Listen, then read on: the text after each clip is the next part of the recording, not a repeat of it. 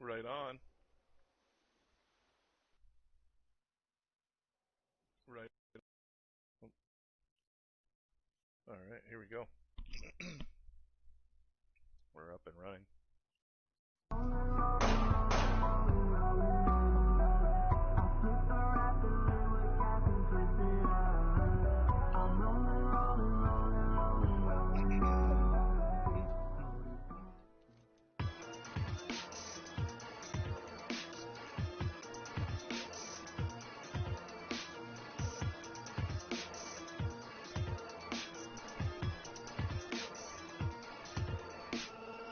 Never mind what I'm doing, never mind what I'm saying, never mind who I'm fucking not just saying, dog. Yeah, you're real cool, yeah, you're real smooth, yeah, you're real chill, dude, yeah, you're scared, dog. Why you always tripping, why you always slipping, why you always snitching, why you always bitching, you should stop that. Now you fucking with the DOK, and the homies don't hesitate, just saying. Didn't want to do it, really didn't want to do it, told him motherfucker, but you know I gotta do it to him. Had to put him through it, didn't want to put him through it, told me that I wouldn't do it, you know I had to give it to him. Pull him out the car, screw him to your world star, duck from the cops, cause you know I'm on the radar. Didn't want to do it, really didn't want to do it, told him motherfucker, but you know I gotta do it to him. Never die, never not high, never live a lie. Too sick and I'm too lit, never get a shit. Too stuck and I'm turned up, never give a fuck. Never die, we just multiply, never give it up. Sanity is for the weak. If we have ever beef, I won't speak. Shut up, be my favorite, the way I'm living. I'm living mission. If you listen when I'm on my knees, yo, I'm trying to find a balance in the trapeze. Met twins from the hood, they were trapeze. So they got two, got drugs, like guns, like fun, and they really in the bad things. Like maybe we should rob somebody. Maybe we should steal a robbery. Right off the lot, we should start a party.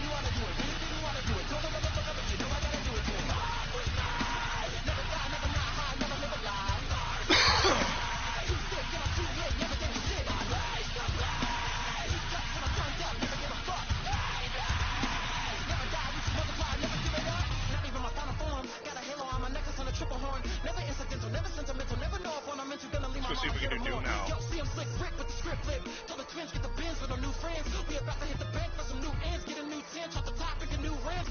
No step ladder money. Take a blue face pattern money. Take a make your ass ladder money. Take a spaceship trips outside of money. Take a shit you ain't never ever had of money. Cause I fuck boys off in the bitches too. If I fuck, I'ma make them do the dishes too. Get the icky in the rap like a real with glue. We took the new. Now we got the scene to do. What? Never mind about the plans. Never mind about the plans. Never mind who I am. Why you ask that? Tryna ask you nice. Tryna ask you right. Real act down here where you back at. God, I'm okay still.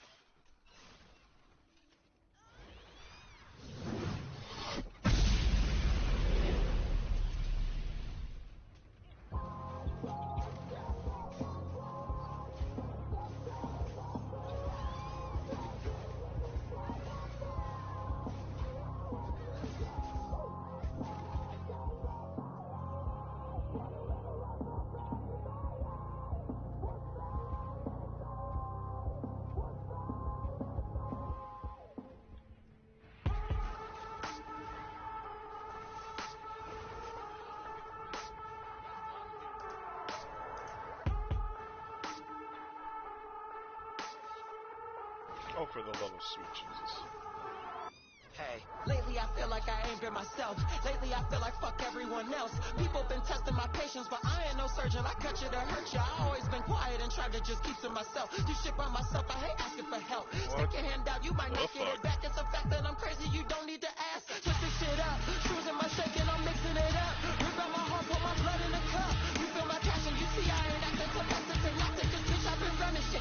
In the target, I'm merciless gunning shit. I'm a star on your father, I'm stunning shit. Probably shoot the charts up with 100 clips. What the fuck? I'ma spend that cash, I'ma make that back.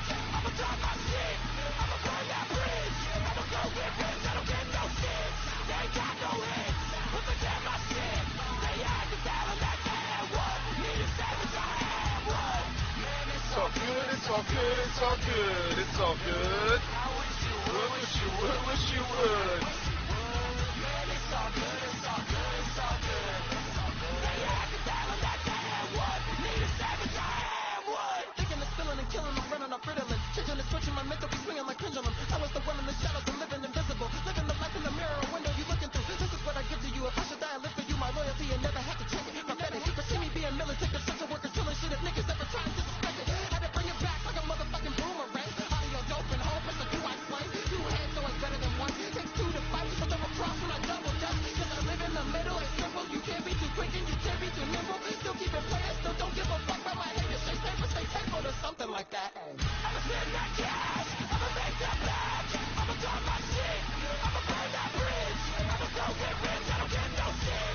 They ain't got no hits, but they get my shit. They had to tell them that they had what. Need a savage, I have what. Man, It's all good, it's all good, it's all good, it's all good. I wish you would, Wish you would, wish you would, wish you would. man, it's all good, it's all good, it's all good. They had to tell them that they had what. Need a savage, I have what. First I fucked up now, we'll say you only won. It's cheap on after when it ends, I say I've just begun. I don't give an effort, I don't live for praise. Somehow life just seems to bless me for my shitty ways. It's bad, coming to the riches from the rags. Now I got these motherfuckers mad, chasing every dream I ever had. I swear it's bad, bitches that I'm fucking at the pad. Mad at who I am behind the mask. Let me on the stage, I think I'll get a black. It's bad, coming to the riches The from the teeny rags. tiny Titan orb, that's cool. Chasing every dream I ever had. I swear it's bad, bitches that I'm fucking at the pad. Mad at who I am behind the mask. Let me on the stage, I think I'll get a black. Man, that's a shitty one. Could you... What? Blacks the opponent with a fuller or fully light dealing, blah blah blah damage, and blah blah blah to stop the chance of zombies increased by 100 start. Wow, can you imagine going in trying to level this one with an ability that has a 3-round cooldown to start with? So, like, I don't know, that's fucking retarded. Pet battles are stupid.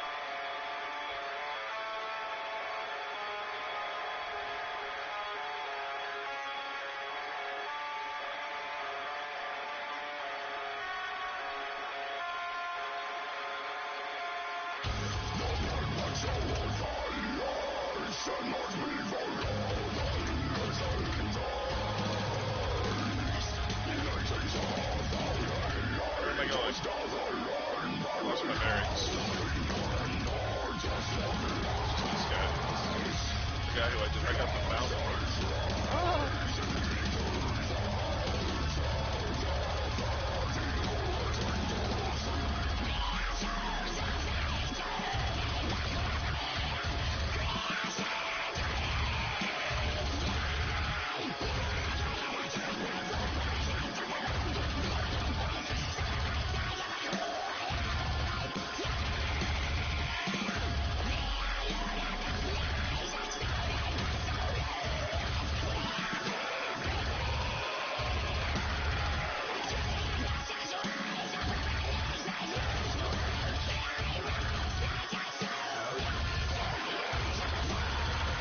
Huh?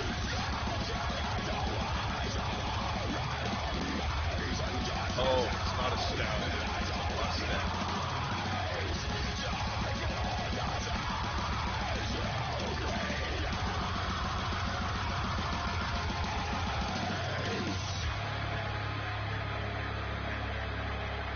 Doesn't.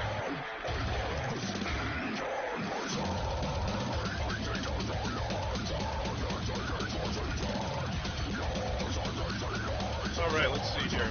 All rares drop mounts in a raffle.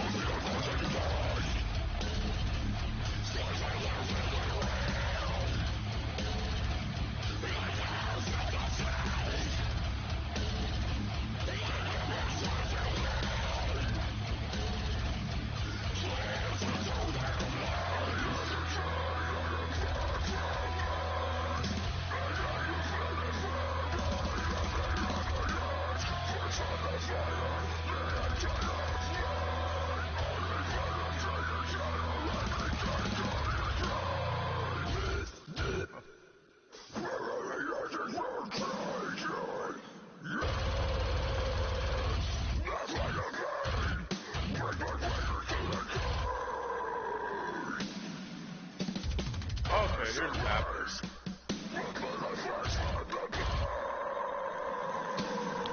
Okay, both of these rares drop out. Damar the Slayer and Beast Rider Cabin.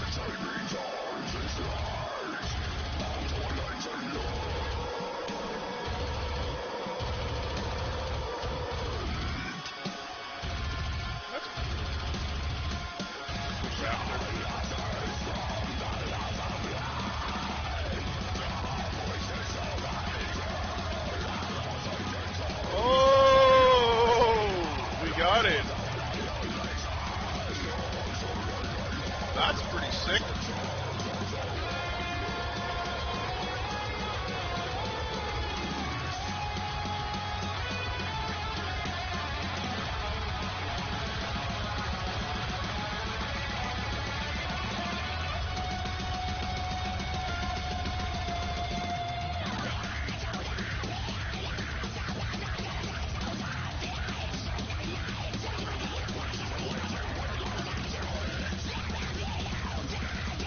Okay, blue drops pets, purple drops toys.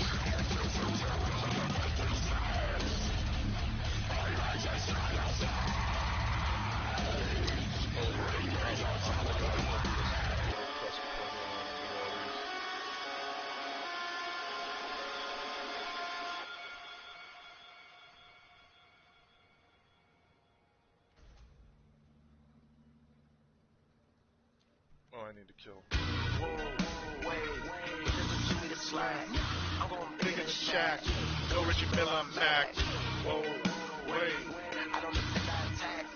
I'll make him pay like a tax. I'll put his head on a plaque. You can never say a nigga took mine. $1 million what a nigga look like. Feeling like beer's on a good night. Destroy everything one time. Destroy everything 2 times. I don't give a fuck.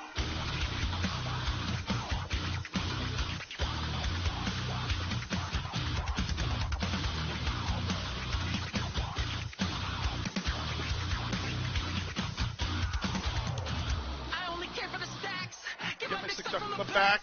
Why put a rap on tracks when I can just put them on wax? Shawty be making it clap. Dance or make a dance. That rapper show in the back. I chop it down like an axe. I broke her heart, made her cry. She thought I was bashful and shy. Till I put my dick in her side. Till I put my dick in her thigh. Extra, I dance and I'm like. Put it in switches to show her the light. I told that little bitch goodbye. I told that pussy a go. Whoa, wait. It doesn't suit me to slack. I'm going big in the shack. No Richie Miller, I'm Mac. Whoa, wait. I don't think that I attack. I'll make him pay like a tax. I'll put his head on a plaque.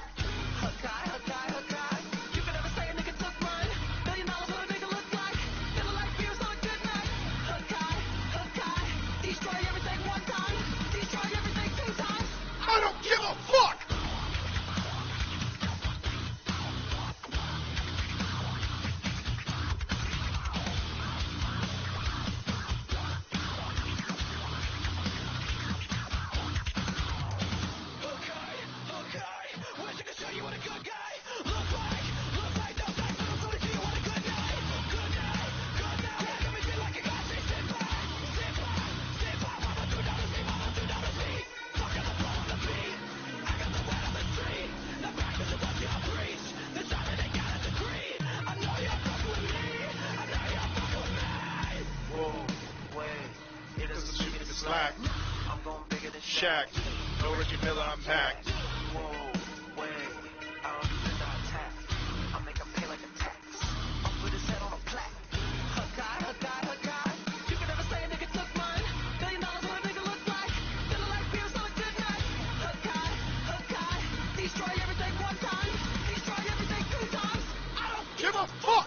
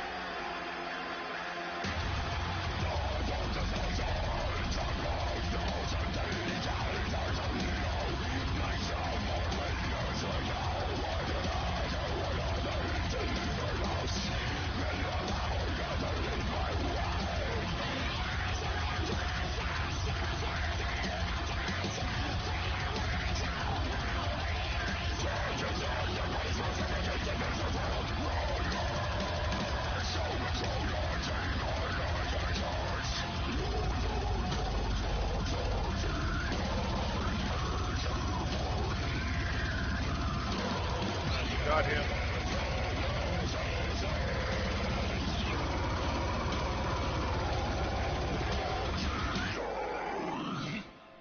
We got that one. We got that one. We got Skull Ripper. No idea who Nightcap. I'm just assuming that's the same as the other guy. Like our version of him that I just killed. Just killed him. So we're good.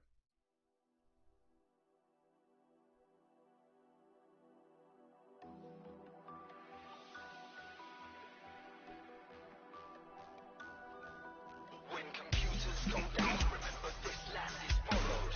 Choppers in the sky bring pain and sorrow. Pollution leaves a bitter taste that's hard for us to swallow. We're hoping for a better day, but will we see tomorrow? When computers go down, believe that this land is borrowed.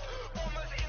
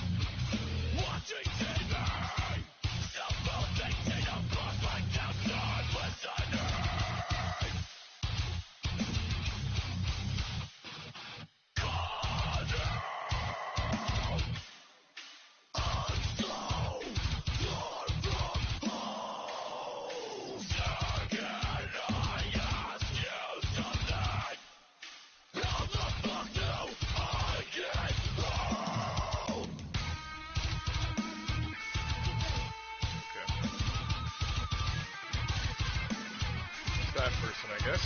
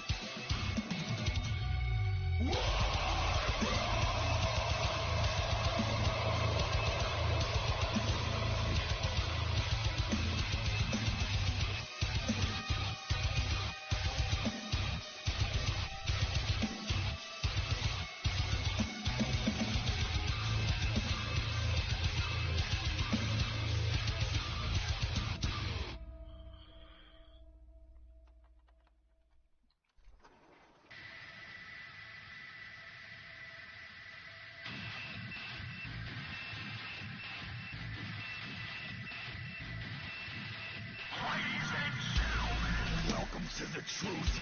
God made me in his image. Who the fuck made you? You want my voice from me? You can have it. Just know I sound like this because the devil has my throat.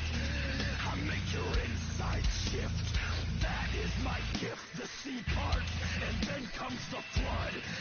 And men have died to make this.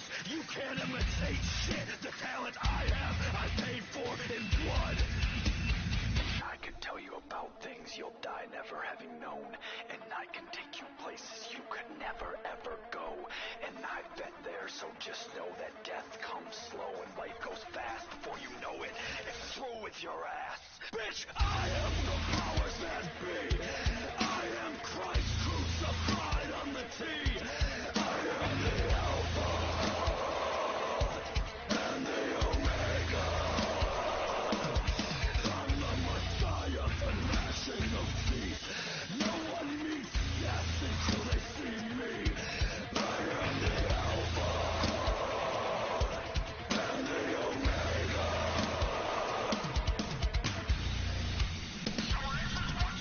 You wanna carry this curse and have to cover your skin 'cause the blowing wind hurts? You want your childhood taken from you? You wanna feel someone's soul leave their body through their knife wounds? I make your inside shift. That is my gift, the sea parts, and then comes the flood. And men have died to make this. You can't imitate shit. The talent I have, I paid for in blood. Bitch, I am the powers that be. I am Christ crucified on the T. I am the Alpha and the Omega. I'm the Messiah, the gnashing of teeth. No one meets death until they see me.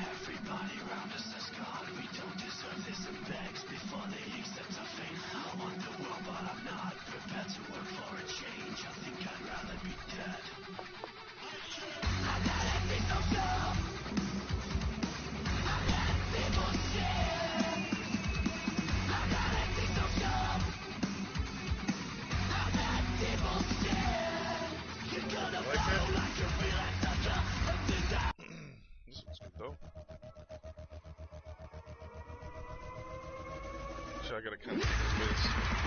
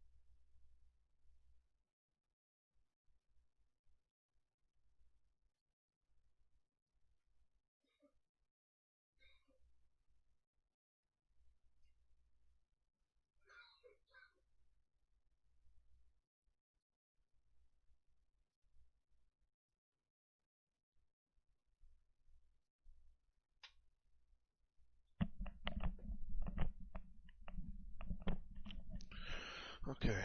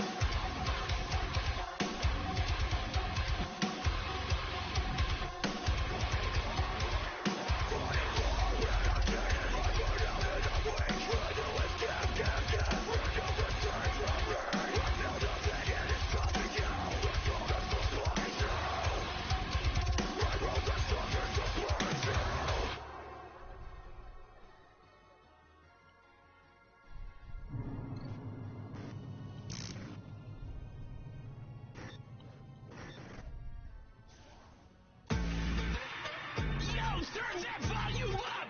This some brand new shit. Let's go. Yeah. It's a whole group bitch and we came to collect. I'm a name on a shit, girl, I'm coming for your neck. Fuck that, it's your sex. The party's just started. Let's get wrecked. It's a whole group bitch and we came to collect. I'm a name on a shit, girl, I'm coming for your neck. Fuck that, it's your sex. The party's just started. Let's get wrecked. We from where I'm from. Now ain't real, you gon' run like a bum. Pop a molly, fuck a bitch, make her come. Prove we go dumb, we be moving and we proving. Fuck the haters, we be fooling. Whole fucking game we ruling. Yeah, look to my max in the fire, we blazing. We highlights, I scraping, no time for the hate. Got baby, she acing my phone like a lady. And he say this, I'm trying to say fuck what I play. Coming with the heat like we fucking bacon. Ain't no hand out, bitch, that's why we fucking take it. We ain't got no time for the fucking faking. Come and get a piece, bitch, what's good? I see you creeping on my face like you from my hood. I fuck with you, never heard your name, never had a clue. But I know you be taking my sound. Go through the best shit that you heard in a while. Don't need to get credit when the Oh, we won. What a dumb.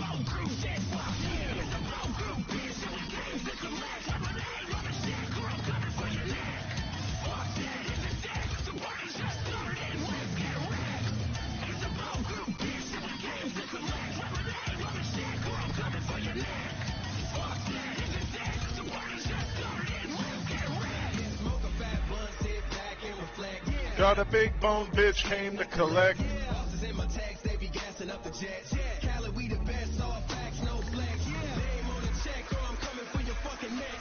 Haters riding hoopies, we in the fucking bed. Phone crew, my click is me. Bars sound like gasoline. Add the money like a fiend. Ain't no fucking with my team.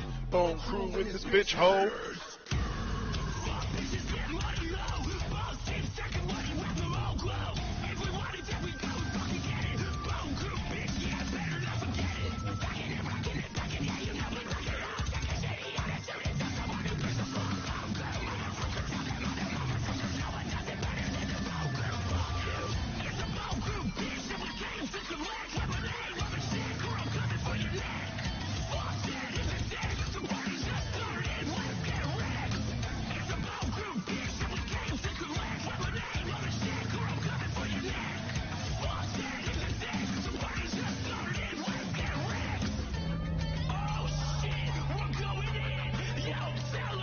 Got to be Dem River Buds.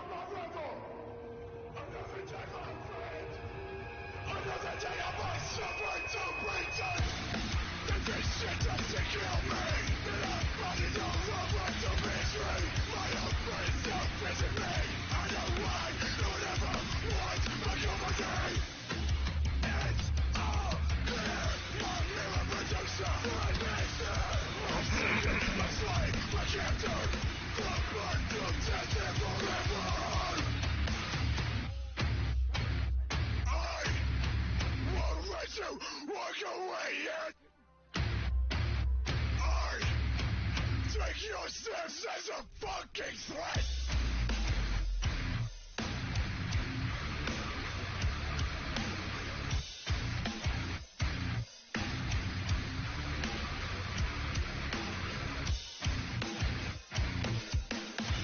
My warning is a fucking threat!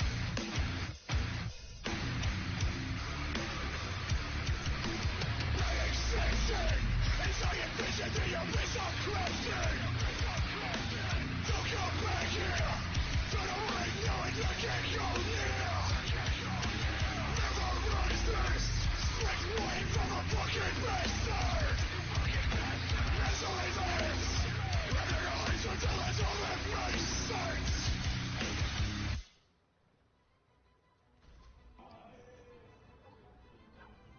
Hey, Gowan, have you been busy, have you? Have you been busy?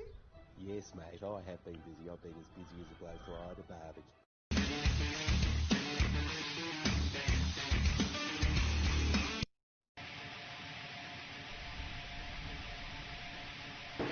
Now put your money where your mouth is. You have the method, but will you move mountains?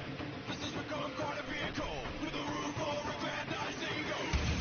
You have adapted to the role. Your poor jailbird trace your soul. Wherever you may go, may your heart remain yours.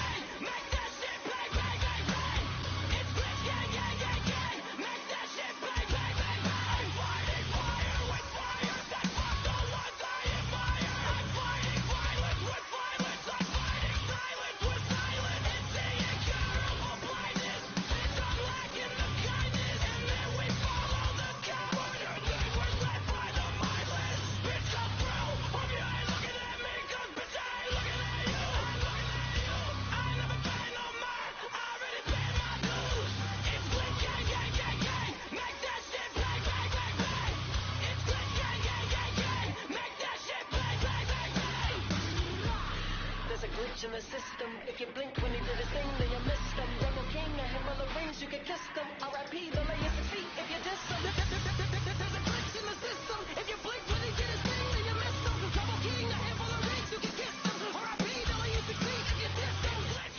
There's a glitch in the system.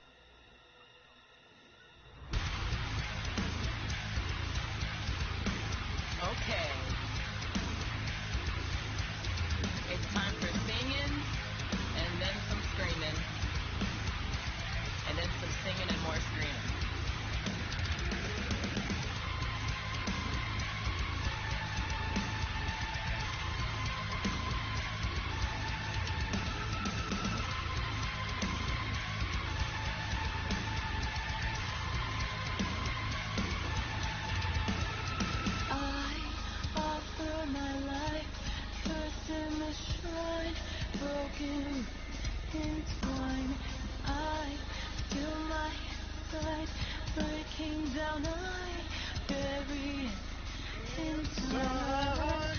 I want to be part of life. This dream is something of my mind. If that's what you like, your legions will bless the light.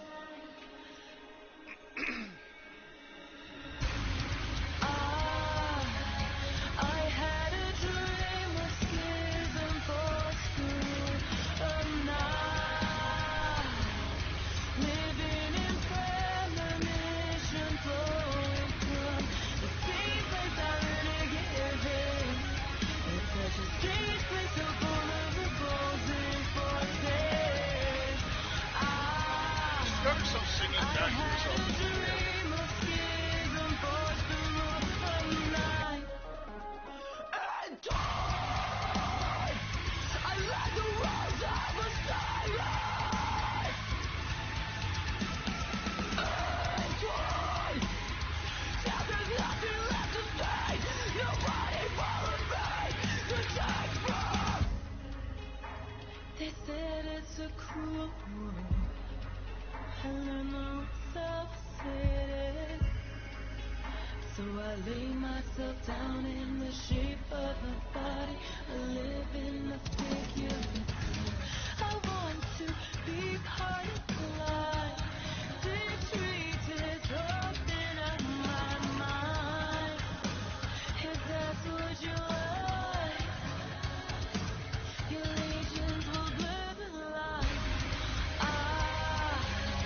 I had a dream of schism forced through a night, living in premonition, flowing from the same place I really give in. It's such a strange place, so full of opposing forces. I had a dream of schism forced through a night. My crime, revolution, die. I learn to go.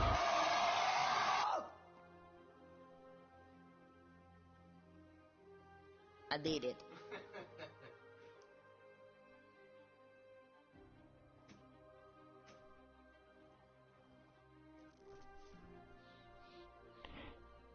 Come on, bud.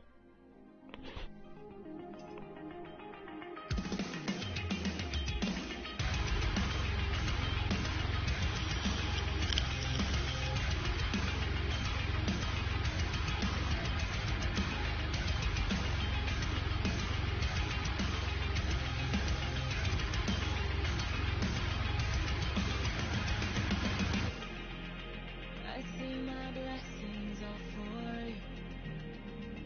I feel it fade from the inside. I open up to adore you, but everything was just a grudge to preserve life. Serotonin like a loaded gun. I am a cop.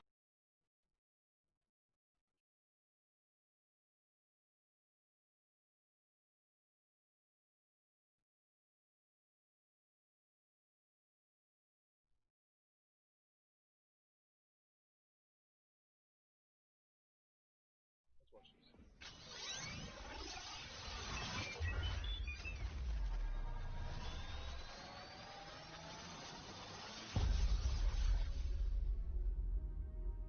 Hey everybody, and welcome to the second AJS news that we have for you this week. Yes, but first, a word from us, our own sponsors. Yeah. Check it out. Oh, hey guys. Thank you so much for purchasing the YouTube OnlyFans. You like what you see? As a token of our appreciation, we too wanted to give back to the community. Oh yeah, this batch is ready. We're gonna be rich. Guys, we don't need to do this anymore. We just got approved for the YouTube join button. What the hell? What are we gonna do with all this? Oh, I don't know. Put it away. Unless you guys still want it.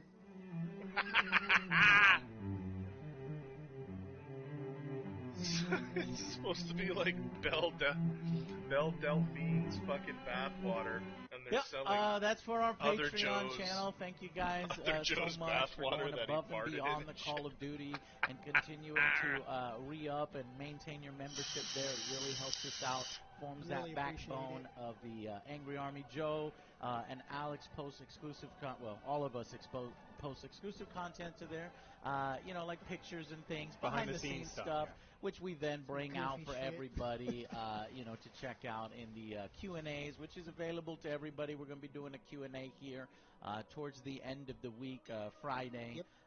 So check that out on our YouTube channel. And, so appreciate y'all supporting the channel. Anything that you do really supports it. Watching it, subscribing, sharing it with your friends. Thank y'all very much. Let's get to the news. All right, we got more news on Dragon Age 4. And before we begin, I've got a little bit of feedback because I cut you off in the Xbox impressions. Didn't let y'all have your time to talk. So I'm trying to make a better effort in order to stop cutting people off. But I don't think it will ever be eliminated because it's just the way friends talk. Yeah. Joe will intercut into what I'm saying or Alex saying it. So I'm just trying to find a better balance, or at least be aware that it's something that happens. I normally do it to keep videos going a little quicker. Let's move on to the next thing. But I think I'll just stop caring about how long the videos are because a lot of you are already used to our long-ass videos. I mean, our videos have been bloated so long that I think most of you are all right. So I'm going to stop worrying about all that stuff and try to do a better job of not interrupting anybody. So, it may start very somber and quiet at first until I get used to it and we move on. Or until I completely forget about it and then we just go back to normal. Mm-hmm. So, let's go. How dare you? Our videos aren't bloated. Dragon Age 4. Content packed. Yes, Dragon Age 4. You know that game that, they had that other one that came out like 6 years ago? And then Yes. they've been teasing it this one. Don't interrupt, Alex. And then, stop it, OJ. Damn it. I'm sorry. I had to.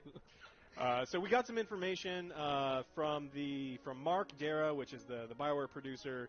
Gave us some more. It's in development. Still ongoing. Well, we knew this. What, has it not been? Yeah, but it wasn't tweeted about last We week, knew so this. it's So have the logo, Wait a minute. the thing was shown. they worked But- on the logo? That's it. Yeah. Now they're starting. now they're starting. Now That was it's the logo. official. It's ongoing. We did the logo We did about the a year logo. ago. No, I heard that the development has restarted a few Yeah. times, or maybe one time. And then it's a live service game. All these words that we don't like. We don't like those words. So they're not just working on Anthem. They are also working on Dragon Age 4. Because remember, Anthem, if you ever forgot about Anthem, Anthem was all we talked about, They're still working on Anthem? They have to be working on Anthem 2 coming out soon. No. No, it's Anthem 2.0 of the 1.0. Man, I don't know Version what they're doing 2.0. now. Anthem 1, version 2.0, Yeah. part 1. 1.0. Series X.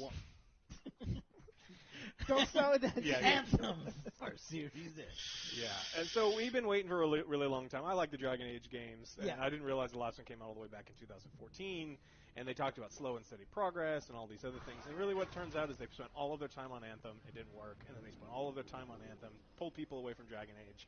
And now, but they assure us that they, at least one guy. To fix Anthem. Yes, to fix Anthem. But at least one person is still working on Dragon Age, and production is ongoing. One guy. At least one. One guy. It has to be one person. So we don't know how many people. Crunch time for that guy. Yeah, It's more than one guy. it's a whole team probably, but the fact that they're taking their sweet time and that they've had to restart over and over because they had plans for it, and EA's like, that's not live service enough, and then this isn't live service enough, and more and more and more. So I hope Jason is on that behind the scenes, because if it comes out and it's a colossal disaster, it'll be another Anthem situation. Be another story we want to hear about. But hopefully they're going to do it right, because they learn from their mistakes, right? We would hope so. EA does sometimes, as a publisher, learn from their mistakes. But now we need to look at the developer. Can the developer learn from their mistakes as well? We'll have to see. We got to see those head honchos of they could fix it or something. I But mean, doubt guys, it. I do want to mention that Star Wars Squadrons are recently the game changers. Now I know these are paid people or that get flown out and watch it early. It's amazing. But some of them I kind of trust their opinions on, and some of them it could just be hype pieces. But from what I've seen and what they've said, it's looking good. It's it's in terms of gameplay and not being too arcadey, is skill-based. So maybe EA does learn from their mistakes. And I'm not saying get excited for it yet. I'm just saying some of it looks positive as if they've learned from some mistakes. Yeah, but it's not BioWare. Yeah, but that's the publisher, and then Motive is the developer, and over here BioWare is the developer here. Have they changed their processes? Have they started listening to their other studios around? Has the company culture changed in a way? Of course it's changed. Everyone got fired and left. Well, everybody left. Yeah. Everyone at BioWare there's like a completely new team at BioWare. That's what I'm kind of worried about, too. It's a brand new team, so I don't know. We'll see. Impressionable. They listen to EA and make it live service. All right, well, enough on it. We know that it's ongoing, and then maybe in 2-3 years we'll be playing another Dragon Age game, which would be kind of exciting because I love playing those style of games. So yes. Yep. Okay. Rumor time. It's more than a rumor. This is like more of an established thing. So Hideo Kojima has been in contact with Junji Ito once again to discuss plans for a new horror game. So at Comic-Con at home, Ito was asked by a fan if he was working on any video games, and he couldn't talk too much about it, but he'd been in conversation with Kojima, talking about a new Kojima horror game. I'm all for horror games. Yeah, I love them. Yeah, and so it's kind of exciting stuff. It's not going to be Silent Hill, but it could be something, similar, something that feels the same, which would be really nice, because we've been let down. Ghost clowns. Think about it. No. It's just things that OJ is It's scary for you. The fucking ghost clowns are scary. All you hear is honk, honk. What's that noise? Yeah, I don't think it's a Kojima game. You know what? I would love to see the Kojima take on Ghost Clowns, because it would be fucking insane. Think about it, Alex. Think about it. I am. I'm on board, Joe. I'm on board. Let's do it. You got one. Yeah. All right. Kojima Ghost Clowns. I keep thinking about honk sold me. Oh, the big clonk. What's that? Well, they with the big shoes, and so you hear them like slapping against the ground when they're running at you. That's flappy. scary, yeah. right? You know that Flappy Bird? He slaps. That's what you. You gotta get it. Yeah. All right. Well, I hope so. Well, I hope that's good, because he's an extremely talented person, and you team him up with Kojima, and you've got two top talents with just really interesting, creative ideas. It could be great. Yeah, I'm really excited to see if it is good. I hope it's not Ghost Clowns. But if it is, I will still play it. I will make you play. Yeah. I still want PT. I know we'll never get it, but I just want somebody to just make that game and for him to return to it. But it's not happening. They're moving on from that, but hopefully whatever does end up replacing it will be good. Mm-hmm. In other development news, Final Fantasy VII Remake Part 2 is now in development. Full development. So it's 6 years?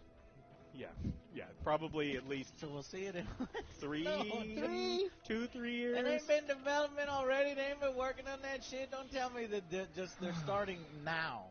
Well, what did honestly, he say? The pandemic did kind of fuck things up. I keep forgetting about the fucking pandemic. They can work from home. So they probably went from home, and maybe, but it's not the same. So in a Japanese interview this week, Square Enix has confirmed that they are now entering full development, which they have not been in full development. Now they are now entering full development. Full steam ahead. They were just half chub beforehand. So now they're 2 years. So they're going to be 2 years. There's going to be a game that will be on the next-gen consoles. Of course, I do think they'll probably still put it out for the last gen or the current gen. In 2 years, you think? Yeah, I think it's I was going to take thinking 2 longer years. than that. No, not longer than that, because they've 4 done years? pre-production. What do you think? Give a little bit to the pre-production, and they've already laid out the engine. They've already laid out much of the assets and different things. You don't know. Yes, I do know, Joe. That's how some of these games are made. All right, you don't know. How about that? True. That's your opinion. I'm thinking 4. 4 years. He's thinking 2. Alex? 3. We'll split 3? the difference. Nah, you cheated. Yeah, I am cheating. He's cheating. If it's now going in full development, I could see it releasing probably 2.5 years from now. I think it would be holiday 2022. No, that's me. 2 years. Yeah, I mean just over 2022. Yeah. I I take 2022. You're 2023. All right, fine. 2024. And you're 2024. All right, fine. I'm 2023. All right, let's see who's There right. you go. Yeah. We gonna forget about this tomorrow. Oh, yeah. Yeah, okay, we will For not remember sure. any of this stuff. Well, yeah, so it's in development. We don't know how many installments there's going to be. Some people are estimating that it's 4. Some people say 6. Some people have split the difference and said 5. No, and I don't think so. I think it's gonna be 3. I think they're gonna condense that shit. I hate that There's so no way much. you can't string along fans for a fucking decade and a I hate half that and so 2 much. decades. I guess they did it with Kingdom Hearts, but whatever. I hate that so Yeah. much. No. 3 games. Oh my god, I'm gonna be so mad. So let's see if they go full Kingdom Hearts and ruin it, or if they, I don't know what the hell they're gonna do. Because You I have to want wait. them to then move on to other Final Fantasies. Not only brand new experiences, but also maybe remaking some of the others that you've told us about.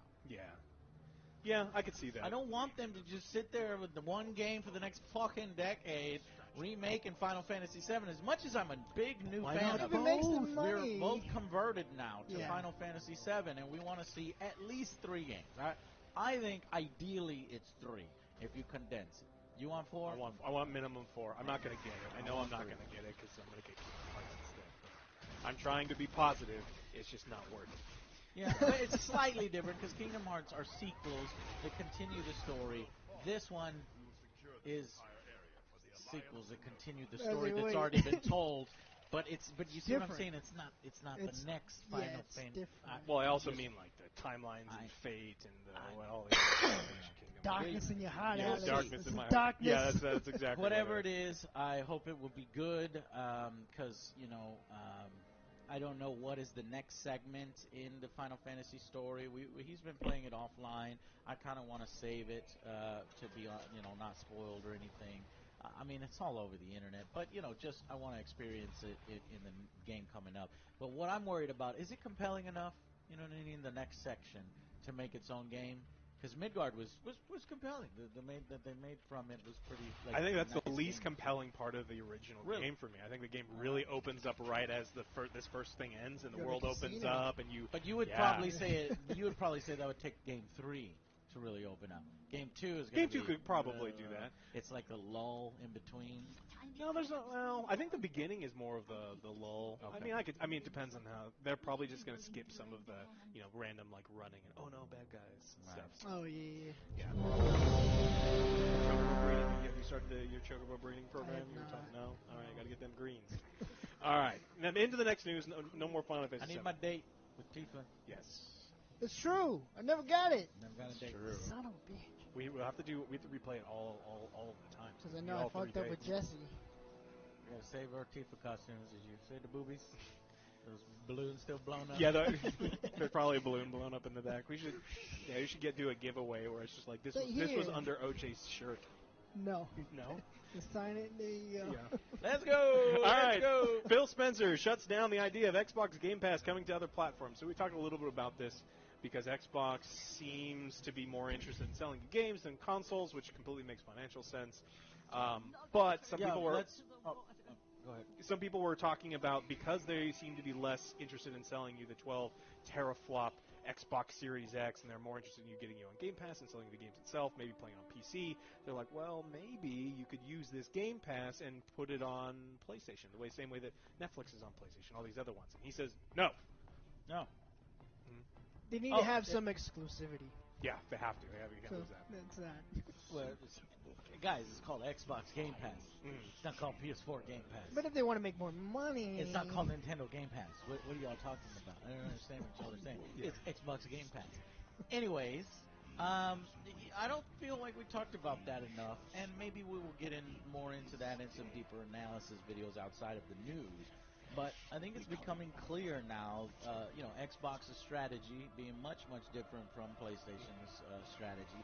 Xbox, it's not really about the Xbox Series X. In fact, they de-emphasized their own console, which to me seems counterintuitive. They're hurting their own console sales. But You have to ask yourself, why? Why? And if you actually research it, it's because they are doing what you said, which is more of games as a service. Now, I don't really like live games as a service, but in this instance, the way they're talking about it, it's both good and bad. Good in terms of value, because not enough people are talking about this, how amazing, and it didn't really, click right when he said it.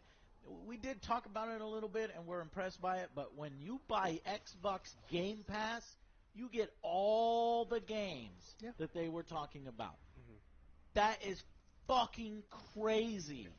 As a gamer, that is the most pro-gamer move of any company, and Xbox should be praised for it, and I'm becoming a big Xbox fan for realizing that, because you're only spending $15 for that. Yeah, they got me. $15, I'm spending my Joe. own money. I know. $15, Joe. Now, what do you do on PlayStation? Well, you're going to buy 60, then you're going to get 60, then you're going to spend 60. Well, it's at then 70. you're going to spend 60. 70. 70. Let's go. No, we're not buying that game. He bought 2K. We're not buying that game. That's Joe, not if you buy true. that game, you're not my friend no more. It was on. You better tell me if he buys that game. It was on Game Pass. What? Oh, you Game played Pass? it on You Game didn't buy no... Joe, did you buy the game? It's on Game Pass. It's 50. It's free. What? 2K is free on it. 2K? You got 2K on Game Pass? Yeah. Then what are they talking about, them $70? Are you lying to me? I'm trying to make sure that the 2K... No, the new one's $70. The new one's Next $70. one's $70. The old, I downloaded Right. the old Did you one. buy the new one? No. Okay. No. He bought the old one. Then The you're old- sure- I you're didn't sure buy it's it. safe. I downloaded it because I already Yeah, spent no, that's my fine. Game Pass. That's fine. You want to get the old one? I'm and not you want to doing get it PC. here. I'm not taking sports games away from sports gamers. I'm saying don't give them your new money. Okay, Yeah. Go buy it used where it's like fucking $5, $10, because those games are worthless in the previous back years, or just find a roster update. But do not spend $70. And Joe. no, We're gonna I'm have a not problem. buying any VC points. Right, Okay. MVC points, Joe. If you buy that game, I'm you're doing the fired. stupid grind. Just kidding. But no, seriously, Joe. Let's No, let's honestly, not that's buy why. that game. That's the only reason why I got the Xbox Game Pass, because Right. there's so many badass Right. things. I've Yeah. downloaded a lot of games, Witcher, Hollow Knight, trying that And it one really out. takes the sting out of really poor games. And that's Yeah. what the Angry Joe Show is, trying to save you money. And so a game like Crackdown, which you could have spent $60, we only spent $5 on it, remember? We bought Game Pass for $5 during this little deal where it's just like $5, let's go. And I was like, all right, let's go. And I played Crackdown for like 3 hours and then put me to sleep. And then like a month later, I was like, oh, shit, we never did Crackdown. Yeah, it's that bad. I woke up a month later. Anyways. Well, it's a good deal, and it brings them closer to like the PC experience. So so last night played a game for 3 hours and it was broken. Like, so really, well, go ahead. Finish. So like played the game completely broken, could not progress, like the game was bugged. And so I went to Steam, even though I was outside the Steam window of refunds. They're like, of course, the game's broken. 4, Refund you. 3, You do that on a 2, console 1. game, not being broken, but you just really don't enjoy the game. When your option was like go to GameStop, and they'll give you Skittles and $1. And that's what you get. So take it or leave it. I'll take the Skittles. Yeah, the sour Skittles. They're the good Skittles. All right. I forgot. Okay. Go ahead. So the Game Pass. Oh, I know. Remember, Okay. I'm not interrupting. I'm just Yeah, saying. now you remember. Yeah. I remember. So Game Pass. So really, you should look at the consoles like PS5 and Xbox Game Pass. Yes. That's really what it is, because they say a lot of their games are well, this was not true, and we've pointed 5, this out. I don't know if we've pointed 4, it out yet. 3. This could be another news story. We'll put it in here. That Xbox is already starting to renege on some of the promises that, you won't need to upgrade to the Xbox Series X for another 2 years. Yeah. So even though the console's coming out this year, they're like, don't worry about it. You don't need to buy it for another 2 years, because every single game that's going to be on the Xbox Series X is also going to be on the old console. And that is like, why the fuck would I ever buy a Series X? But at the same time, it's good because I don't have to upgrade, save money. Exactly. And if you want to play the best optimized, sure, you But get it, but... The point No I was need making to. is they're starting to renege on that, because if you look console launch exclusives, you're not going to get to play it unless it's on the Xbox Series X for a while. For a period of time. For a period of time. Now, does that include its own Xbox One? in that console launch exclusive window, or is it just the Xbox Series X console launch exclusive window, or is it the Xbox One Series S? Series S. Series S. Series S and X exclusive, but not Xbox One and S. Xbox One S exclusive. It's actually Xbox One X and S and Series X and Series S potentially. That's right. He did it. Exclusive. That was correct. That was factually correct. That was correct. You lost. Yeah. Yeah, so we don't know. And then what muddies everything up is that these will all be available on the PC as well. And so you're like, is this going to be a complete launch on a PC? Now, for me, I have a personal computer, and I probably have one console. And for this last generation, I chose PlayStation because it had games, and then I chose PC because it has games. And then for this one, it may just be the same thing, where I may support, I still have my PC, I probably will get a PlayStation 5 because it has games. And here's what you'll add, Xbox Ultimate. Game Pass. I will be... Because the Ultimate includes PC. Exactly. And so I will have access to all of the wonderful games that are coming out on that Series X, but I'll get to play it on a better PC. You don't want them a lot better. You want them flops? I got so many more floppy boys than SSD? You have them SSD in your PC? Yes. All right. I got all right then. 3, 2. So we'll be able to support both PlayStation and Xbox. And from Microsoft's point of view, that's probably what they want anyway, because they want you on these services playing all of their games.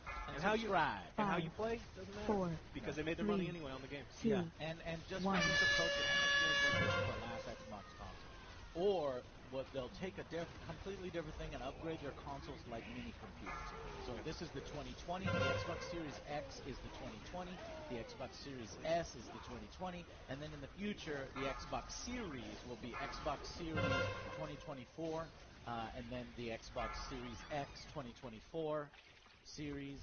Not enough X's or S's memory in there, and So obviously this is going to be the front runner for GeForce and Stadia. Yeah, I mean the fact that it's included, like in the Game Pass, getting access to xCloud is such. We talked about last week. We didn't talk about this. xCloud. Yeah, we did. Also We did last week. It's included. And it's amazing the fact that it's automatically included, and you get to do it as of September on mobile, on tablets, on PCs, whatever way. I mean, games. On your mobile. You get games. You can play it on your phone, which means Stadia is obsolete. There you go. Dead. Dead. It's been nullified, Joe. It's been nullified. The one Star Trek episode I was able to force other Joe to watch. Nullified. You've been nullified. Voyager. Chakotay. He does look like Chakotay. We gotta put it nullified. 5. Nullified. 4. Stadia, you've been nullified. 2, unless you want to... 1. No, because the Xbox Game Pass is everything that we wanted Stadia to be when you include xCloud in it. Yeah. Exactly. Maybe you should learn from them. Pay one time for a subscription, get access to hundreds of games, including new ones. The last thing we want to talk about is Phil Spencer, again, the Xbox boss, responded to the increased price for the games. He's kind of asked about, like, look, we see what 2K is doing with NBA. What is your opinion on these games going up? Now, he was really dodgy about the question, and he didn't give a firm yes or no. What's going on? It's not up to him unless they're games that are made by the Xbox studios themselves, and ultimately he would have that opportunity. But as of right now, all of the third-party game developers have the opportunity to say what the price is going to be. That's why 2K is raising the price. I'm worried that EA and some of the other big games will put raise the price. Can you imagine paying $70 for Madden and having to buy packs to play that fucking thing? Like, just absolutely. People will do it. Yeah. That's what's. That's not me. Not you. I don't do it unless it's free. Yeah. No! Not even free! Don't let their numbers go up saying, oh, we got you addicted on that addiction for free, and then you go and buy the packs when I'm not looking. Devin. No! It's the only game they No! Okay, 5, sorry, Angel. 4, 3. They don't even play. Devin doesn't play Ultimate Team. Oh, Angel plays Ultimate not Team. Ultimate Team. I'm saying the Madden, the new You Madden. can play Madden. Well, that's what I'm saying. I'm not going to do that. Fuck that. I'm not going to give money. No, we don't even want to give them money up front until they fucking fix franchise. Faces. They haven't touched franchise in so many fucking years. And faces, the same fucking 4 faces. Is it 4 or 5 faces? We got to get it. The same fucking 5 faces over and over and over. I'll look. So Spencer declined to say if Microsoft's new games will cost $70 because they do expect to give you Billions of dollars, and it's the same one. So we don't know if the price is going to go up. Now, if the prices go up, the reason that I put this directly at the end, if games start becoming $70, $75, $80, it just means that Xbox Game Pass is an even better deal than it already is, because he's being kind of dodgy about whether it's going to happen. They keep bringing up these, and again, this is not me. People angry at me in the comments saying you want prices to go up. Why would I want prices to go up? I have to buy these damn games. If they keep justifying reasons where they're like, hey, all these costs are going up, even if they're making up those numbers, they are saying it, which means that they're trying to make the cost of the price of the games go up because they want more money. And if that is the case, if they would increase their subscription price. I'm curious to see if that's the case. But because they've established it at $15, I imagine that's probably what it's going to be for at least the next year. So that's a really good deal, especially since I think for Game Pass you could still prepay the whole thing. And so just prepaying it, $180 for the whole year. That's three AAA games. That's the cost of 3 AAA games. We'll play a hell of a lot more. Oh, yeah. So we don't know the price. Xbox is sounding better and fucking better, man. When you approach it, when you frame it in this particular way, PS5 versus Xbox Game Pass. That's how you frame it. Because you look at it, PS5 versus Xbox Series X, PS5 wins. Period. There is no Series X. There is no bathroom. There is no Series X. There's no point to it other than upgrading the graphics, right? And in that case, you might as well go with the PS5 because you get the graphics and the exclusive. Yeah, I want to explain exactly what you're saying there. It's not that the Series X isn't a wonderful piece of machinery. It's just Microsoft has taken the strategy where you don't need the Series X. Yeah, you'll be playing. You'll be able to play it on your PC. You'll be able to play it on your Xbox One already. Anywhere you want. Why play it on this new one so that you don't need to? But that's kind of their point. It's like beware. We just want to sell you these games. We just want you and it's to a be good on strategy. our subscription service so that we can show our investors you're getting this much money, potentially more. Every month. Consistently. And once people subscribe to something, we keep trying. We're supposed to remind him every couple months. Have you canceled your subscriptions that we told you to? Yeah, but this is going to take a whole other video, but this is dangerous. Beware. That model, if we all move to that model, there are pitfalls to that. For sure. Unfinished games coming out. We'll finish them later. They're on the Game Pass. You didn't pay more than $5 for it or whatever, relatively. And, losing the awesome libraries of games that we have in our home, used games and things like that, sharing stuff. So there's all these negatives that go along with those positives, and we'll talk about that in a bit. Yeah, that's an hour-long thing to talk about. Okay. Well, that's it for what we got for Xbox news. Anything else that you want to talk about before we close up this week of news? Did you cancel your Origin? Not Origin. Yes. Yeah. So I'm good and clean on that. I need to up. Uplay. I need to up to Uplay. Did you Ubisoft? Don't you have a Beware. Did you play free? No, because that was never. I never felt like that had as much value as the EA one. But now I can cancel that and just get the Xbox Game Pass Ultimate. All right. And that's it. And then just the sponsor was us. So, if you really like our show, you want to make sure and ensure. Beware. Please subscribe. Please like the video. Or if you want to go above and beyond the Call of Duty, click that Patreon link below. See if that's for you. Thank you all so much. This is video 2 of 2. Go watch that first one. And, thank you very much. And we'll see you on the next Beware. one more thing. Ghost of Tsushima posters. So we've gotten a bunch of submissions in. We have already chosen a winner. We are going to share that winner with you when the review comes out. And the review has been, like I said in the last video, delayed Beware. because of our new studio move. It's been pushed back 2 or 3 days. It's just some studio stuff I had to be over there for to make sure everything was getting done right. And it just had to be done because it's going to set us up for the next bunch of years. So, sorry that the Tsushima review is late, but we'll have the posters debut during that one. And Joe will maybe show off some posters that we all got already. Thank you. The submissions were awesome. But submissions are done because we've selected, and we are going to share that with you on the Ghost of Tsushima review. So please stay tuned for that, probably before the end of July. Hopefully it'll come out before August on that. And that's it. So thank you very much, and we will see you on the next Angry Joe Show. Bye, guys.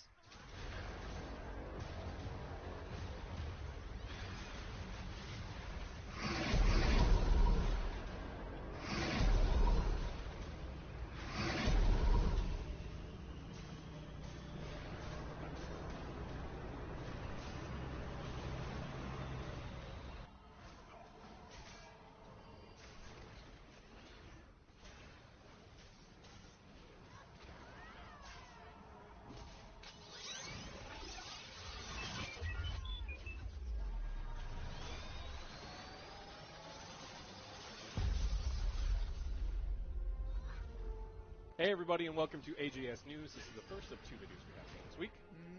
But first, a word from our very important sponsors.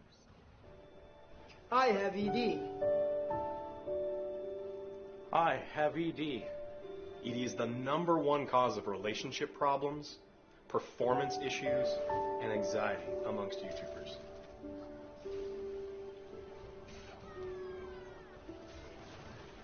Beware. If you or a YouTuber you know suffers from ED, there is something you can do. There's counseling, support groups, and now, thanks to AJS Labs, there's Patreon.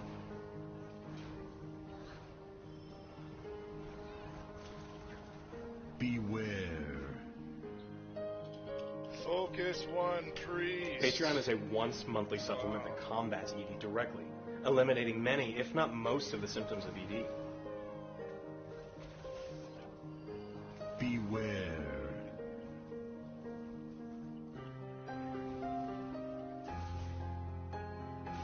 Help bring the joy back to those you care about most. Fight ED, excessive demonetization. Ask your YouTuber if Patreon's right for you. Thank you for helping us with our ED. Beware.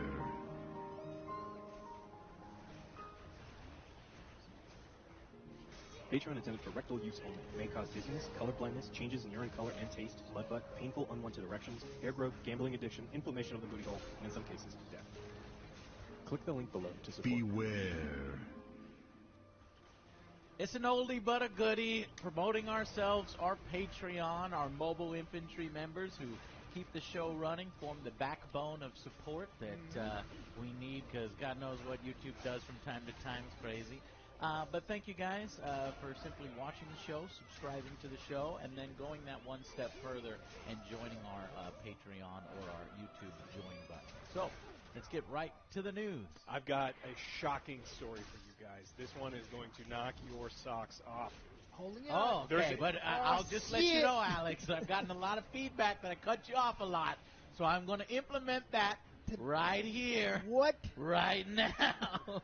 With long awkward pauses in between everybody speaking. I'll edit those out. And you can edit them out, right? Yeah. We don't need big, long pauses. All right. But let's do it. This story is from Massey University. Researchers find no correlation between video games and violence. What? Video games don't cause violence. We've known this for a long ass time. Nuh-uh. You idiots! We fucking knew it! We've been telling you this constantly, but I'm so happy that they did that study. Yeah, so there has been countless studies abroad, domestically, everywhere, and pretty much the consensus is no dummies. They don't cause violence. It's actually a good, for many it's therapeutic, for others it's an outlet. That's exactly what it is for me. It Like, improves. I like to get lost in the world, just spend time killing stuff. People, women. Well, no. See, he's putting words in my mouth. So we've known this for a long time, but there's always a scapegoat anytime there is any sort of violence in any country, and they don't like to talk about the lack of mental health care in those countries. They don't like to talk about different economic factors they may contribute. They don't like to talk about the access to weapons that certain people shouldn't have. And so instead, video games. If you don't acknowledge it, it's not a problem, Alex. You're interrupting, Joe. It improves your cognitive abilities. It doctors use video games to train at home. Pilots use video games to train at home. Surgeon Simulator. Exactly. Military use video games, which we'll get to later on. Oh. But anyways, yes, there's many, and any studies that we can add to the pile of studies that have said the same things for years is always good news to us. And we have to remember these studies, and I recommend that you guys create a little folder, put it in a little folder, and then anytime you see some dumbass online or some mainstream media, Fox, CNN, whatever, bring it up, then we'll have the little link that we could just forward them and be like, shut your mouth. This is the 29th major study done, and they all had the same outcome where they're like, no, there's no major link. And according to this one, current research is unable to support the hypothesis that violent video games have a meaningful long-term predictive impact on youth aggression. So, the more you know. But we already knew, and this is stupid, and I'm tired of having to say this, but this is for later, right? We're going to post this clip where the next time a politician goes, it's them damn Call of Duties and Battlefields that make the kids, go crazy. It's the video game. Yeah. The only thing is the gambling aspect, but that's for another time. Yes, that's for another segment today. All right, and for the next horrible, this is bad news. There is a teen who spent $20,000 of his mother's money on Twitch and Fortnite. What? In I was going to 2 say, is weeks. that like an NBA player's son? Because I've heard of that. It's like, oh, yeah, my son plays like Fortnite. He spends so much money. They have the money to do it, but if it's a single mother, yeah, that's fucking ridiculous. Cleaned out the savings account, all of the money in there. How do they even allow that to happen? Gave the kid the debit card and just said, have at it. And they did. So this is horrible. And they're trying to get their money back through Twitch and customer service, but it's hard. And the banks can't do anything about it because it's what's called friendly fraud. It's where it's not actually fraud. It's just, well, you gave access to a family member. So it's pretty horrible. And there's not a lot of controls. There's not a lot of things that the person can do. What y'all say? So the parent talked about, like, we talked about this in the EU where people have done it, where the kids have done it with FIFA, they have done it here and on Madden, and then a bunch of other games where it's just not, and the kid doesn't understand the value of the dollar, and so they put money in, and it's just like they just keep pulling the lever down, and then nothing, they don't understand how much money that they're wasting because they don't have that experience. And there's like no settings or anything. It's like, hey, just gonna do a certain amount today or something like that, right? Yeah. There's nothing. No, absolutely. Of course not. Look at our parental control, Joe, that you can set for your child. But they're not for the cash. They're not the default, and that's one of the issues that people keep criticizing the loot boxes and criticize the ability to spend all the money in these video games. Is the default isn't control. The default is the parent would have to know better, know that there's a massive pit that you can just throw your life savings into in 2 weeks. In 2 weeks. So, I mean, in this situation, this could have been, rent, mortgage, insurance, all, like, unable to be paid gone. because they just cleared everything out. So, give them a refund. Twitch? I would hope Twitch could. Twitch has the money to. Amazon owns Twitch, so. Beware. They spent the money both in Twitch and in Fortnite. So they didn't tell you, they didn't say in the article, what the split was. But there was a lot of V-Bucks and a lot of bits that flew out. Yeah, the story gets more attention than, they will probably feel obligated to do something, but it was under the rug. You'd be like, nope, sorry, can't do anything about it. It's a strange precedent where people can go back after the fact and go, oh, I really regret giving this girl this money. She didn't read my tweet or read my thing, and now I want it back. So I'd be curious to follow something like this. But I imagine this is going to be one of those things the bank won't allow them to charge it back. It's one thing the bank said is like, look, someone in your family spent this money. It is your responsibility to keep your debit card away from you. That's true. Beware. Fortnite, he's getting a job. Yeah. Start working now. Yeah. Get on the farm. There you go. We're paying that off for a while. Well, it's his fault, right? It's his fault. Cars, he needs to learn the value of a dollar, right? Drive around $20,000 skins. Ridiculous. All right. Well, speaking of money, so Ghost of Tsushima came out recently. Fantastic little game. Mm-hmm. It sold 2.4 million in 3 days. It's the most successful. So they qualified this statement a lot of ways. But let me see what is the fastest selling new intellectual property from Sony this generation That's it. That's all the qualifiers. So if you say all of those things, it's the best-selling game, which it looks like it beat out Horizon Zero Dawn as far as like the first couple days. It did not beat some of the other larger franchises like God of War, but again, it wasn't an EMP. Last of Us 2, which again not an EMP. So it did really, really well. Yeah, we all bought it. Yeah, the three of us, the three of us all bought it. Playing it at home. He's playing it at home. I've been playing it offline. I want to first address that the review's not out yet. I had hoped to get the review done last week, but we are moving into a new studio, and that has taken probably about 2-3 days of unexpected full devoted time too. So the review has been delayed by about 2 or 3 days. So if you guys could please be patient, we're working on it, and we hope to have it out before the end of the month. It's just moving to the new studio takes precedence, and it gets us set up for the long term in the future. So I'll make this mention in this video, and then in the second news video, I should mention it again somewhere. So just give you an update on our Ghost of Tsushima. Yeah, so it did really well. So it's really exciting for it's kind of a great send-off for this generation console. Yeah. So I love it. It's been a wonderful thing, and they're actually seeing a lot of success. And so this is great. They did it where it's a complete experience. There is no battle pass. There is no little boxes that you can buy stuff inside of the game. So it is like. You gave me the money, I give you the game, and that's the end of the transaction. There's no other thing. So if only we had more games like that. Yeah. Like Assassin's Creed, it's basically Assassin's Creed only better because you don't have all the little fucking microtransactions and time savers and fucking constant grind. Run away, little girl. That is the most evil thing in almost any video game where they're like, we're gonna make progressing this game almost impossible or tedious unless you give me $6. Shame on you for that shit. I'm really hoping the next Assassin's Creed. All right, we follow up on a story from last week. The U.S. Army has a Twitch channel, and they had a contest where you could win an Xbox. It was custom. When you clicked on the link, it's like recruitment page, and there was submit your life. Yeah, and so people thought that they filled out the form and then they would get the Xbox, but that wasn't the case. All these people didn't read anything; they just filled out the form, and now they're going to. You are now in the Army. Yeah, you're going to get calls from recruiters for the rest of their lives. Run away, little girl. And you're going to Iraq. Yeah, congratulations, you won first deployment. And they got a lot of heat for it. And in addition to that, the U.S. Army was banning people for criticizing the U.S. government. Now, it turns out you cannot do that. It is against the First Amendment. But why? You can criticize my freedom. Yeah, I get to talk shit about the government as much as I want. Exactly. The government. You can talk poorly about OJ on Twitch, and then you will get banned because everyone loves OJ.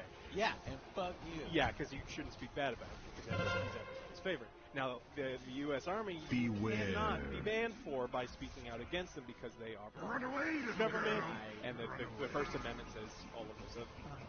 So, in addition to violating First Amendment rights and then trying to sign people up to go to war when they wanted an Xbox, it is looking like the U.S. Army, according to Kotaku, they said they saw an email where the Army is just going, nope, no more Twitch. We don't need any more of this stuff. Because too much drama, right? Yeah, so congratulations, United States Army. You have discovered the toxicity of the internet, and you can no longer be there. Wow, they got defeated. Yeah. The U.S. Army was defeated. The power of the people.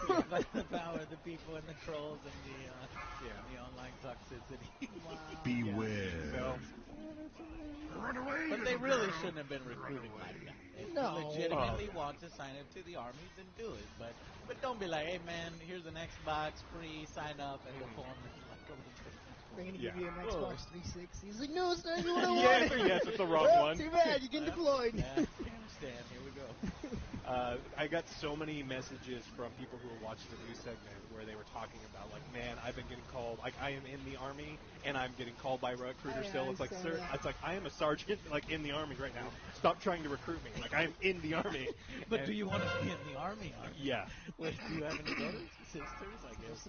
Yeah, so a lot of people came out and said, look, that's exactly how that process works. And they also said that the way that there's so much red tape in the flow of information that it probably didn't even start off as like a fake, contest. Someone probably just screwed up at the last minute and just let the thing go, and they're like, yep, that's exactly what the Army sounds like. So, but we won't get to see it anymore because I think the Army and most of the armed forces probably didn't want Twitch. I just think that they it was going to be a bad situation anyway.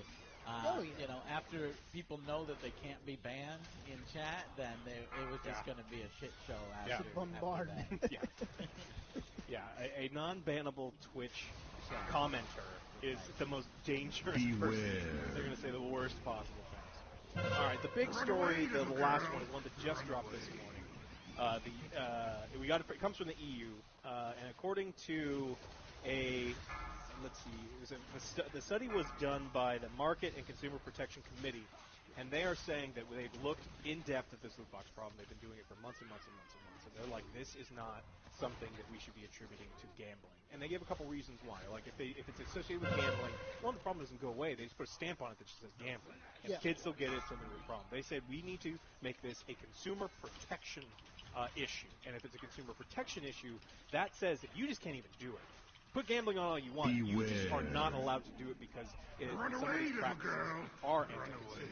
And they backed it up with industry professionals, with psychologists that look at the ways that these loot boxes are implemented in the games and go, you are tricking children, you are tricking old people, you are tricking dumb people who play sports games, and you're tricking all of these people into paying all of this money, and you are psychologically taking advantage of them. And so that's not just a gambling thing.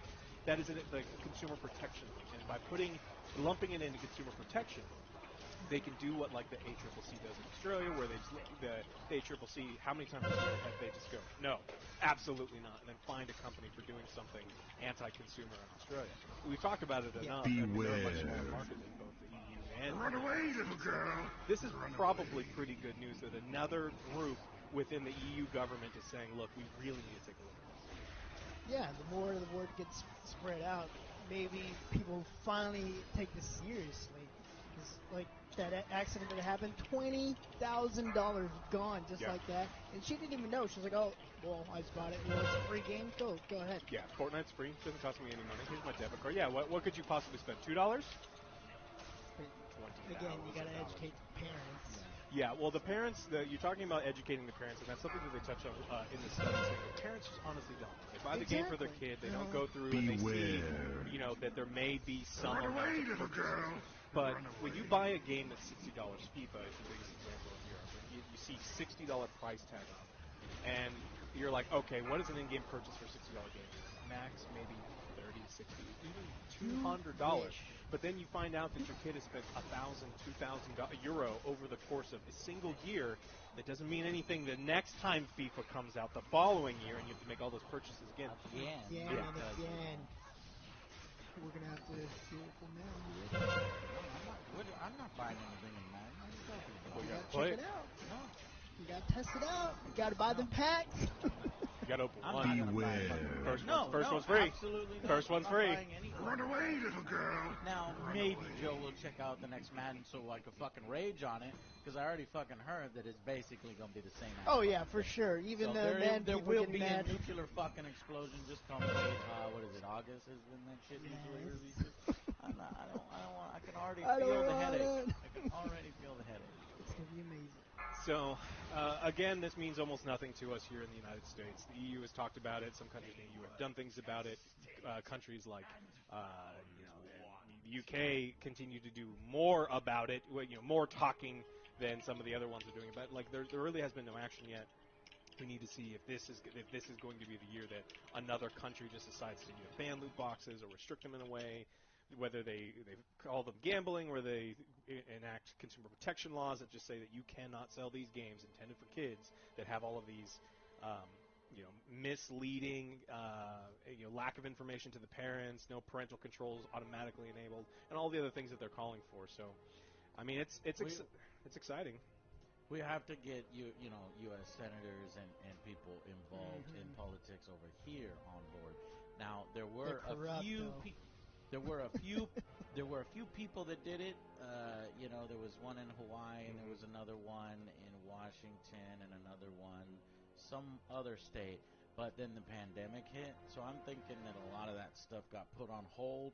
So I'm hoping that now that you've got Australia, figuring this thing out, that maybe eventually once we get past some of this pandemic stuff, that we can start pushing that again on our representatives so that they can, do some of the same actions that we've seen in the UK and Australia, even though in the UK and Australia it's still not hugely substantive. Yeah, I think the big issue that we're going to get is in the United States, people are so restrictive of putting any limits on their freedom, including their limits to purchase thousands and thousands of dollars in microtransactions or wear a mask or do any of the other things that they just don't want to do.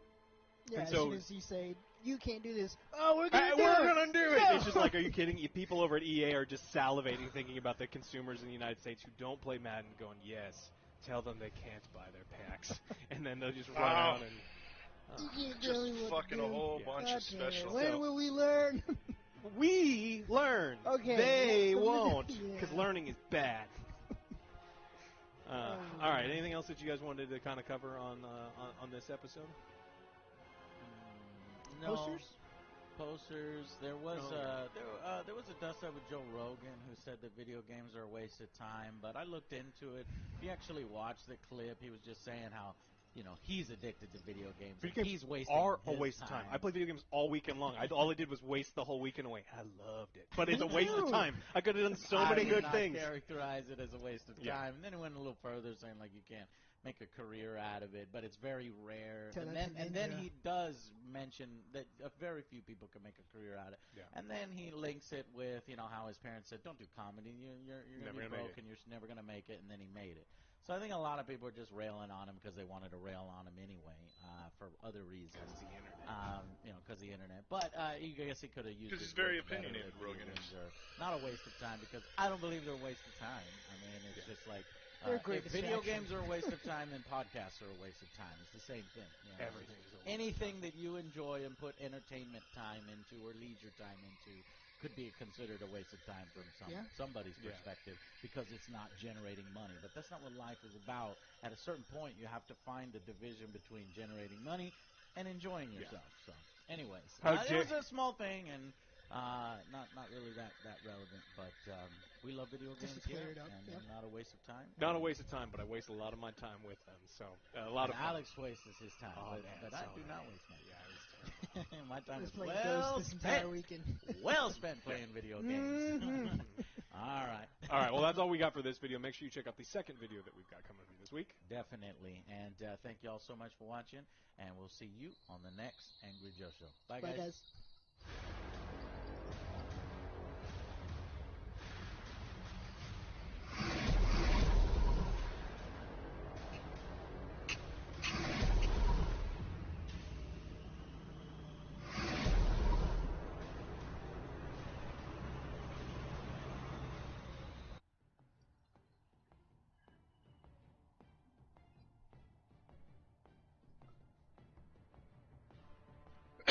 Gentlemen, it is time. Potentially one of the most promising new MMOs that we've seen in years is about to do an AMA on Twitch, and we're going to watch it. This is WoW Killer number 37. I'm very excited to see what this is going to be. But you know what?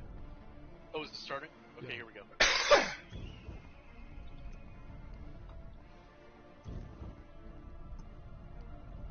Everybody shut up. Shut up. Hello, everybody. That's a nice house. To my first, and the Ashes of Creation's first, Ask Me Anything stream. So I want to thank you all for tuning in and for coming and showing your support for Ashes.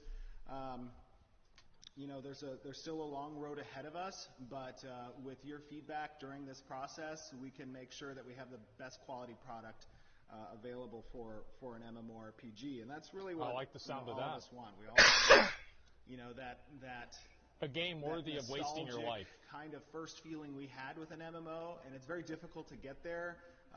But I think that what we're doing with Ashes kind of answers that comment. One of the favorite things I've always remembered about new MMOs that I used to play back in the day, whether it was Lineage 2 or ArcAge or many of the other MMOs I played, is getting up. I was reading a comment this morning. Is getting up each morning, and I hate to say it, but it was almost like just no-lifing the game and knowing that you need to get in there and go play with your friends and progress and participate in this lively community.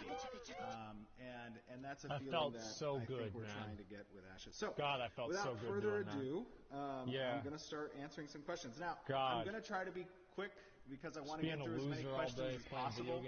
And then additionally, for those of you in the community who have been a part of Ashes now for a while, You may hear some repeat questions and you may hear repeat answers.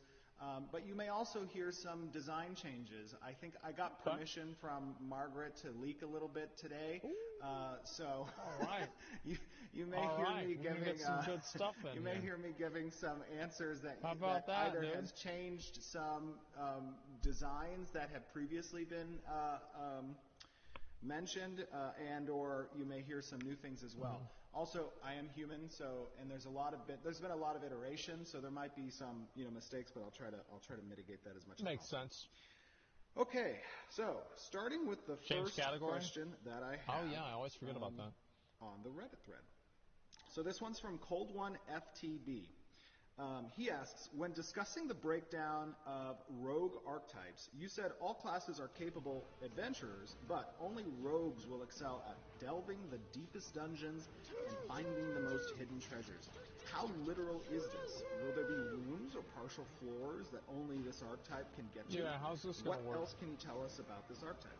Rogue privilege? To answer this question, yes. So we have what are called utility skills. And a lot of MMORPGs really only focus on active combat skills. But some of the favorite things that I've had as a gamer is tabletop RPGs like Pathfinder or Dungeons and Dragons. And there are skills in those games that are relevant to either your environment or the quest line, and they're a little bit, sometimes story mode. The way we're implementing these utility skills, specifically as it relates to rogues, is rogues will be able to essentially discover hidden doors, or they'll be able to track find. The ranger will be able to track find. Sorry. They'll be able to discover traps. That's cool. They'll be able to discover additional treasures. So yeah, that's really cool. If you're in a party and you have a rogue that's available, Volume's they'll be able to fine, guys. use that Volume's utility absolutely skill fine. To discover these random doors that might exist in a dungeon. Now, the way we make it so that it's not, essentially the same door every time, and it's just, a first-time thing, and every time thereafter, you know where that door's at, is these locations are randomly spawned throughout different times of the day. So they'll change, essentially, as you go into a dungeon at different times. So it'll be important and relevant for parties to make sure that they have a diversity of archetypes available to them, and in particular for the rogue's case, because they can find those hidden type doors and then have access to different types of loot tables based off of that. Oh, wow. Special perpy boys. Next question from Chaos Miter. Okay, fuck yeah. He says, how will XP be affected by grouping for killing, questing, and farming? Oh, that's a really good question. So for killing quests, that's a great if you're a part of a group and you kill a monster or a raid boss, that experience is going to be divisible by the number of party members. Additionally, in order to kind of compensate or scale the experience granted from the death of the monster, there is a multiplier that's applied to the incoming experience for the party.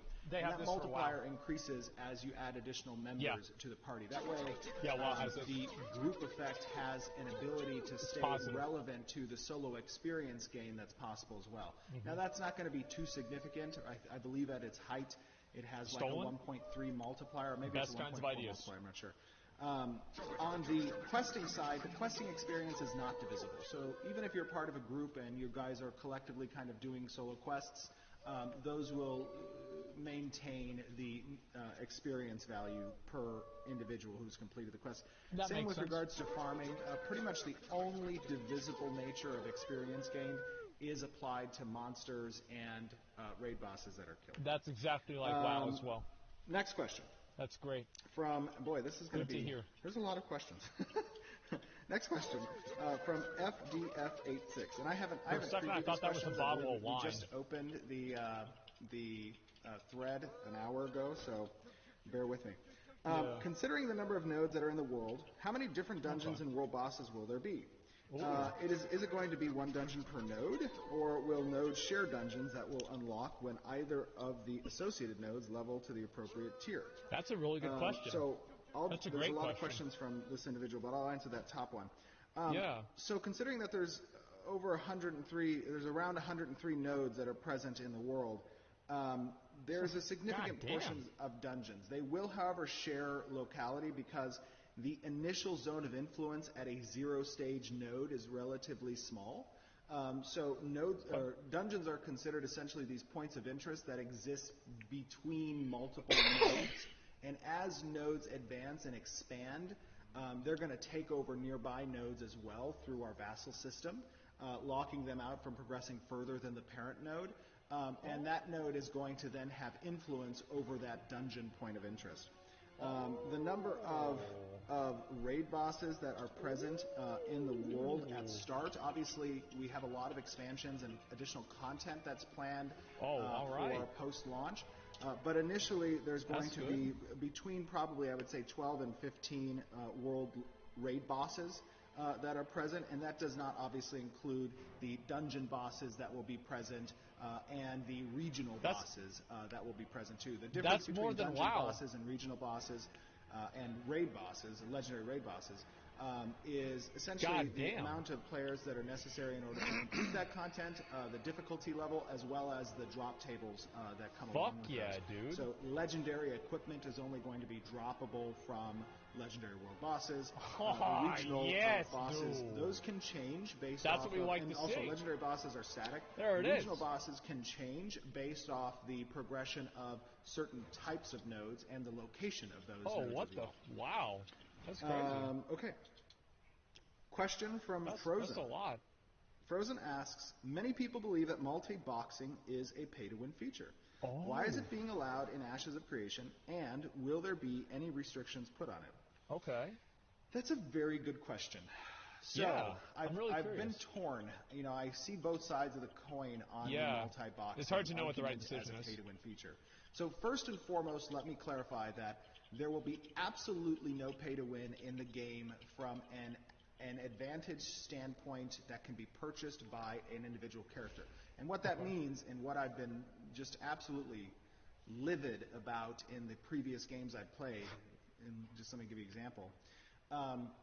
As players are directed to form an in-game economy, companies in the past that I have played MMOs with have Doesn't want to name any names. introduced game mechanic influencing items. So I'll just give you an example. I'm not going to name the game.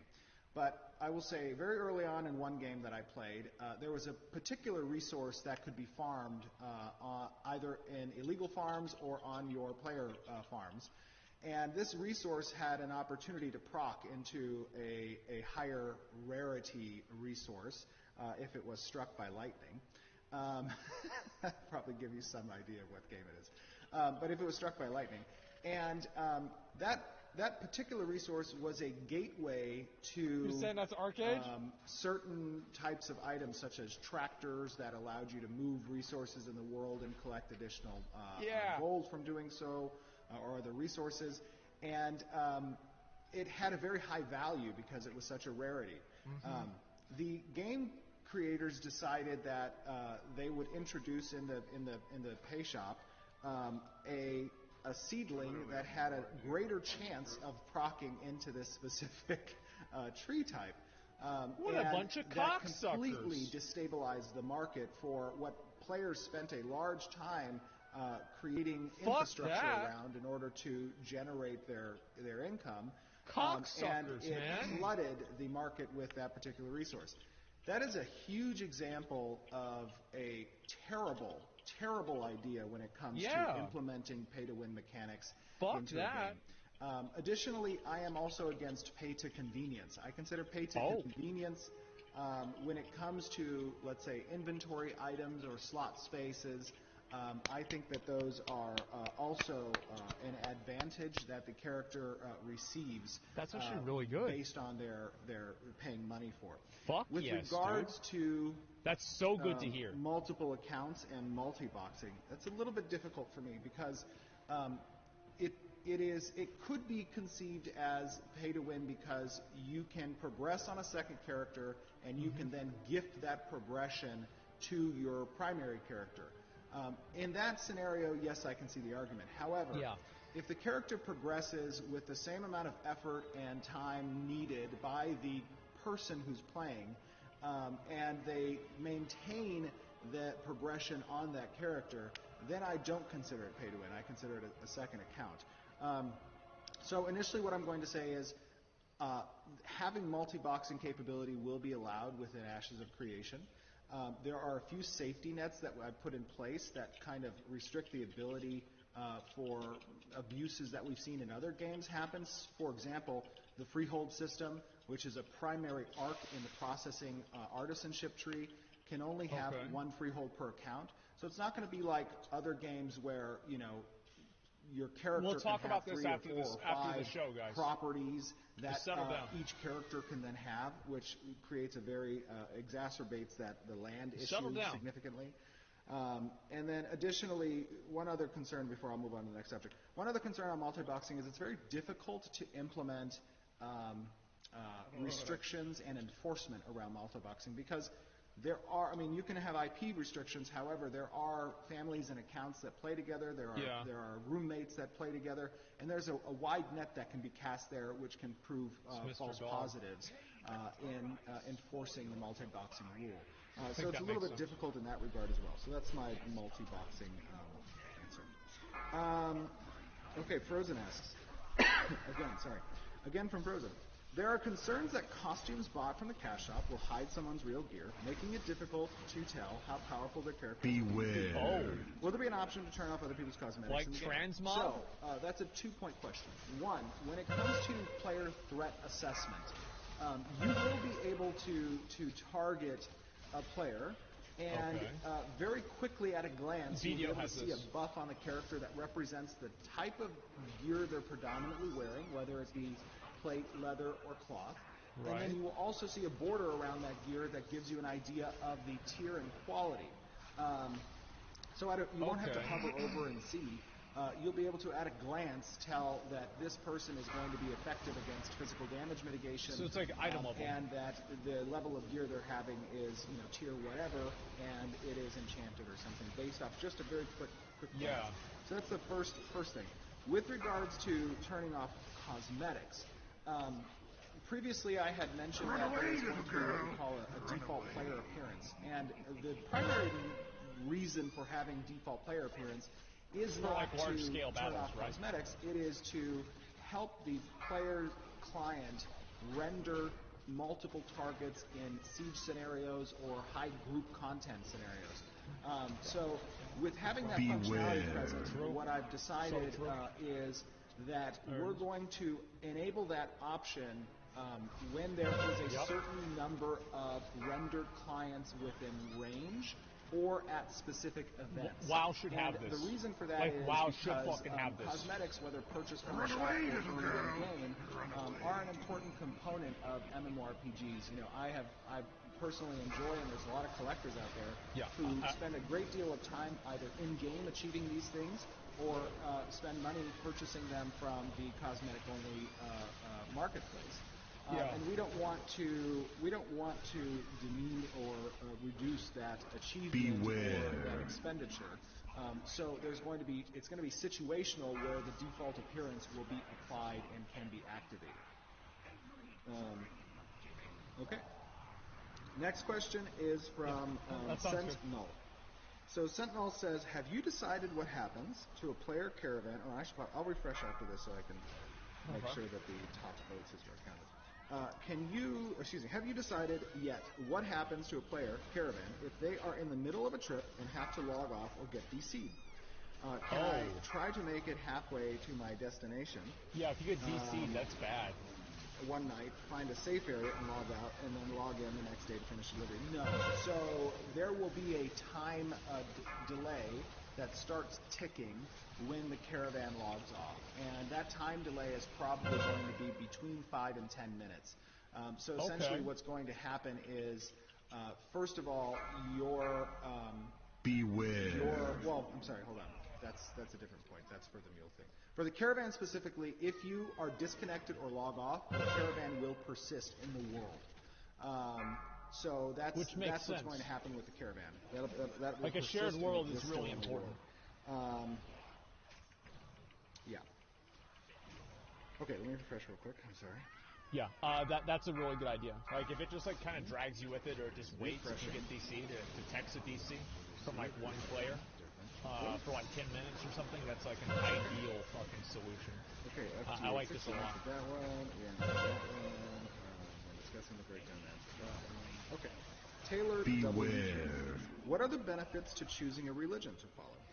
Can you only follow one at a time, and how hard is it going to be to change a religion? I would love to be able to roleplay as a religious fanatic, converting people to my deity. That's actually awesome. cool. I would love for you to roleplay. Yeah, that's really, really. So, first of all, yes, you may only choose one religion at a time to follow. Okay. Religions are unique in the sense that they have progression based off of quests that are uniquely offered to followers of that religion. Depending on your both performance in those quests as well as your number of quests completed, you will advance in rank within the religion. Oh, like Scientology. When you advance in rank within the religion, you will gain access to unique titles. Yes. You will gain access to unique shop items, and you will gain access to discounts, as well as roles that will happen during either events for the node or seasons for the nodes that you're a citizen of, as long as it has a temple dedicated to the deity. Yeah, almost. You can change your religion as well. If you do change, you'll lose your progression within the religion. Also, the top tier achievement within religions is going to be gaining access to unique augments that can be stacked on top of your secondary archetype augments. Those have to do with more of a give and take type system based off of the choices. That's fucking awesome.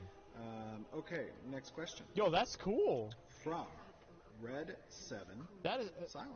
Yeah, that's actually cool. Will base class clerics be the only players who have a direct healing spell for other players? Yeah, because it's a different game. If so, will there be any way to have other classes heal, such as a staff that has a healing skill tree? That's a very good question. So, on the base class of clerics, they as well as bards will have direct healing effects. I'll probably find out. Bards will be much less, and the bards will have will be proximity based, as opposed to direct target or otherwise. The clerics will also be able to heal base. We tested this a little bit. Where did we test it? I think we tested it in our Castle Siege testing that we did with Phoenix Initiative. So in the Castle Siege testing that we did with Phoenix Initiative, we had action-based weapon skills that you could target, and I'm not sure which weapon it was. I think it was a scepter, that you could fire off heals in a direction, and that would hit your allies if you were grouped with them. We have not decided yet to implement that type of feature within the MMORPG. It was more on the action side testing action-based healing skills. But to answer your question, the base archetype cleric will be the predominant healing force class with some supplemental healing that would be more over time healing or proc-based healing based on the action of players. Naturally, that would be the case. Okay. Of course. Oh, and one other component there is through the secondary class augment features, it will be possible for some base archetypes to augment their active skills that will grant either themselves the potential to heal or will have very mitigated healing for other party members also. That's and good. Just to give a context little bit of there, hybrid again, classes. The purpose of secondary archetypes and the augment system is to blur the line a little bit with the class roles. So while we're following a traditional Trinity type system in class roles, we are utilizing the secondary augment system to allow players to move the dial a little bit in one direction. That's good. Subclass, basically. Makes a lot of sense. Okay. Absolutely. Okay, Frog P asks, how will food consumption work in this game? As in, will they act as long-term buffs or something else? Super excited for the project. Godspeed, Intrepid. Thank you, Frog P. Appreciate that, buddy. So food consumption. Food consumption will act in certain ways. So first of all, the higher quality the food based on the cooking profession that a player excels in, the greater potential for the buff's duration. In addition, you can increase the buff that food gives through the furniture system that can be placed in homes. So for example, if you have a completed dish and you process that dish inside of, let's say, an oven that has to be constructed and placed within a certain grade home, This you is like can real increase life. the effects as well. Another God thing is damn. buffs from food can be proximity-based also. So, for example, What if the a player fuck? chooses to construct a tavern or a business on their freehold, they can offer food through that tavern. Excuse me. That's through that cool. tavern, and players who are visiting the area doing hunting quests can visit the tavern, eat food if it's available, and they will receive a greater buff that is proximity-based. Essentially, if they hunt around that person's business, they will receive the benefit of the buff. Additionally, that business can be upgraded through the access of additional blueprints, as well as resources that need to be then poured into the building. And if they do so, that proximity radius expands. So it kind of like it makes your business, more popular and more known and have greater abilities. Oh my God, that's awesome. I love the profession. So you can be a restaurant owner in the game. Adversary GG. Holy moly. There's a lot of question there. God damn. So, let's see. Starting experience, artisan gameplay, and guild related. Let's go with one of these questions. A lot of promises, just saying. Hey, it's worth being said. Okay, I'll tell you what. I'll answer two because one's easy. Will players be required to play through the starting zone after coming out of the Divine Portal, or will they be allowed to branch out and proceed to other areas and content immediately? Yes, there's no railroaded driven theme park experience here. You will have the opportunity to create your own destiny in that regard. I wonder if I can get my mom to play this game. You don't have to necessarily follow the quest line. She made me nor do you food have just to like in real life. participate in events or experiences around the starting area. Now, it may be more beneficial to do that. And in that regard, I guess there could be a meta around doing that. But you could branch out, proceed to other areas, and do different content. It really comes down to, I had a question, I remember one live stream where a player said, listen, day one, what's my objective? Well, because we have so many progression tasks, a good question. That objective is really determined by your goals. Level up. And, that's if you always want to my be goal. the best guild around, then probably... well, I guess that's too broad of a question. If you want to go with your guild and try to establish an area as a crossroad or an encampment far away from the starting area, you could do that. If you want to, get your adventuring class as fastly leveled as possible, you can do that as well. If you want to get a grab on the gatherables that are in the world and develop tools so that you get access to higher end gatherables first, wild, man. You can do that as well. It's really kind of your even if half the shit comes true with this game. Gameplay question section. Oh my God. What is the team's vision on the scarcity of resources for gatherers? Will these be one-time use resource nodes that are only tapped by the first player there, or will they be shared cooldowns on resource nodes? So, that's a really good question. The idea behind the resource system that's a great question. is a few different applications here. First of all, yes, there will be some resources that are one-time gatherables, and then will randomly spawn at a different location. However, there are also large vein gatherables, and this essentially is a system where a resource node will have multiple access to gathering from it. It will have a finite number, and this will likely attract a lot of players to kind of come and access that resource node. So, like a large mine that's I do present worry and about has a that vein of plus mithril multi-boxing ore in it, or a herd of some type of animal that you can collect fur or kill all the deer, wool from. Get all those the will be deer, then depleted, kill and they will randomly spawn elsewhere. On the scarcity side, obviously there are going to be different tiers of gatherable resources that are higher end and will be more scarce, and will require higher end tools in order to harvest. Also, you can, based off of your advancement within the gathering tree, will provide you a greater opportunity to proc more rare types of resources. Makes sense. Okay, from the guild-related questions. And by the way, I apologize, I can't see chat. That's good. It's a little bit of a distance It's a very away, good thing. I never know read that the Margaret chat. And Sarah can ping me if they need to tell me something. Okay. Guild related. Yeah, never. Oh, you fucking dumbasses! Don't. So let's answer the second question here. One of the because I answered the first question on the other two. We'll answer the second question. One of the issues a guild of our size has experienced during various launches has been server lockouts, where a server population reaches critical and a decision is made to lock the server, essentially forcing a separation of the guild. Another great question. This happened with Classic WoW. Of the guild. Yeah. Let's see. Decision made to lock the server, essentially forcing a I separation. wonder if they'll do something like layering. Well, we understand the overwhelming loads that launches place on server infrastructure can't be predicted. At the very least, if there is a contingency plan to separate the population, will this be We will have to communicated worry well in about advance this so guilds because can there'll be plan so many ahead? people in our And community will that there want to be play. a server transfer system in place to help address this issue? So, first of all, you know, I was the guild leader of a very large guild, very, very large guild. And, you know, I built that community up over a period of Where's my food? 14 years, 15 years. We had like, I think we had like 14,000 members or something on our mailing list at one point.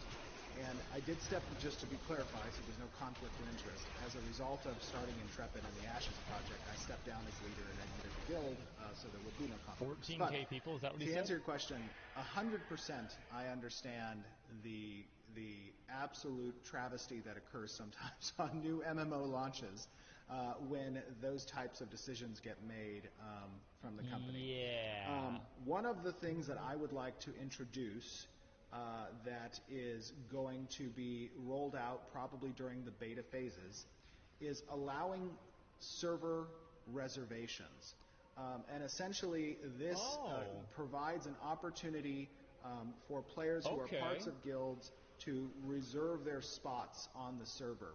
I think that makes a lot of help sense. to mitigate the differences because Classic WoW let me did just this back up a second. with like character reservations. It's almost impossible to really stop the problem that occurs when a server becomes overpopulated at launch and character registration and character creation goes too high. There's really only one recourse that can be utilized, and that is the temporary closure of new character creation. Yeah, that's what WoW does. However, with locking I believe servers. we can mitigate that issue by allowing what is, essentially character slot reservations. Now, this would likely be utilized more so by guilds than that would be by solo or unaffiliated players. Yeah. And I believe that, the solo player, they may have friends that they want to play with. That's fine. They can also still, with those friends, do the reservation system. But the player who is just joining the game fresh and doesn't have a community that they're part of, I don't think they really, mind in that regard. It's not going to matter as much to and them. will not utilize that system. So hopefully that mitigates some of the stuff. But let me tell you this. Obviously, I think the streamer dynamic will matter. As we go through testing, alphas and betas and whatnot, the importance of player feedback and ideas that come from the community, I can't stress enough why it is so important to spread the word for Ashes and get people who have experiences in other MMOs coming and talking to us, coming on the forums, getting on our Discord, getting on social media, and giving feedback. It is so important. And I'm not talking about, pre-ordering the game. I do not care if people pre-order the game. It doesn't affect it doesn't affect our project from a budget standpoint. That's good. Like I said, I'm personally funding the project to completion. That's not the issue. The issue is having people engaged and discussing their experiences and also giving feedback on our design principles. That's what's important. Yeah, that's perfect. I like that a lot. Yeah, I can't stress that enough. Imagine feedback. Okay.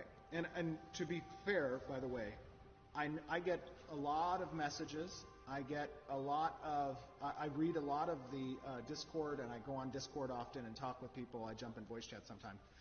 I watch almost every content creator who creates content around the game when I'm like getting in bed and holding my phone up and watching, and I fall asleep and my phone hits my face sometimes. Yeah. But, it's my job to make sure I have a very clear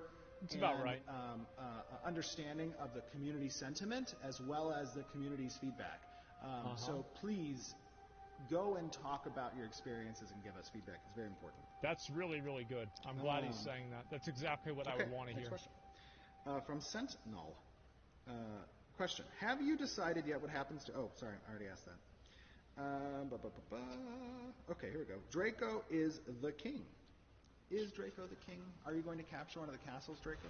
Hopefully, we'll see. No, I will. I heard that the character creation should be on the level of BDO character creation. I really did love BDO's character creator. I agree with that. I thought it was really cool, and I thought that they did a great job in providing a lot of versatility to the player to customize super the realistic character appearance. I think the one thing I would, as a player and as a developer, kind of focus on is maybe providing a little bit more confines to the racial appearances that could be done. But I thought that they provided really cool character creator. Will it have all of that or more? Yeah, that sounds sliders. Good. Yeah. I'm assuming you're referring to a confirmed specific boob type of slider. And I would say that yes, there will be a slider in that regard. And additionally, there will be the goal is to have a character creator on par, if not much better than what BDO provided. I really give a hats off to their developers in making that character creator. They did a great job with that. Oh, one other thing about that. I really would love to give out early our character creator, and some games have done this as well. Give the character creator out early so that players can spend time making and customizing their character and then saving that character profile so that they're ready to go on day one and they don't have to spend time they did this in WoW as creating their character, and they can jump into the game very quickly. Yo, if Steven wants to give it to me, I'll do it on stream. I can't tell you how many times I can make like 4 hours of Gildan content out of that. Would be sitting in TeamSpeak or Discord or whatever. I would do that as far as I go back, Ventrilo, and we would be just waiting for the server to go live. It's live. It's live. It's live. And people would joke and they would, they'd say it's live, and everybody would freak out. And obviously they're trolling us. But the goal I know there is to get into game as quickly as possible. And having that function, I think, is an important one with the character creator. That's great. Okay. I like that a lot. Question from Efren and Verde about the inventory system. How limited will it be, and will there be ways to enhance the capacity? Also, what advantages does sending a caravan get over just coordinating a bunch of people to fill their inventories with materials and run to the goal? That's a great question. Okay, let's answer the first one. That is a great question. Initial capacity will be relatively limited. However, there will be specific items that can be achieved within the game based off of the progression of the node system, as well as certain quest lines that can be utilized to grant inventory slot expansions. It's important to note that because the inventory does include sections that are relevant both to quest items, the quest items will not fill your non-quest item capacity. That's one thing I freaking hate about some games, is where you'll have quest items that fill your inventory capacity that's non-quest items. So that's like that shit in Mechagon, dude. That is one thing I will say. And then the second thing is so good. It's important to note fucking that annoying. You will so the capacity that a character can have of raw gatherables or processed materials can also be expanded up to a point. Additionally, you will have a certain type of mule that can be utilized to carry additional goods that you can summon if you're going to, gatherables. If you can summon that and take that back to the warehouse depository. But essentially, to answer your question with regards to caravans have multiple applications. It's not just about transiting your goods per se. You could potentially transfer out raw resources and gatherables and try to maximize a number of friends kind of moving goods through the world. But at that point, you have to realize there's going to be certain risks associated with that. And the capacity to do so, you would need a lot of friends. That's you guys to match the capacity that the caravan has. Y'all are going to have to also bring all caravans my provide stuff around. an ancillary benefit. You know, like Xerxes to and the just 300. The transit of goods. There are quest systems related to successfully completing trade routes. There are right, non-player-driven caravans that can be utilized by guys the always complain about me getting towns, carried. to establish trade relations with other nodes that require escort duties. Yeah. There is potential returns on transiting the goods you have to a node that has initiated a quest or a public works project for raw gatherables in order to complete certain infrastructures, and you may want to do that in exchange for a different type of resources. So there's a lot of unique benefits that are housed within the caravan system that require its usage, not just the benefit of the carrying capacity, which far exceeds that of a collection of friends. Yes. Okay. Next question. From Jakuta TV. Good afternoon, Stephen. Good afternoon, Jakuta. I hope you're having a great day, my friend. I am, thank you. As we come closer to Alpha 1 and eventually Alpha 2, will we start to see more about the archetypes and the augment schools for each second archetype? Absolutely. So there's two components to this question. One is we want to vet a lot of the design ideas, right, behind player feedback. That's what's so important. And on the flip side, we want to do so in a way that's structured as a rollout as we get into alphas and betas. It's important that that information gets distributed to the players, but it's also important that we don't ruin the discovery feeling that happens with a new MMORPG. Oh, yeah! As I've said in the past, transparency is a double-edged sword. On one side of that sword, at least when it comes to vetting our designs and being transparent with the development of the game, one of the sides of that is we ruin the discovery experience. I saw a former designer from Blizzard. He did a review of Peon's video, which big shout out to Peon, to Lex, and to Unknown for helping with that video. But Kevin Jordan, maybe. The designer said, at the end, he's like, I'm very excited for this. And I believe he was one of the original designers for World of Warcraft. Yeah, it was great Kevin to hear him Jordan. say he was excited for this. It's got to be him. But he also said, I almost don't want to watch any more of the development because I don't want to ruin the launch for myself. And we have to be cognizant of that. It is an important point. While on one side of the sword we want to vet our ideas, on the other side of the sword, we also don't want to ruin the experience for players. Now, alphas and betas, because we're not putting NDAs behind them, yes, that does speak with regards to confidence in the product. I do have a great amount of confidence, and part of that confidence is actually given from you guys as a community. Essentially, seeing how our philosophies resonate with you, it does give us more confidence, and that is great.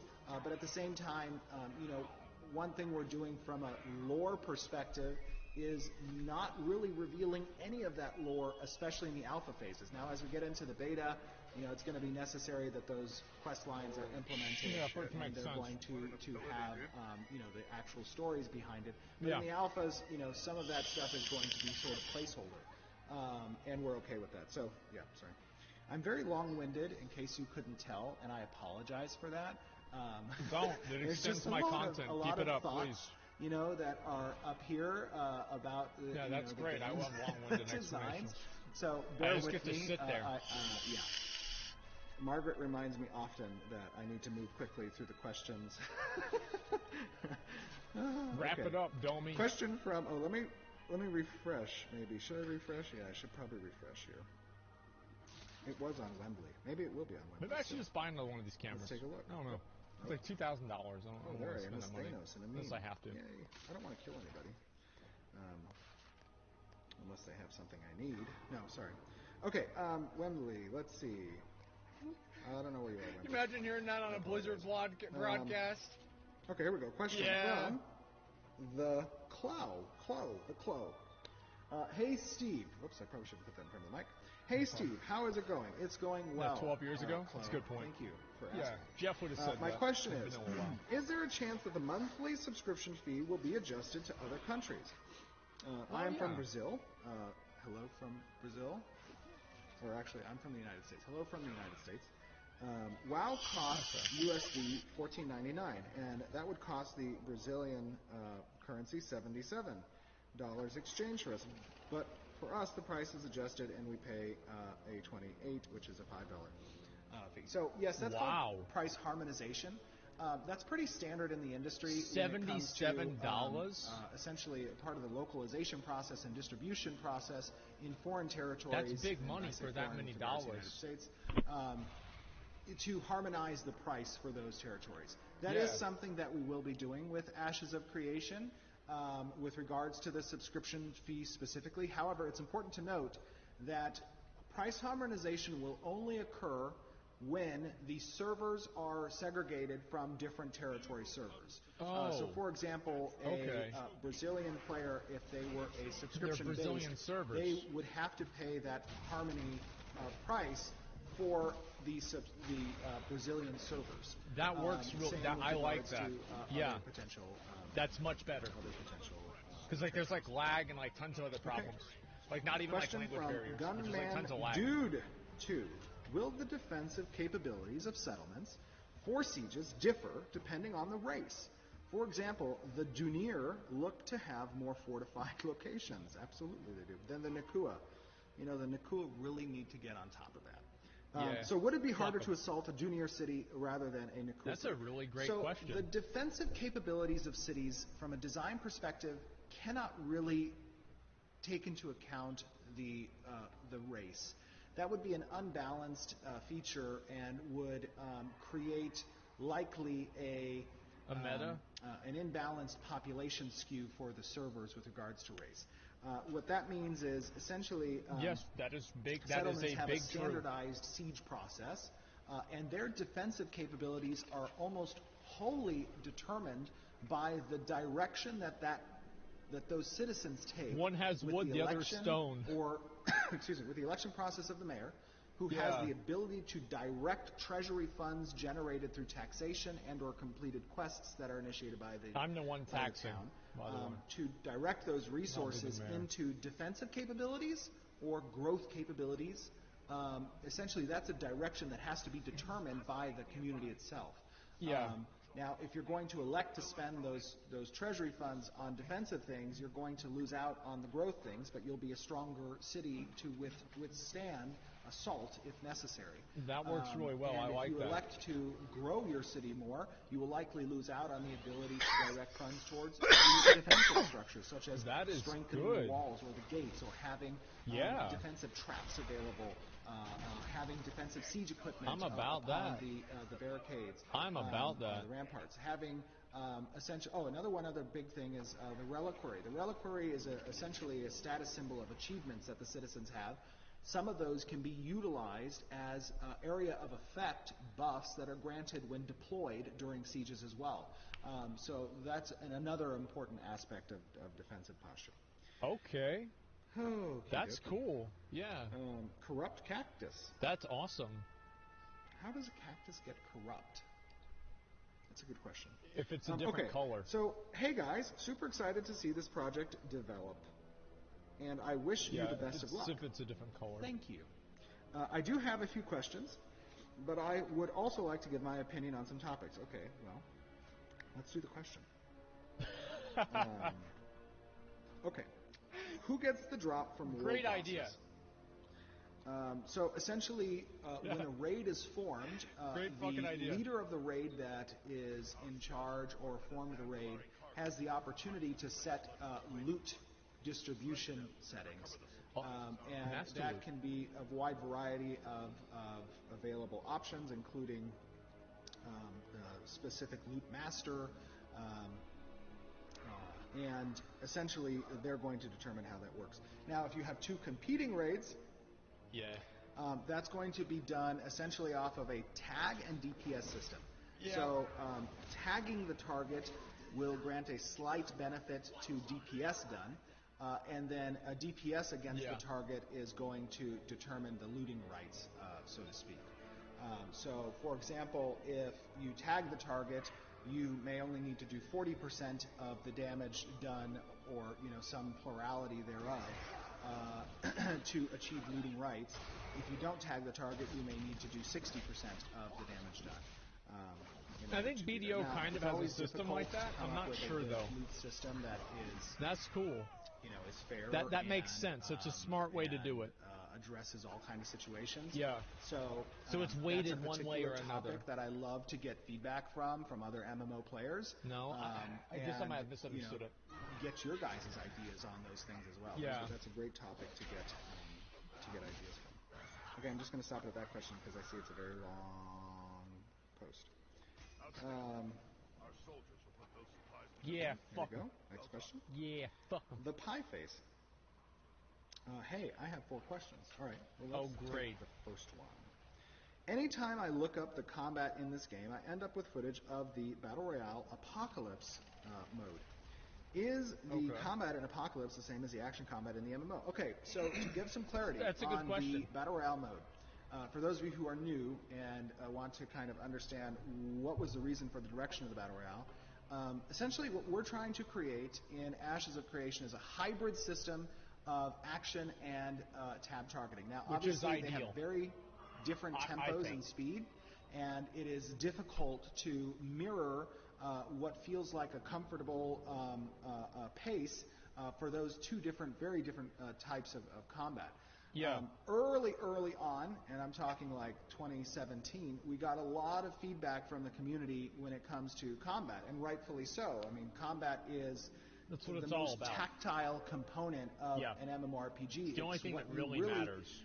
Aside from the systems and mechanics, but it's one combat is what you must get right. It must feel good. Yes. It must be fluid. It must be mobile.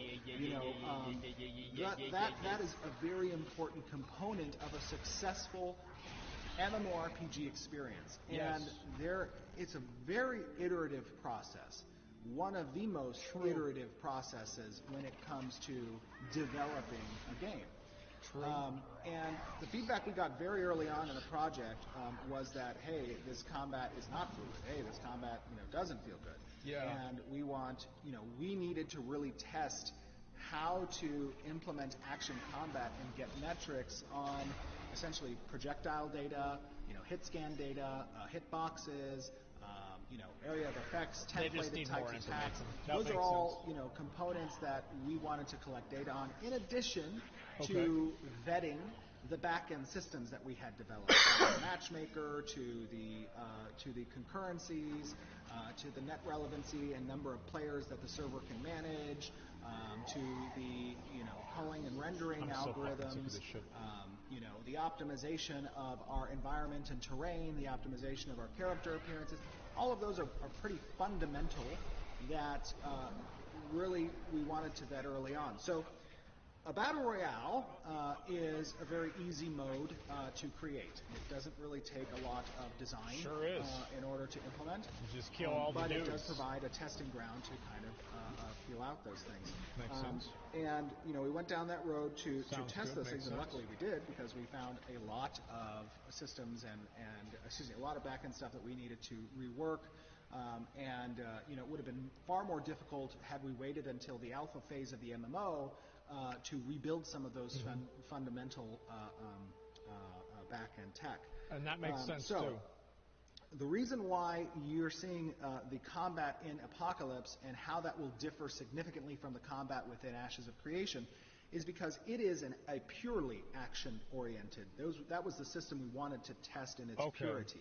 So there was no tab It is going to be representative of a pure action-type system, which is not going to be wholly representative of the hybrid-type combat that we want to have in the MMORPG. Now, Alpha 1 will contain that hybrid-type system, a very bare-bones and early iteration of it, and through the data we collect by our players participating and giving feedback and watching the design metrics in the backlogs, we will utilize that to change. Now, one thing I'm going to say, and I'll actually reiterate this at the end as well. Game development is very difficult.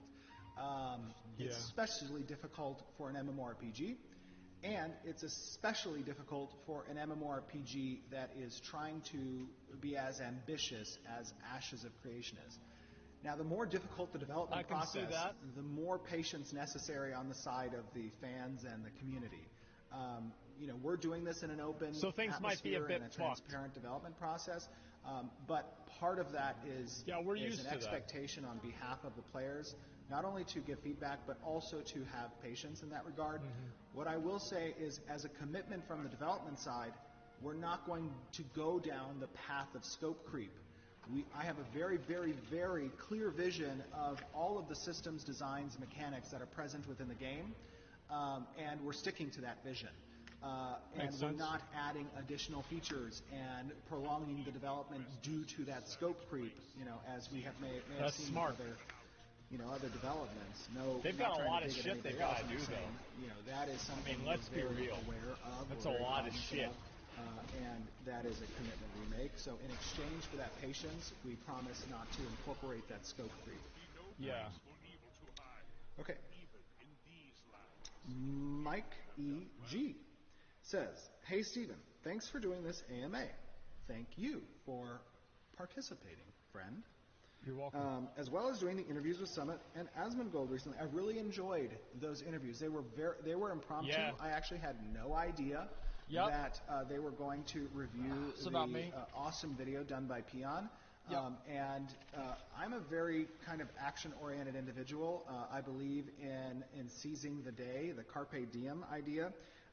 And I am unabashed in reaching out to people and letting them know, hey, if you're interested, I would love to discuss things.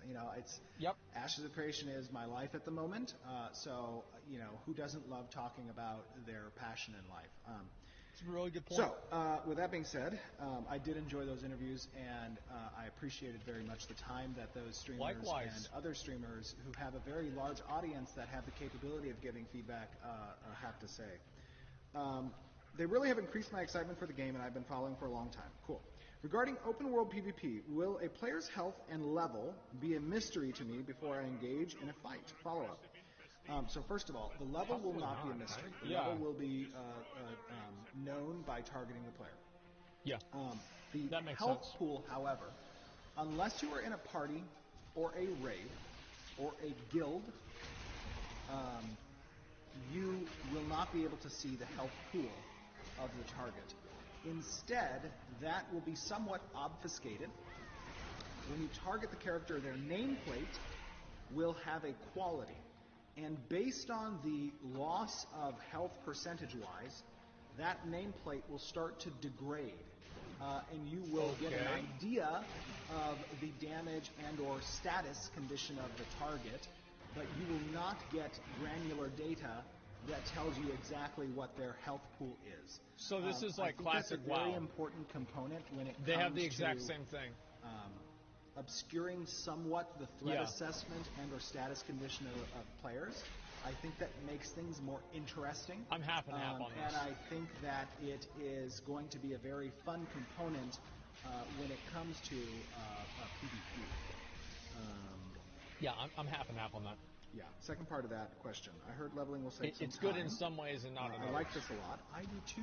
I think like that knowing, it's but I important also... to have systems in place that... I don't really like... I don't know if it's that's important better. to have systems in place that have varying degrees of progression difficulty. And with the adventuring class, I feel comfortable that a time investment should reap an equitable reward. Which makes and that sense. time investment should be relatively significant. True. The question asked, what power difference can we expect to see with a small level gap, say 2 to 4 levels?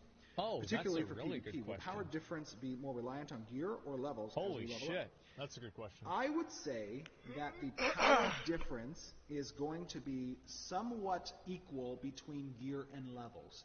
One thing I cannot stand about MMOs is that they apply a dampener to damage done or abilities if a target is outside of a certain level range. And that includes both PvE and PvP.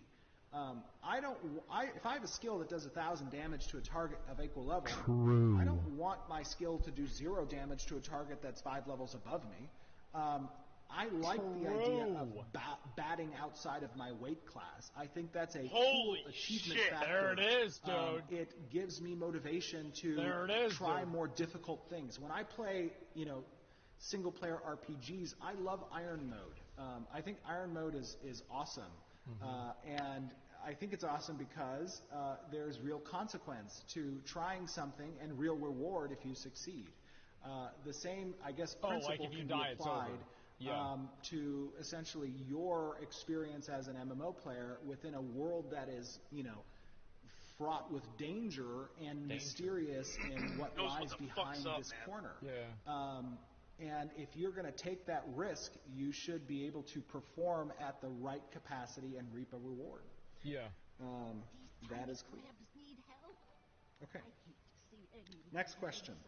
Smart. RCM. You want to make travel matter. Big, true, and so real. There it is, dude. Sorry, I was making sure that I wasn't being told something on Slack. Let me just make sure that everything's fine with the stream. Okay, looks good. Okay, you want travel to matter, but you also mentioned that you'll have a family fast travel system. Doesn't traveling matter go out the window when players set up family links with their guild? So again, families. I'm sorry. Let me read the last part of that. What system will be in place to prevent this? Yes. Because you can teleport to your family. It's important to note that there's a cooldown period between a person leaving a family and joining another family, and that period is in a matter of days. That's the first thing. Second of all, the summon system is contained wholly within the family unit. So, for example, if I have a family size that's possible of 8 members, the same as a party size, and I want to summon one of them and they summon the others, right? My party can, make it to dungeons and PvE content relatively quickly, but I won't be able to then summon someone else in the guild who's a part of another family, right? So they'll have to either have a representative that's present there as well. The idea behind fast travel not being prevalent in Ashes is it's a mitigating factor to the Zerg mentality. So essentially, in games I've played, where you can open a portal and everybody can jump through the portal together, the boys pop up it becomes like the very Kool-Aid difficult Man. for players through the use of subterfuge to avoid Zergs. And that's because if they get wind of something, or somebody sees it, or they have an alt logged out, or whatever, they can very quickly open a portal and get everybody together and then port out and stomp on your fun. Now, that's not to say that political intrigue will not play an important role. If I have a spy in a guild, and I know that guild is running essentially a trade run through the caravan system, and I know the time, place, and numbers, then I could set up a trap. I could set up my people to move to that location. It'll take some time. We want it to take some time. We don't want the ability of a Zerg to quickly port places. The family summon feature addresses the concern of players being able to log on and go with their party to complete PvE content, but also provides a mitigating factor to the mobility of large groups of people. So that's my reasoning. It's a balance, but that's my reasoning on that. This seems fine. And again, feedback is very important. Tear my systems apart, please. Give me reasons, and post on our forums or Reddit. I enjoy reading that stuff. All right, how about that? Okay, question from Adversary GG. Because of the cooldown after a successful siege defense, false flagging could become a viable strategy. Okay, so real quick, with regards to the sieges of nodes, anyone may participate in that siege, which means, as long as you're not a citizen of the node or an alliance member, citizen of an allied node, anybody can come up and participate. The idea behind a false flag is, let's say I want to undertake the quest process, which is substantial. So from a resource standpoint, you will have to invest significantly in attaining the siege scroll. And then if you lay down that declaration with the intent of not having an organized group of people, I'm not sure you're really mitigating the false flag there. Because let's say there were a group of people who wanted to siege, and you beat them to laying the declaration down, you can't exclude them. They can still come and participate in the siege. So it's not really going to be capable. And if there wasn't a group of people who wanted to siege, then you're not really false flagging anything. And you're actually opening the door for people who may not have been interested prior after having done most of the legwork. Yeah, yeah. So I don't think that that is going to be a false flag type situation. Okay. Okay. That's really complex. Like, we'll see what's going to happen. Do Geist 1337. I used to live in. I grew up a little bit in Indiana, and I lived in a place called Geist. It was very interesting. Outside of Indianapolis. And then I moved back to California. Born in San Diego, came back to California after that. Little side note. So to give context to the question and what I pray the answer will be, I want to preface it by saying I'm a huge fan of necromancy. I think necromancy is cool as well. Oh, shit. You know, not in like a undead way, but like a, well, I guess mostly an undead way. Specifically, the raising of fallen enemies. It's the only kind of way personal necromancy works, undead. right? Because of that, I've played the class in every MMO. Okay, you really weren't kidding. And the raising of fallen enemies, it has been available with the pinnacles of this style of necromancy, being those from Diablo 2 and Path of Exile. This given that minions in these games are relatively strong, albeit balanced, when comparing to the classes numerous within reason. Imagine thinking necromancers in a balanced in PoE. Until the player's defeat or their Not destruction. recently. And so the question is, does the philosophy behind necromancy class match this going into Ashes of Creation more importantly than anything else? Are the zombies, skeletons, etc. going to be permanent? That's a good question. That's a great question, actually. First of all, the way that summoning works is players have active abilities as a summoner to summon a particular type of summon. You have them up all the time. Those types of summons that you can summon will be adherent to the Trinity class system. So you will have a more tank-oriented type summon available to you, as well as a more support-oriented type summon, and a DPS type summon. So you kind of want to choose which one you're going to use at any given encounter based on the necessity of the encounter. That makes sense. As you apply the cleric secondary class and have available to your summon class active skills the augment of life or death, you're going to radically change the type of summon that you can have for each of those roles. And that's going to take on, obviously, the subtype undead.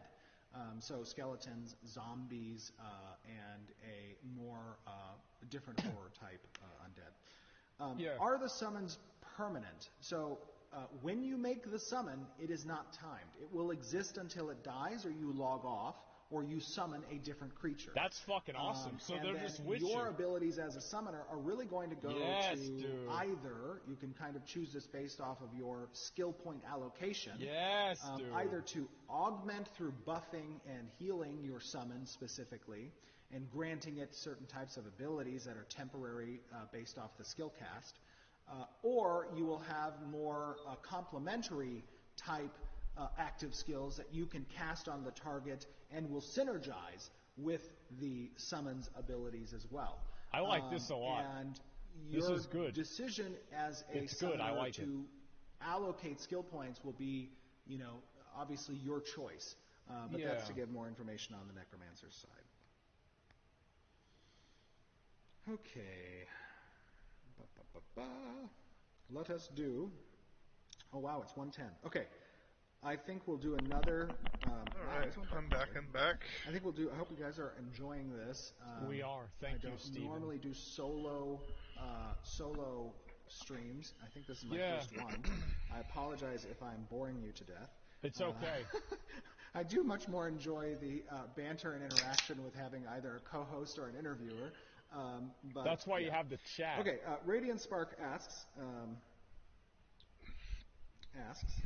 the augment system is a key component of character progression and the driving force behind the selection of one's secondary archetype. Yes, that is true. Though some examples have been given, notably the fighter's charge ability, many in the community are still confused as to the significance of this choice. Interpretations range from each of the 64 classes entirely unique to augments and therefore secondary archetypes as a whole, impacting only the flavor. Well, I wouldn't say that that's true. Let's take, for example, let me finish, I guess, the question. Could you clarify the impact of the secondary archetype on your play experience and the distraction it offers between the players and shares? Okay. So, let's take the fighter example as an example. So, the fighter example, for example, if you were to apply, I guess I was talking, what did I say about the fighter? What is it, rush? The rush and the teleport or elemental, whatever. Let's say you take the teleportation augment and you apply it to the rush skill. Yeah. Normally, the fighter skill would take X time to travel X distance, all right? So you would be dependent on your speed, and during that time, with the speed of reaching your target, and just to clarify, I'm sorry, let me rephrase. I'm going to recount what the example was. The fighter has a rush active skill that allows them to charge X distance over time. So upon reaching the opponent, deal X damage and some condition modifier. Yeah. Okay. Like a slow or something. And all right, to be that clear, makes by sense. the way, active skills have different stages of skill allocation. So that Wait, initial rush skill may only require 10 skill points to have that available. And then you can continue to feed it skill points to unlock a second and third stage. That either can increase damage done, can increase the speed traveled, whatever. I'll put all my points into like one big So hammer with that attack. example, if you apply a teleport augment to the fighter's rush skill, instead of charging X distance over time, you immediately teleport to the target and you deal the X damage and condition modifier. Okay, that makes sense. sense. So to clarify this question, it says it changes the flavor. That's not entirely accurate. So the design behind augments is to not just change the flavor so that it reflects the secondary archetype, but it also fundamentally changes the core components of a skill. So when you're charging towards a target, there's a lot of things that can happen during that time. You can be interrupted through a CC effect.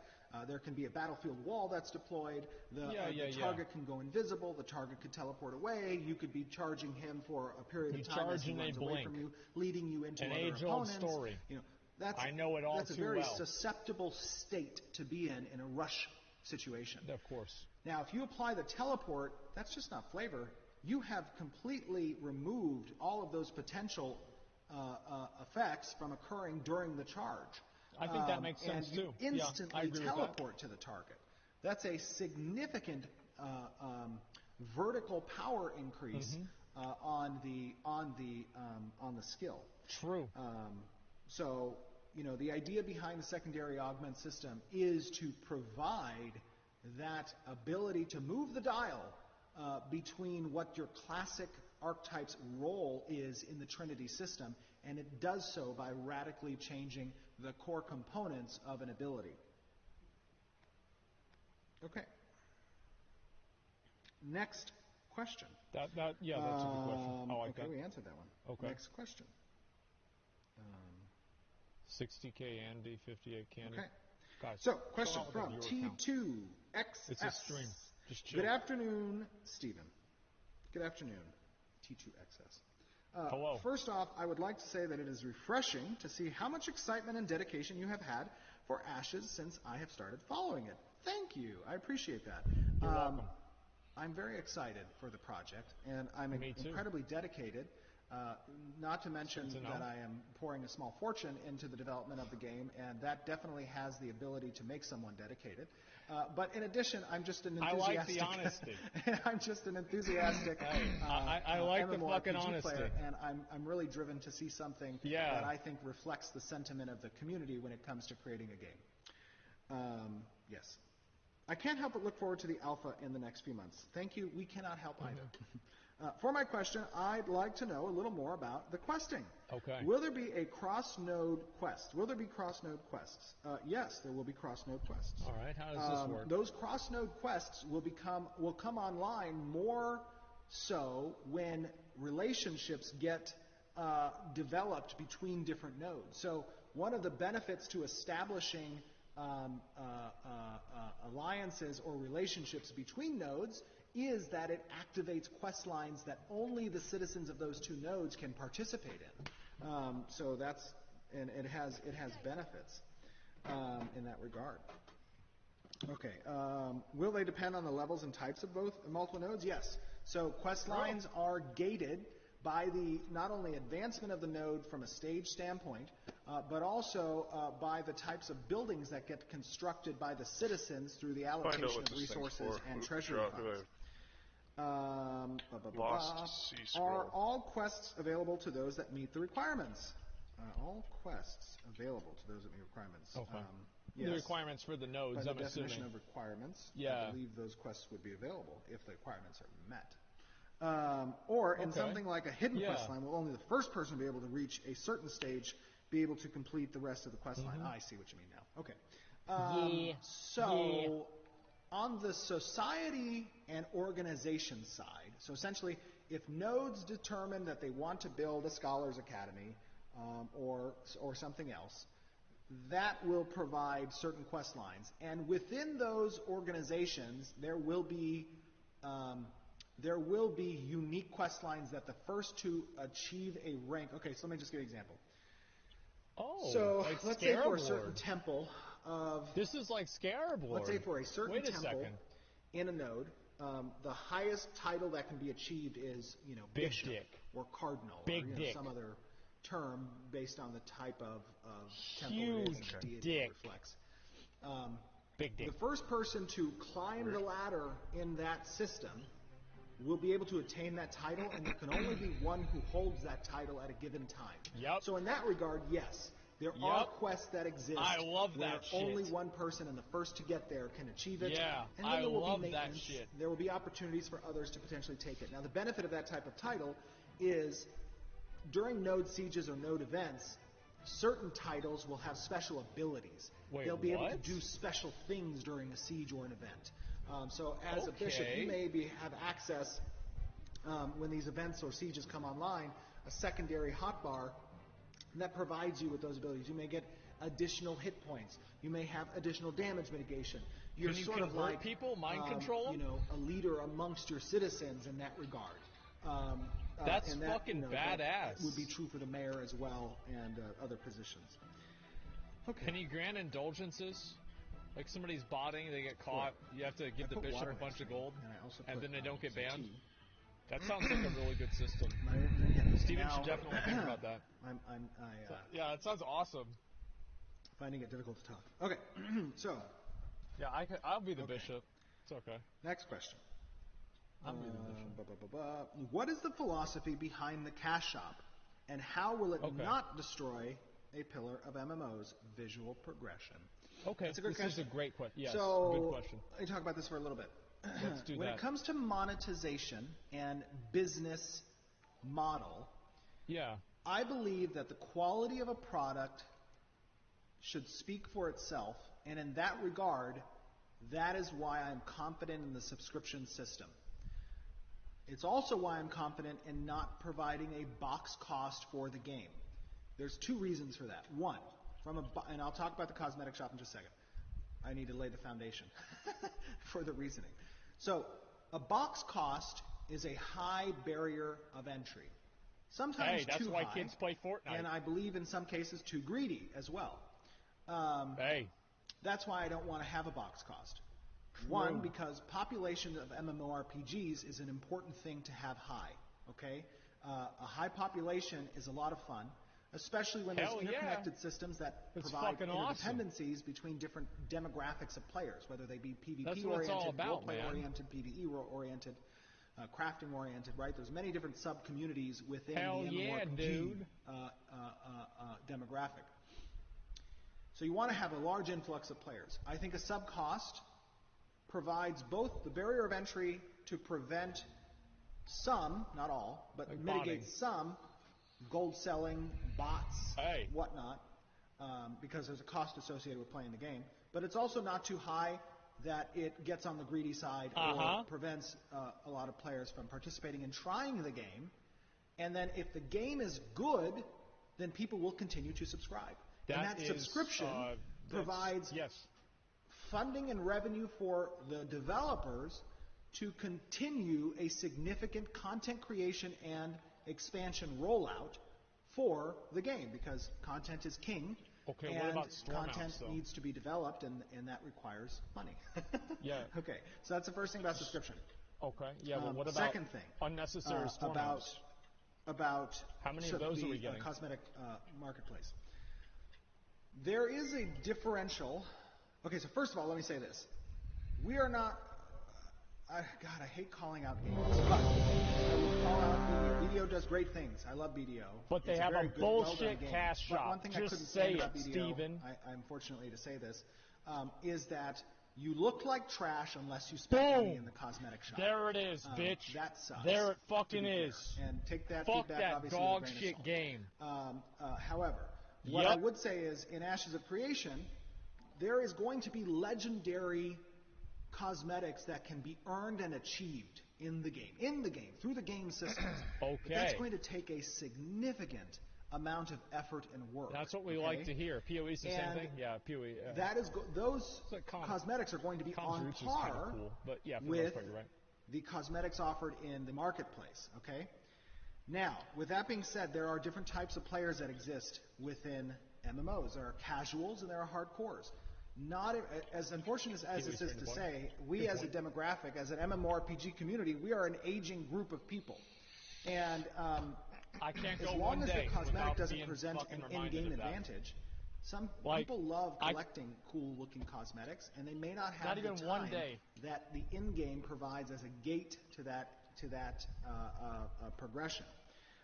So the key is to provide both the in-game means to look, what's the word? Fabulous. Badass. Badass. Flair. As well as a cosmetic shop in place as well. Now, what that does is it provides additional revenue to the company so that we can continue to fund the development of content as well and bridge the divide that not having a box cost would have and not having any pay-to-win mechanics whatsoever. And I will say this. A lot of developers and companies have come along in the past, and I've been hit by this too, and they've said we're not going to have pay-to-win, and then boom, they roll out some pay-to-win. Surprise! We have consistently said we won't be pay-to-win, and in the pre-orders that we provide, and even in the Kickstarter, there were absolutely zero pay-to-win components whatsoever. So not only will we talk the talk, but we will walk the walk as well. And that will maintain its case. So to sum that up real quick, subscription, good. Cosmetic cash shop without pay-to-win components that has a complementary achievement system in-game for different types of cosmetics, good. And all of that goes to provide content expansions, good. Yes. Okay.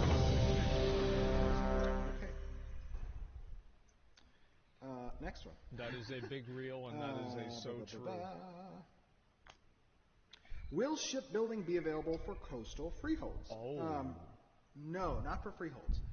So shipbuilding is a part of the craft branch of the artisanship, which means that the ability to shipbuild as a profession is housed within the development of nodes, right? So those crafting stations come online the higher you go.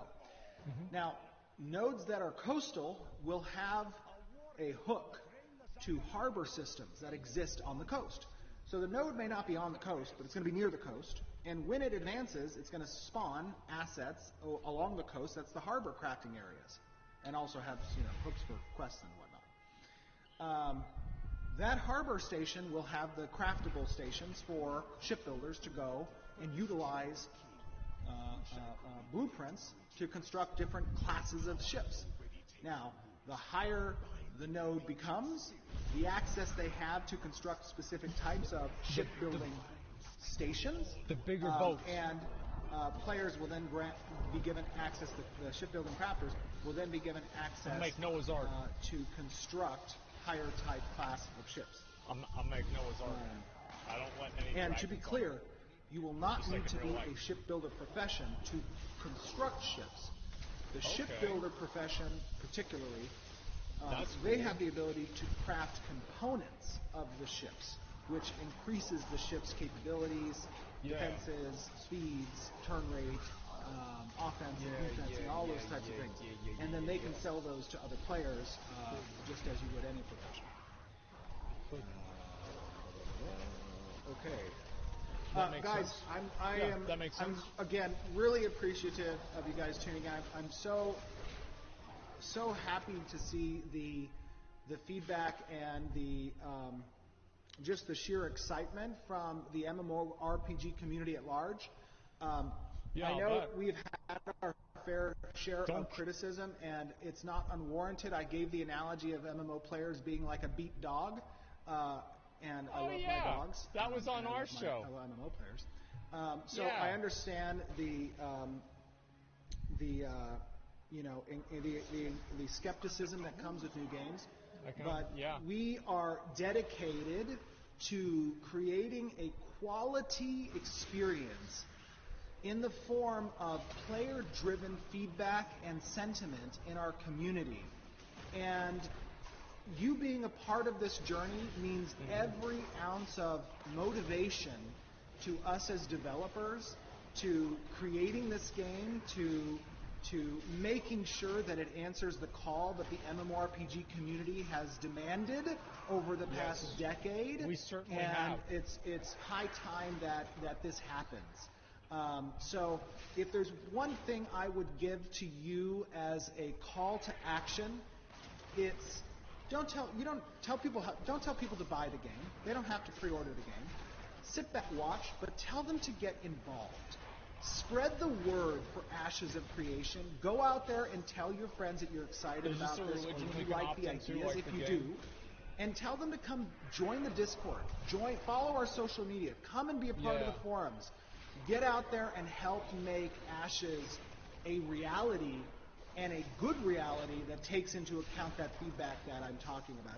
It's so incredibly important that consumers use their voice, and the way you do that is by engaging, and that is what matters.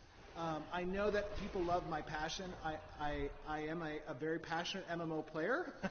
I've been playing for a long time. But honestly, it comes from the heart. Very good. You know, I want us to succeed, and I want the community to have a game that is going to make you proud and is going to make us proud. So again, I appreciate you guys jumping in. I hope that this was fun for you and gave you guys some more information. Tune into our live streams. We do them every month. Hey, sounds great. I believe we have it next week on the 31st as well. We show constant updates and constant development progress. We've done it every month for the past 3 years, and you can see this game grow and become a reality. Guys, I thank you for tuning in, and we love you from the studios, and we appreciate your support. Have an awesome weekend. Bye, Steven. Bye. Bye. Bye. Ooh, wow. I don't think that's what phoenixes sound like in real life, is it? I don't know. Okay. Oh yeah, that's right. That's what they should do, McConnell. They should give you like your own in-game thing. They can sound sample your Re and just make that the theme for their whole company. That'd be perfect. Good. Yeah, that sounds great. So obviously this went really well.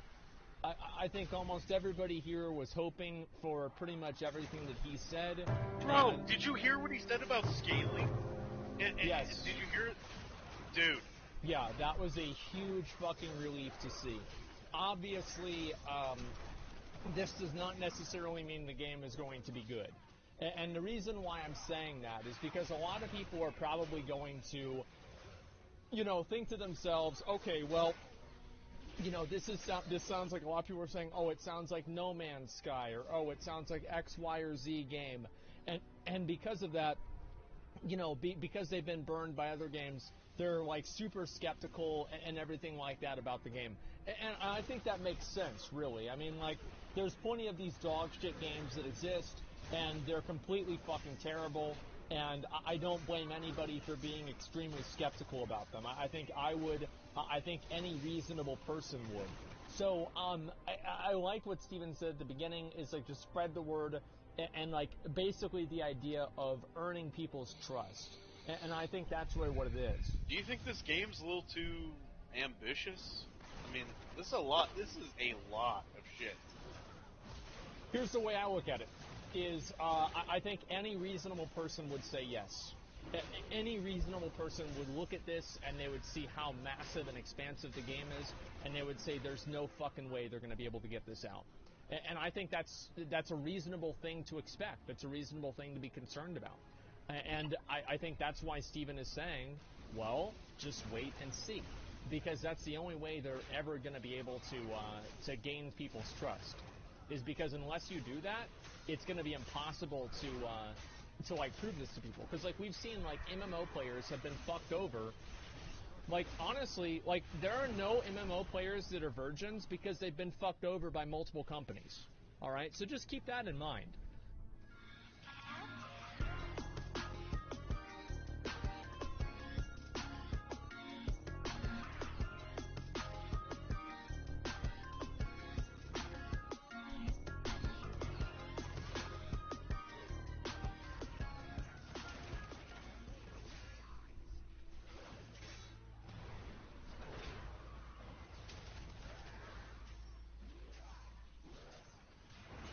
What do you think? Dude, if this game comes out with everything that's been promised and it's polished, WoW's done. All right, here we go, boys. Yeah, okay, man. How's my sound quality, by the way? I'm on my phone driving to Vegas, and I'm like in the middle of the desert. Surprisingly better than most streamers who make it a career to have their sound quality be pretty good. Okay, perfect. Well, I wanted to say thank you very much for coming on and talking to us about this. I mean, I Yeah. think we all really appreciate it. I mean, like, I heard a little bit of your story about how you were kind of an MMO player who's been, you know, as many of us, a little bit, maybe felt a little bit neglected, and you thought about going your own way. And so, this is something you've been working on. How long have you been working on the project for? So, yeah, actually, you know, I started my first MMORPG as a kid at 7 years old when it was like 1992, $6 by the hour to play on AOL. It was Neverwinter, the first Neverwinter. Oh boy. And yeah. Since then, you know, I played pretty much every MMO out of the box. And, you know, the story for Intrepid and Ashes of Creation really stemmed from my last MMO that I was playing pretty heavily, which was Arcade, about 6 years ago. About 6 years ago. And I really loved that game. Like, I felt it had a lot of great potential, and I just got really fed up and upset with, you know, some of the design decisions. And let me know if I'm cutting out, by the way. But, It'll probably be off and on. It'll be all right. Yeah. Some of the design decisions really just kind of ticked me off. And, you know, I had a very large guild in that game, and I've had a large guild since I was one of my favorite MMOs I played back in like 2003 for many years was Lineage 2. A lot of inspiration I have for Ashes comes from like Lineage 2 Arcade. A lot of people brought that up actually. And, yeah, I thought Lineage 2 was a great game. I really like non-faction based games that, you know, leave kind of the you know, player agency to determine your friends and foes to the player. So essentially, you know, I was in San Diego, and San Diego's a great hotbed for developers. You know, we have a lot of studios around us. We had Sony Online Entertainment, which became Daybreak. We had, you know, Blizzard in Irvine. We had, you know, Amazon Game Studio and stuff. So, you know, I'm a pretty big tabletop gamer as well. I love playing like Warhammer Fantasy and Warhammer 40K, and a lot of the guys from Sony would play at my game shop. And, really? you know, I was cool. I was retired at like 29, and when I was fed up with Arcade, and I said to these guys, I was like, hey, what do you think about making an MMORPG? Like, I'll fund it. Let's try to hire a bunch of people and see what we can do. So, you know, we started like 2015, 2016, kind of white papering out all of the designs that I had for Ashes, you know, all the different systems that exist. And about 2017, we went to Kickstarter, not really as a means for funding, you know, I'm personally funding the entire project, but actually to, you know, add some additional features, but also... Hey, what's up? Mutt, sorry, I'm listening to an interview with that guy who made Ashes of Creation. Oh, you fine, man. Because I'm just trying to get my coalescent essence so I can get a vessel. Besides, I gotta wait 23 minutes before I can do a Zov. I got a damn debuff on me that's it's like at 15 and if got my damn corruption almost up to like 40%. Holy moly.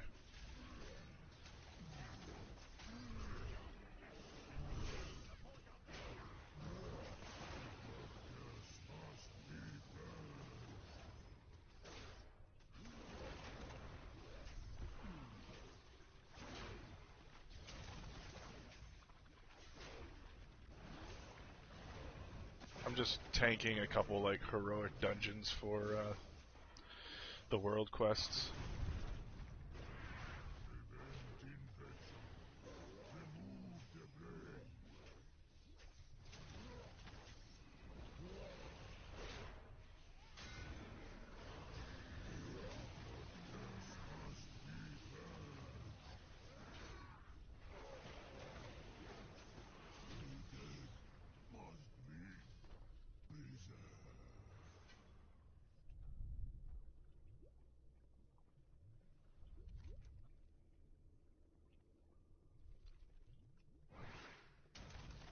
This temple is under Gahun's power.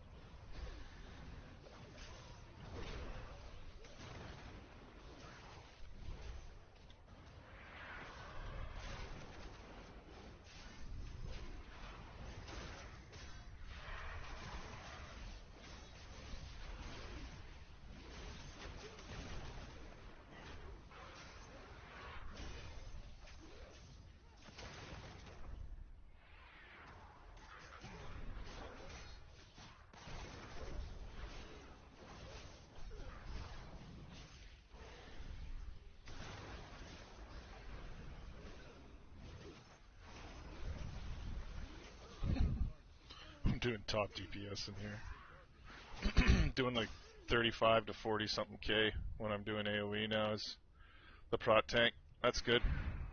I'm ready for Mythic Plus now.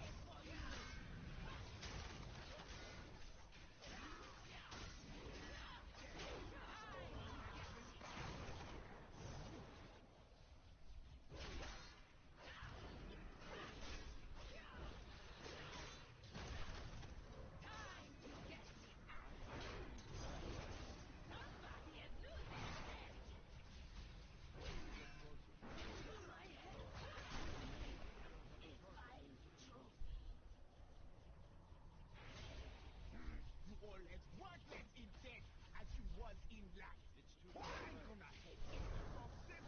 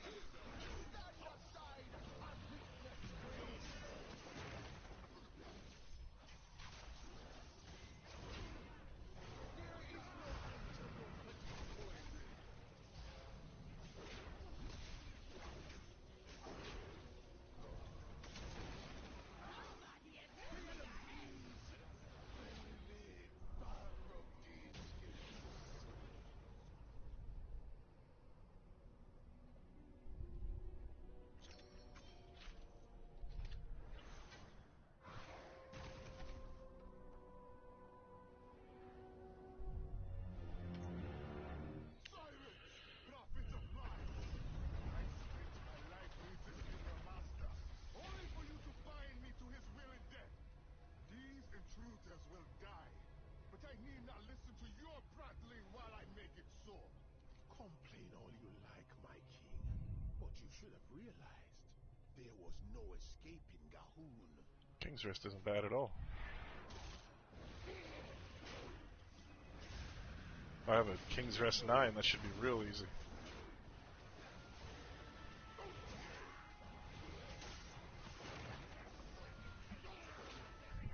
Holy fuck, there's a garbage truck outside making this weird high-pitched sound, and I thought it was my wife bitching at me. It's like, you're home early?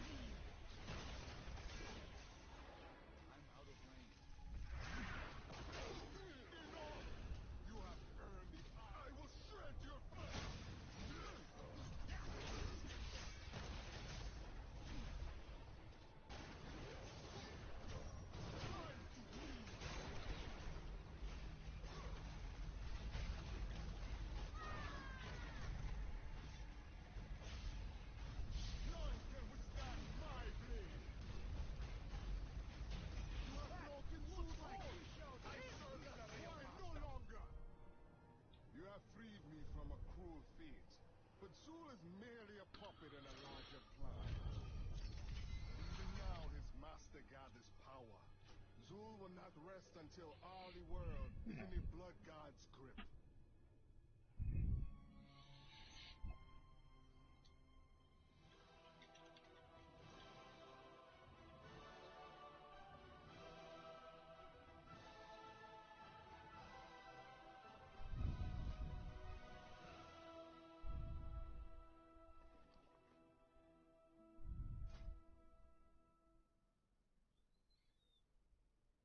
It's a cool looking sword.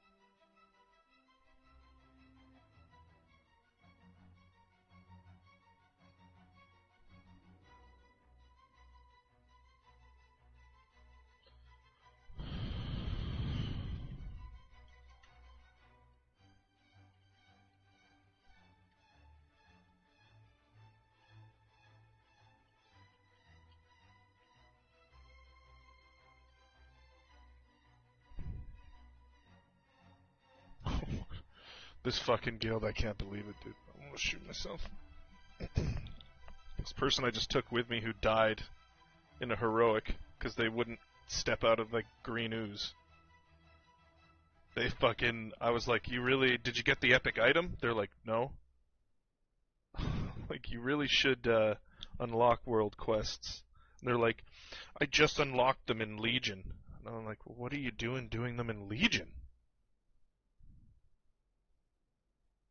Yeah, do is go talk to the fucking guy on the boat. Yeah, I'm just so flabbergasted at how some people play this game, and that I'm in this fucking retarded ass guild.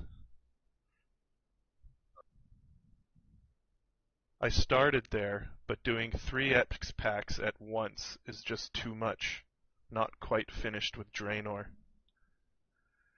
Woo! That's some chick messaging me, probably just some psycho. Looking for a husband in WoW. Could be like Matt playing to be a damn girl. I've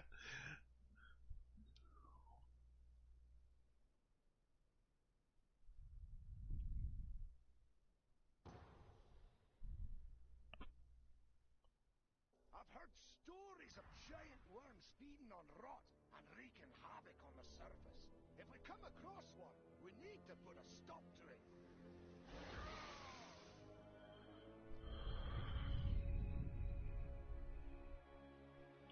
These caves must lead to the legendary Blue Deer. The Titans constructed this facility after the fall of the Black Empire to run experiments on all manner of beasts.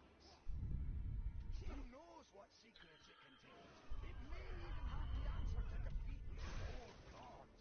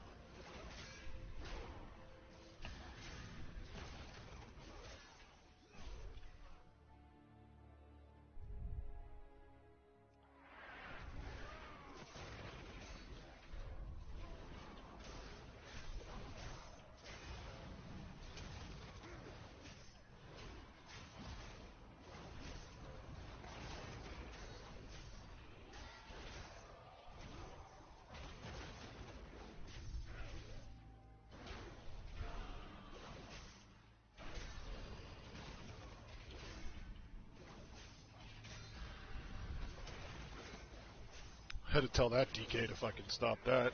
I hate DKs. They think because they have the glaive that they should pull.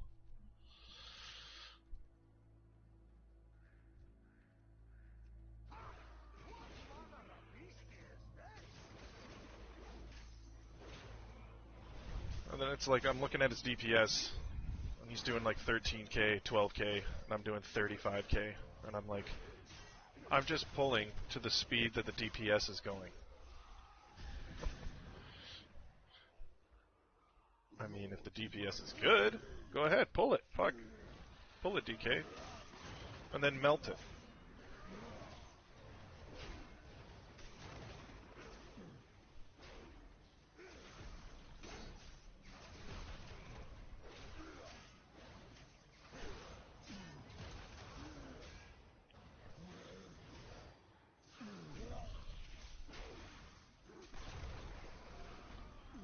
Oh, thank God the DPS knew what to do with the fucking arrows.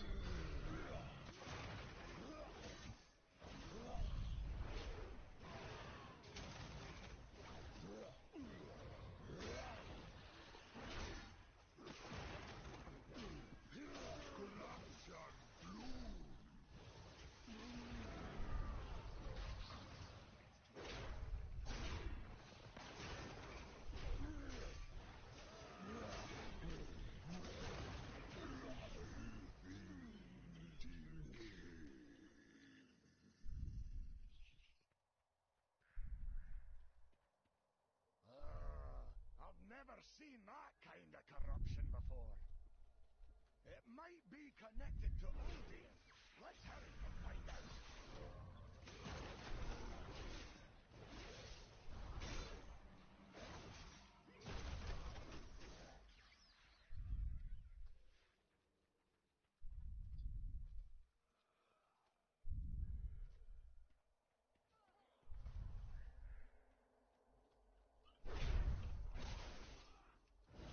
Oh, wow. What a fucking group of idiots.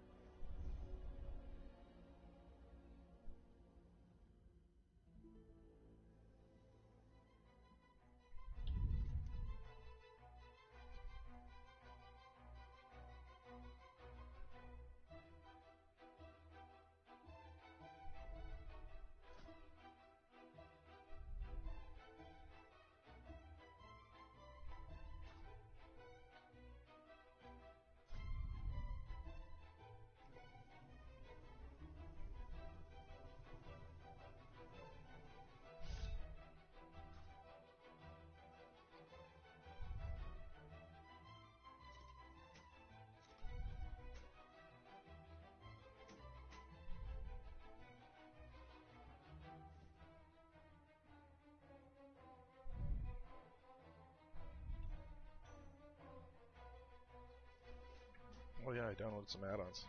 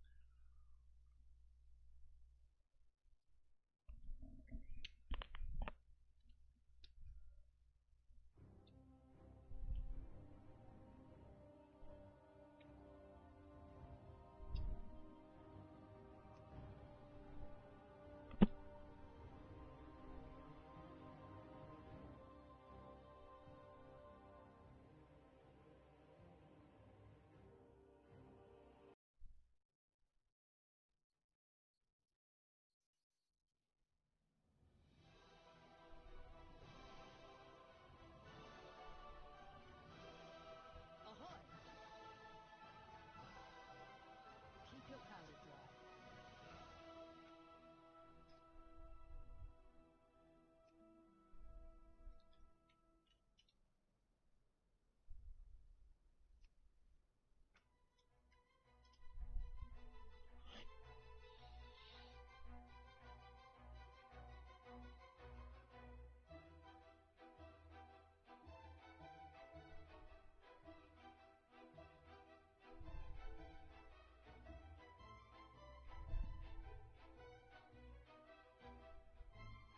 Good day to you. Anchors away.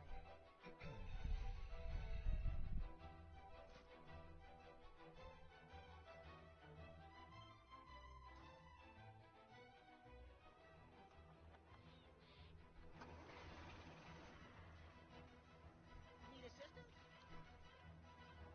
Looking for something specific? For your mind.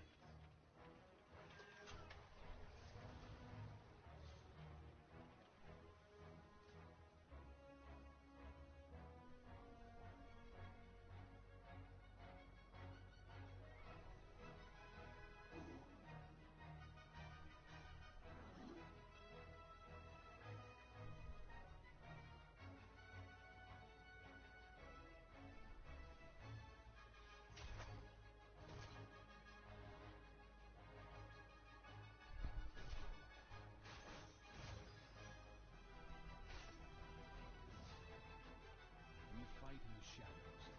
Look to the shadows.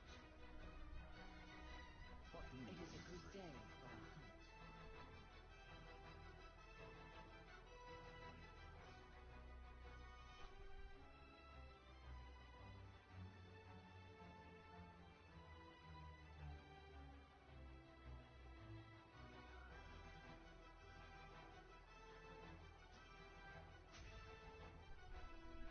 We do what we must for those we love.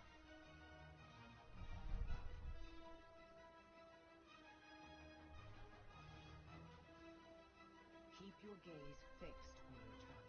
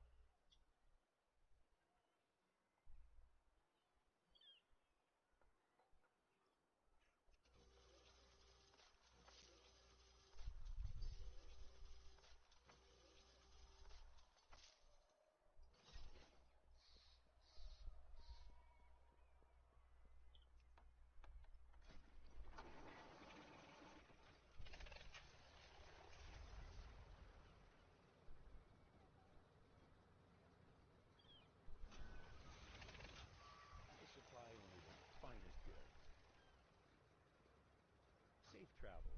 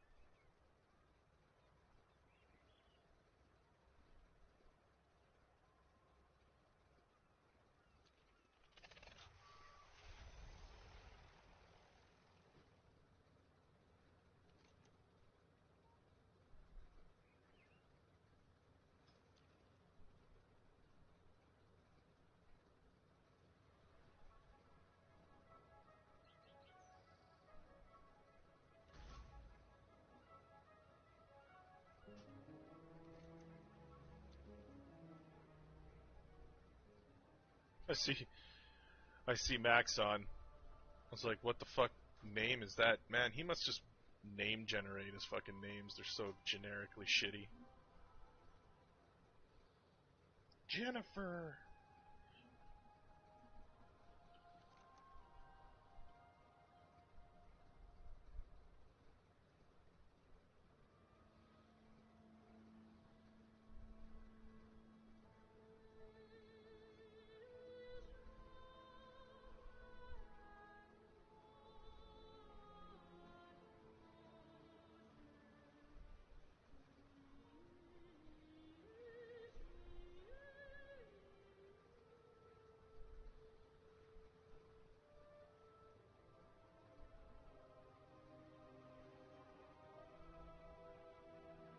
It was bold of the Horde to attack Frostfall, but they've overextended themselves.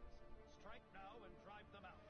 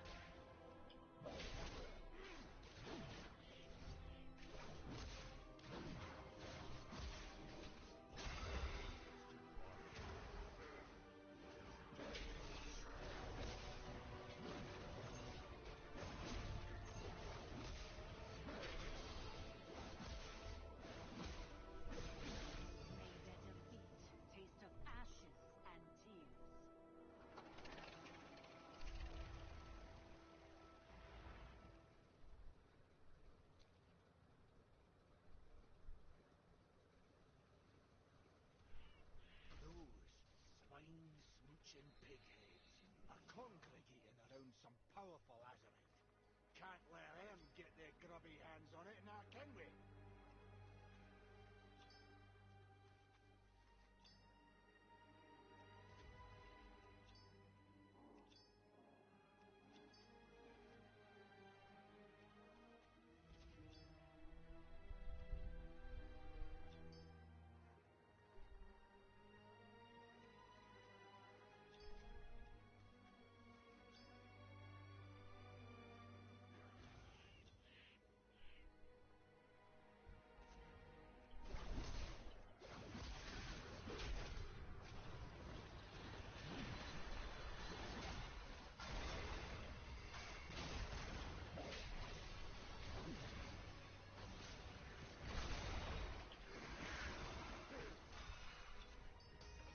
Done it! We'll put that Azerite to good use.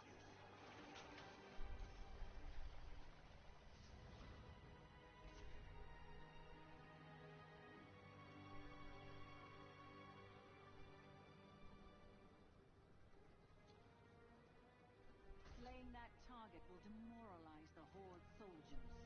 Show them that defeat is never.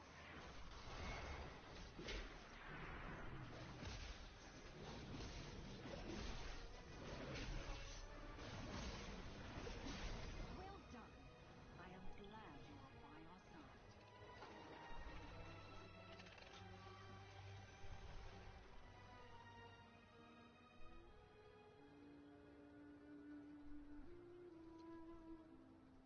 A local farmer's pigs went missing in the thick of the woods. Save them before the spores take hold. One of our soldiers has been waylaid by some lazy Horde super monkeys. What are you waiting for? Get in there!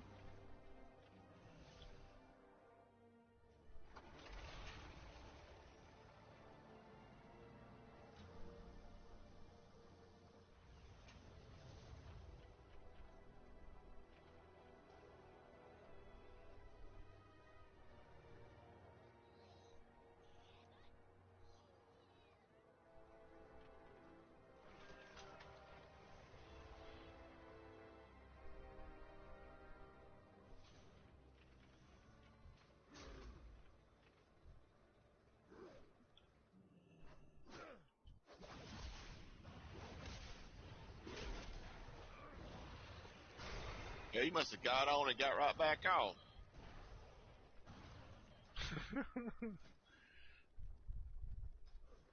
Nah, he's still there. Yeah, no, he's just popping around all his guys. He's macking out. And I don't mean in a good mac. I'm ready when you are, Pump. To do some mythics? Well, do the vision. Oh, yeah. Okay. I am just... Yeah. Give me like 5 minutes here. Just doing that war front for 7th... Not the war front, well, yeah, whatever it's called. The war front thing so I can get 7th Legion rep. I think once I become, get unlocked Dark Iron Dwarf, I'm going to probably race change this gnome. Oh, look, someone on my stream. You want to become famous? I love this. New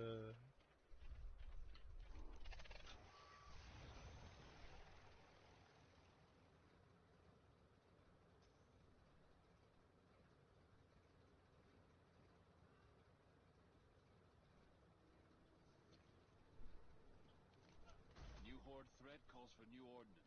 Damn. See how this fares I'm out. thinking Warfront Dark Shore is probably going to take another 2 damn days. Oh, it sure seems like it, man. Yeah.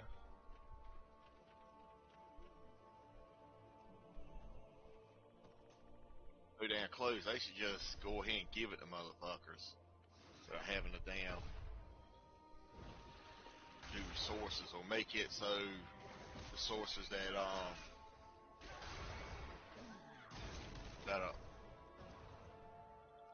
freaking damn contributed these twice or three times as damn much. Yeah. Well, they really. Well, I remember at the beginning of BFA because I played it. They had all of them up when they first released the Warfronts. You could donate in every single one of your yeah, I remember professions. that. But I guess they were probably procking the Warfronts too quickly to Blizzard's liking to like Geargate people. I don't know. They're a bunch of fucks. So.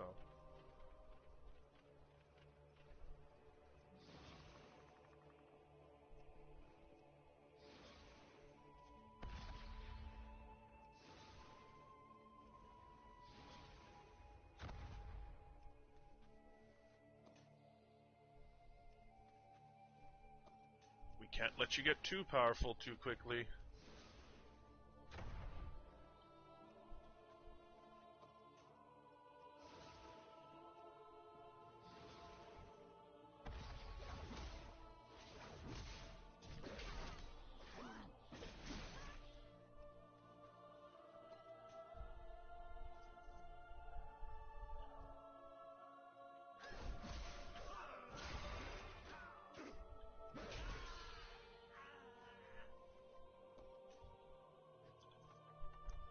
Yeah, I'm just finishing, like I said, that World Quest Warfront thing in Drusvar.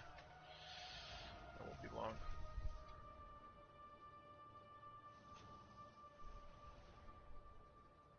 I am curious, because that second chest that showed up for me didn't yield an item. So I'm wondering if you push all the way through to wherever, that box, that second box might actually give me something. I don't know. There is only one way to find out.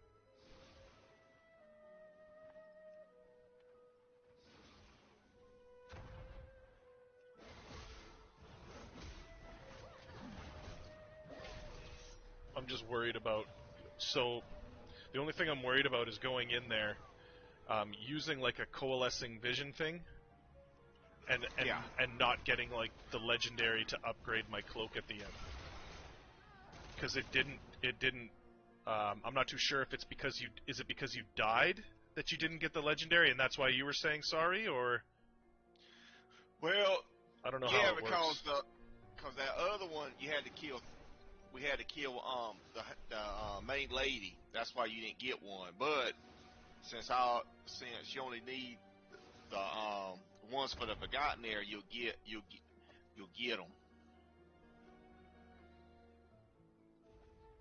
Okay, because you are going to kill it. I see. And you didn't kill Thrall because you don't need to, because when you kill...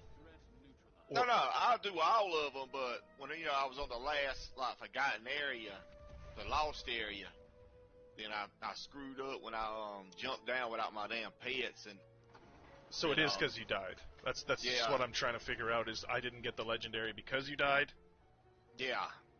And you didn't kill the chick in the cathedral. Yeah, because all you had to do was just kill her. You didn't need nothing for the Lost or the Forgotten Areas.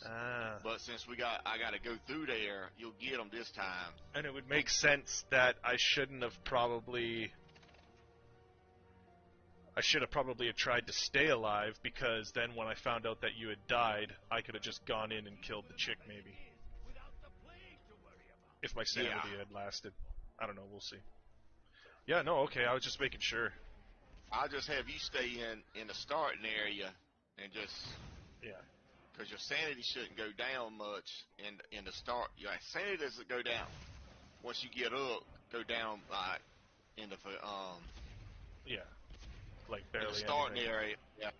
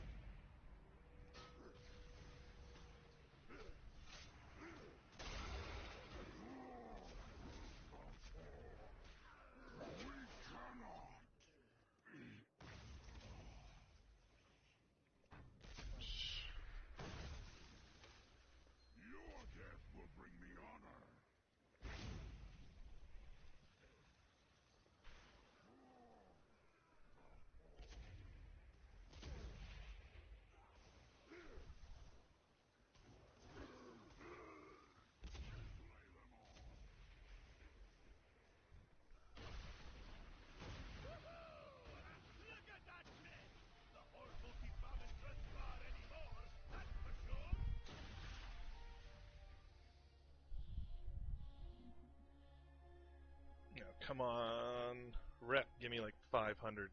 7th Legion.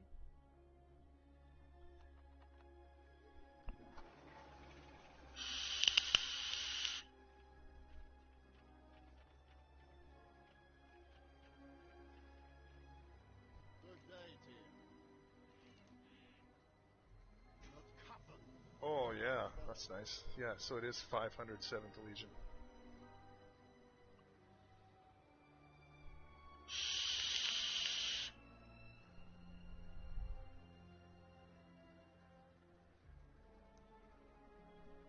Alright, I'm gonna hearth back now, and then we'll go and do one of those thingies.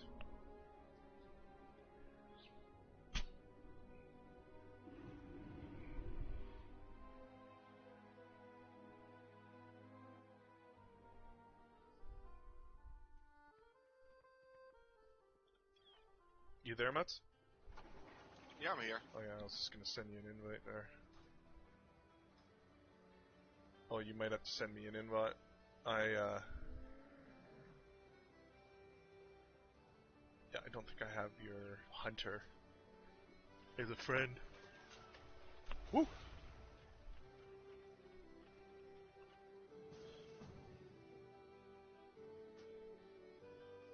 There you go.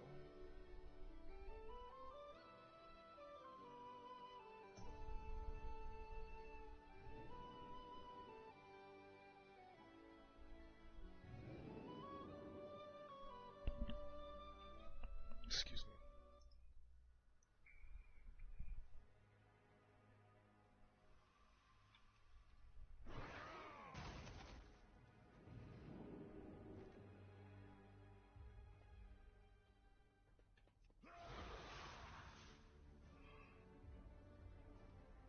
Holy moly, there you are. Let's grab this quest here. We meet again, champion. I don't think I have enough coalescing visions, but I'm going to spend my echoes on one.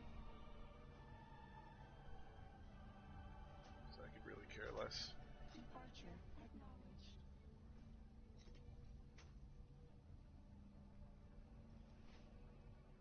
Alright, I got one.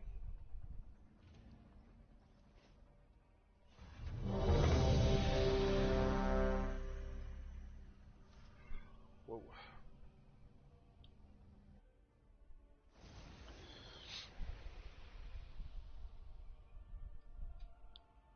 Driven mad by Nazoth's whispers, Thrall believes that the elements warn him of a disaster. That was weird, it like froze on me there. Orgrimmar drinks the blood of Nazoth, twisting the Horde into a frenzied war machine.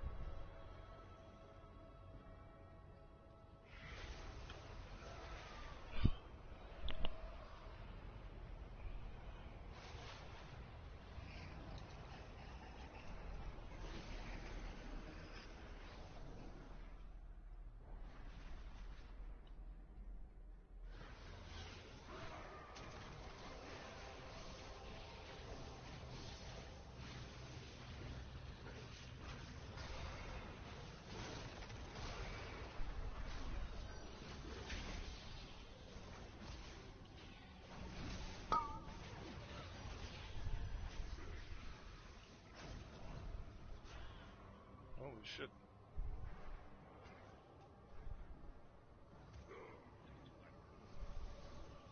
You alright there, Mutz? Yeah, I had to eat. Oh. Oh, you shouldn't have even started it. I don't mind waiting. No, I in here. Oh. Because the food I got only works in heat. Right, you have the stuff that... Yeah, you have different stuff. The support stuff.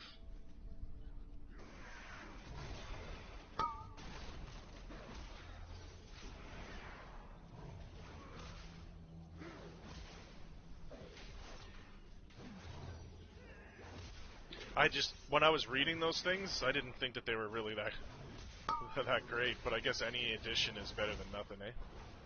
Well, the food generates 2% of your health the whole time. And the kebabs give you like 100 sanity back instead of you having to use anything. Oh, I see.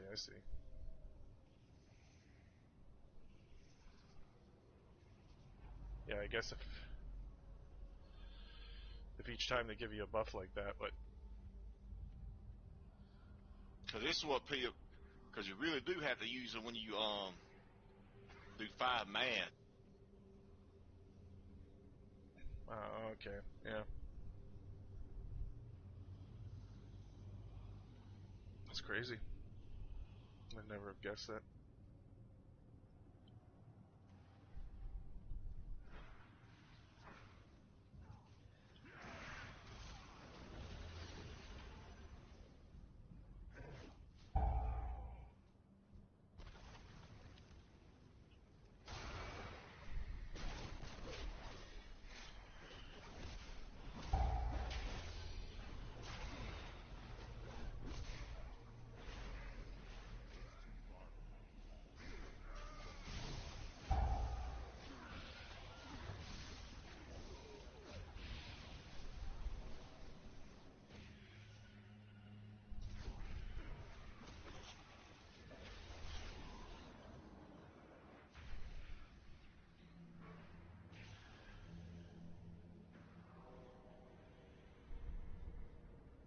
Alright, you stay down here.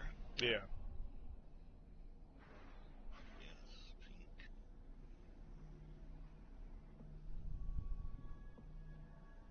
Pink. Yeah, the potion. The black one's the bad one. I'm gonna go do. I thought you said the green one was the bad one. No, it changes every time you come in. Oh, okay. Crazy. You just have to pick them up and see.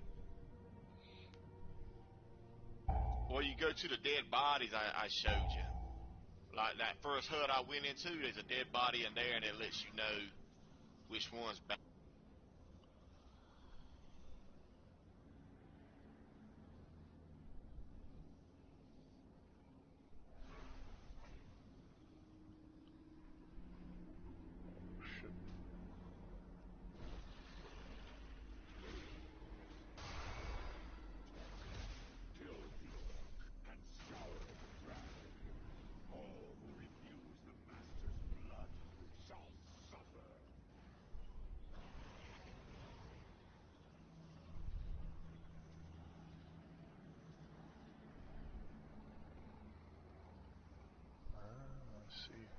Yeah, I'm about to go insane. Not that I already am not, but that's alright.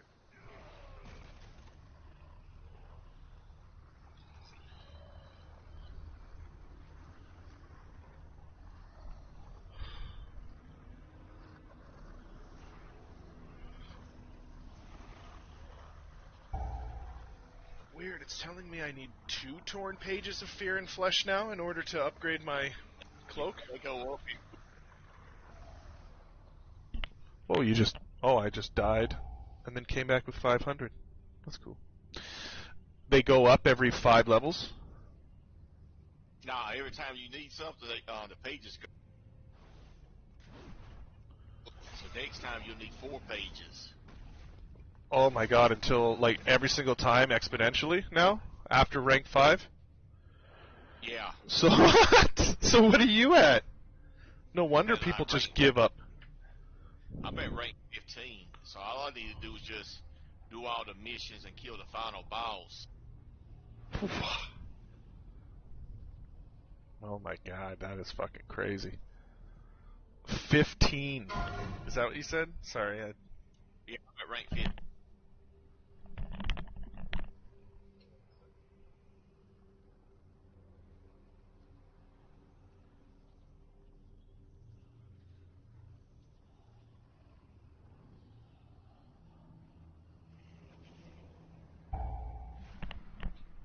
I thought someone was knocking at my door. It's goddamn someone doing some like renovations on their wall or something.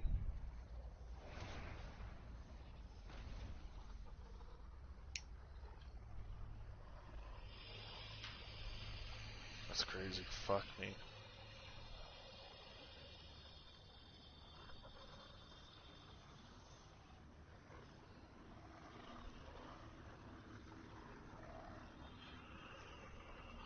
What a fucking dog shit thing Blizzard did with that.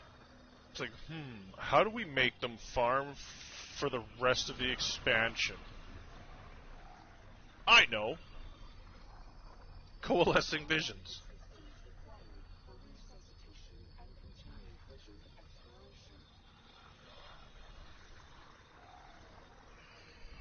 Let's search the drag for survivors. I'll conceal any we find while you keep the enemy at bay. There's a teleporter on the other side of the drag.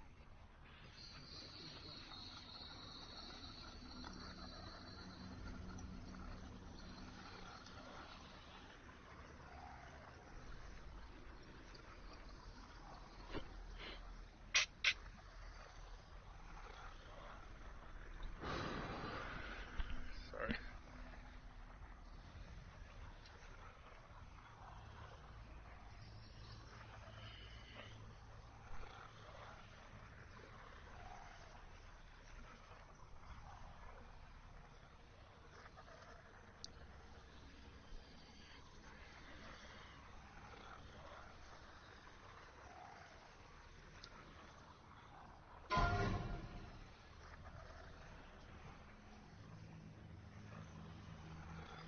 What boss mod do you use? Do you use Bigwig? For what?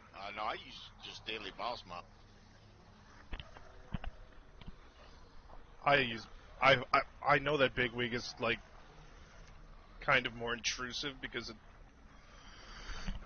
it's always spitting information out at you, but I find that it just has so much more info. That plus Little Wigs.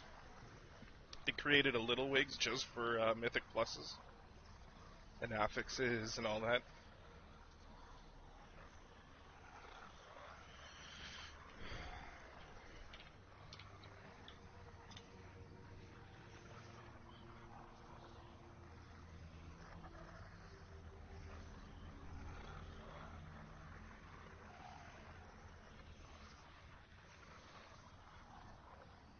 This isn't good.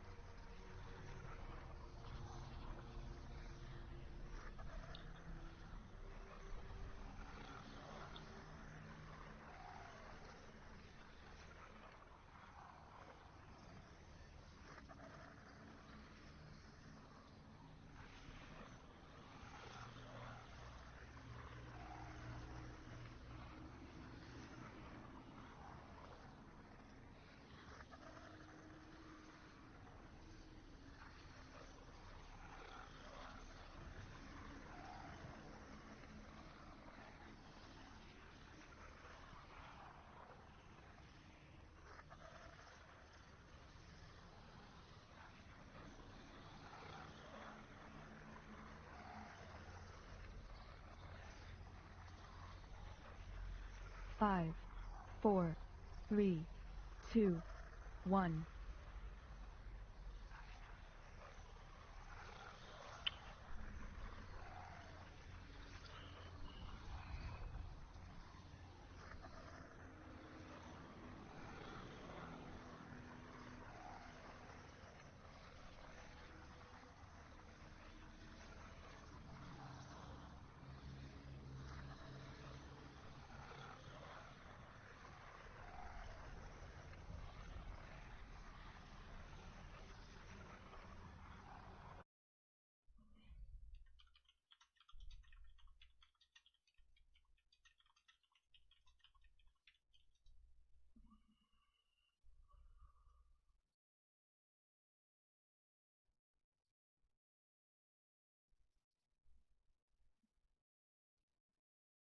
Sorry, I'm just making adjustments to my big wig.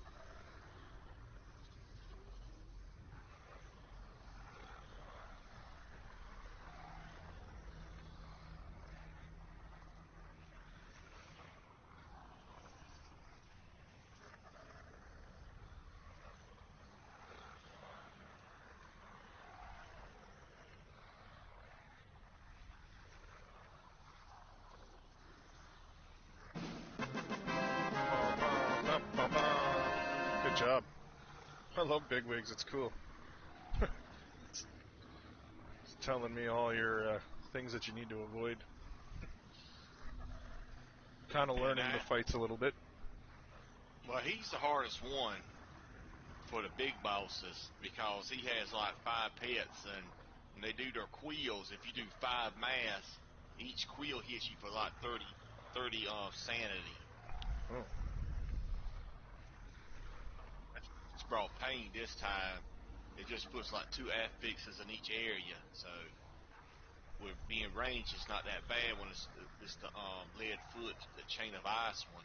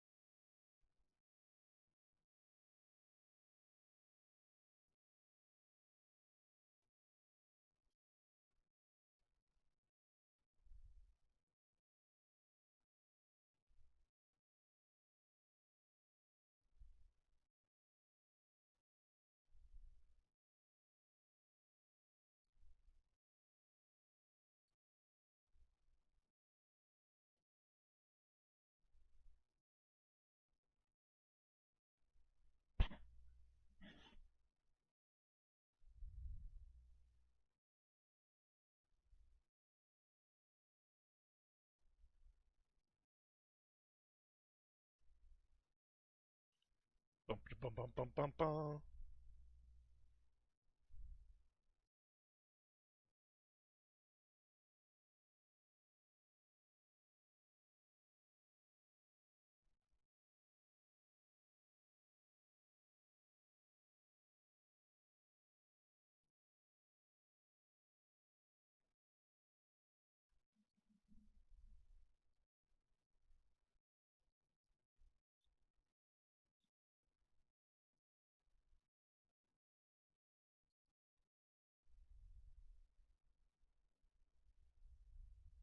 Defeat enemies in the Valley of Wisdom.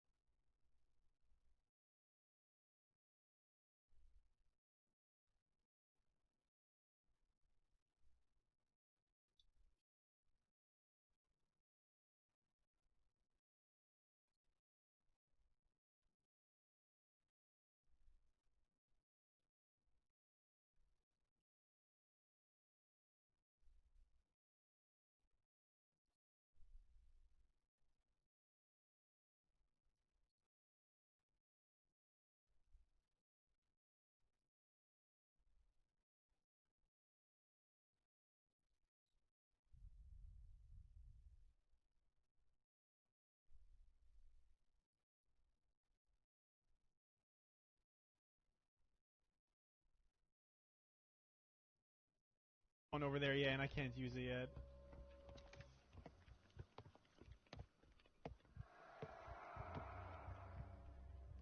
Thank you, Pawn. I'm glad you're liking it.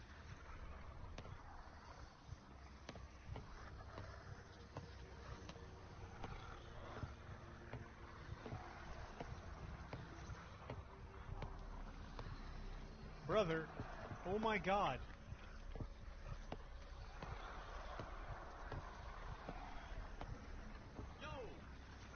Skibirrel, thanks for the 38, dude. Thank you.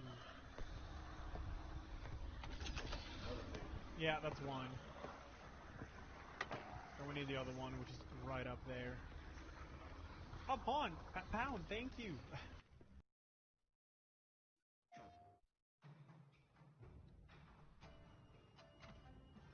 swore to protect this island with my life. Never once betraying my code. Until today.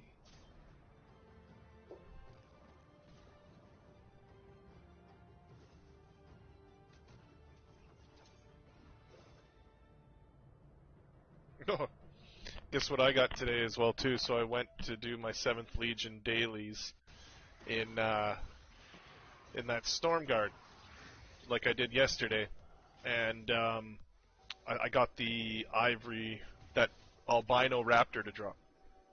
Oh yeah. That's like crazy. So I got the Mustang yesterday, and then I got that one today.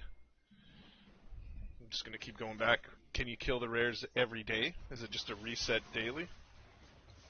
I think they are reset daily.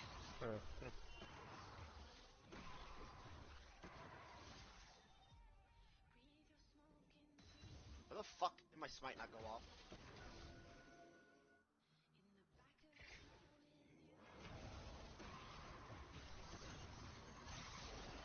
I'm just back on that. Hey guys, just hopping out of here. Guys, you're inting a little bit.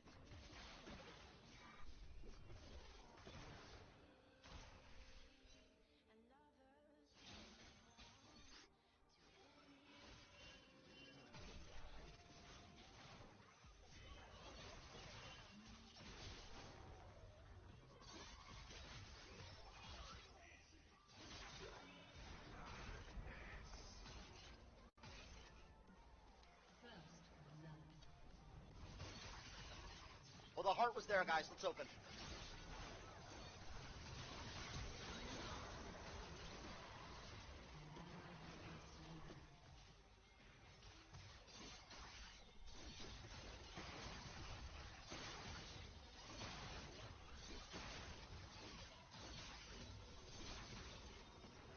Hell no. Bum bum bum. Draven got a kill, got a stack. It's pretty good. And then now we... Oh, now you kill this person? Yeah, you kill Thrall. Oh, so you've killed it all and... Okay, I see.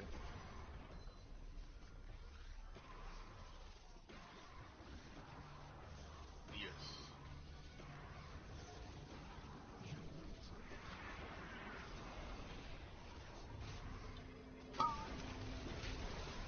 Well, I'm just not resetting.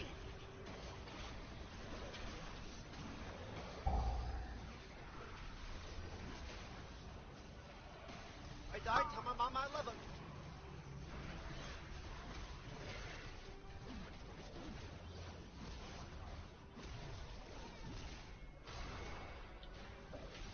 Are you just so scared you have latent prio everywhere? Are you stupid?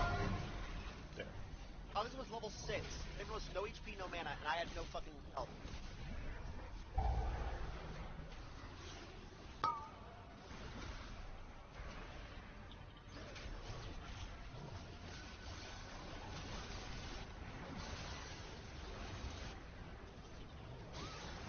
Jacked. Almost wore off last auto.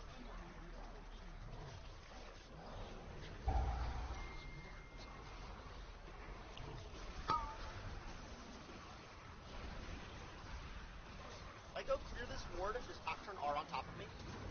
You guys think? Oh, I'm fucking alive. Did you do that again?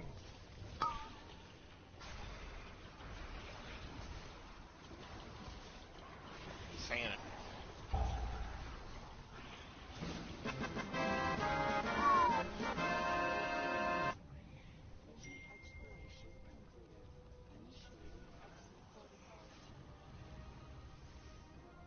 Whoa, I got some stuff there.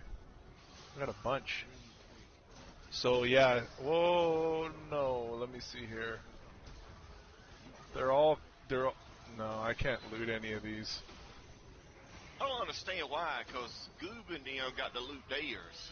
Like, I can get this one.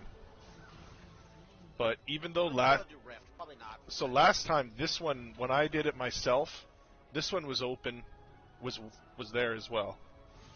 Oh, it's a damn shame. But I did get all the achievements.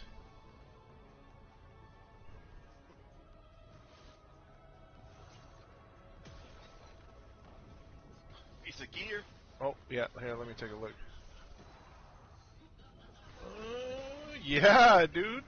460. That's a big upgrade too, man, because I have poo gloves. Whoa. So it does work. I I believe in Draven. Gonna be on the Forgotten areas next, the loot, the big loot, but that don't make no sense to me because I did just get a mask as well. I'm not too sure if that. that's Faceless. the first mask. Yeah, Faceless Mask of the Long Night. Yeah. Why are you pinging That's the first mask everybody get. Lucian? Okay. And then I wonder after now that I have, because it's 5 masks, right? Now that I have a mask, maybe I'll get a piece of loot in that other box. Do you know what I mean? Maybe it's based on the mask, not the. Yeah. Anyway. It's good to know. Implying or applying? I think applying means applying for a job. Let me leave here. Sweet, dude. That was one of my last blue pieces. I think all I have still is a blue trinket. That was jumbo.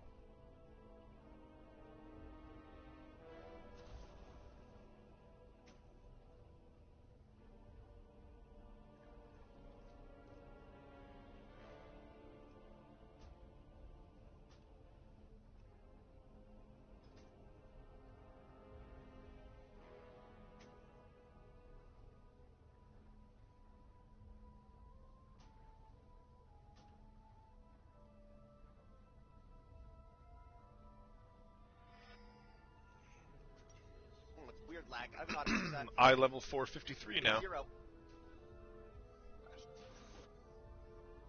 It's not bad.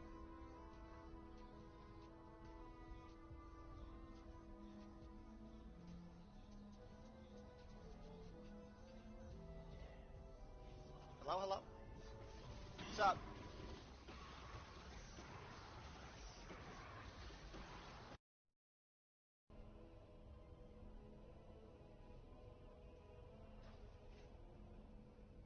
Yeah, thank you for that.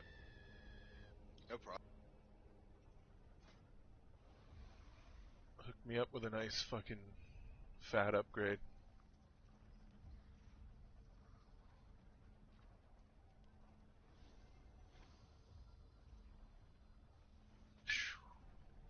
Yeah. 453, like, can easily do plus 10s now. Now I want to try and maybe pound out these fucking... I didn't get one of those things, though, one of the pages. That's weird, too, eh? Because we killed Thrall. 100%. I killed all zones, so you got pages. Super weird. I don't know, mate. I don't understand it because I know when I took Goob and Mac through, they got everything, all the pages they needed, and gear. Yeah. That's weird.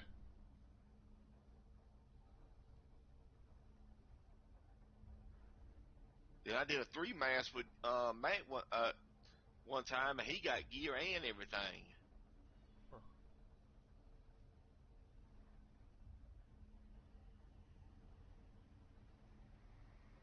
Yeah, it doesn't make sense. Doesn't make sense at all.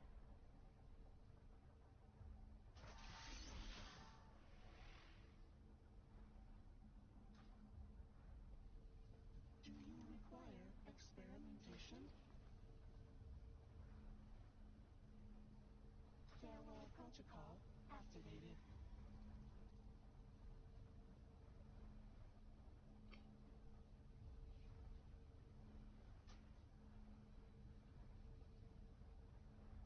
Who do I turn...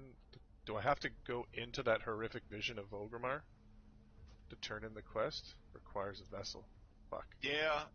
I mean, if you get a vessel, you can, but you don't have to use the vessel. You can put the mat, or you can save it for next week. Yeah, I think I'm just going to do that.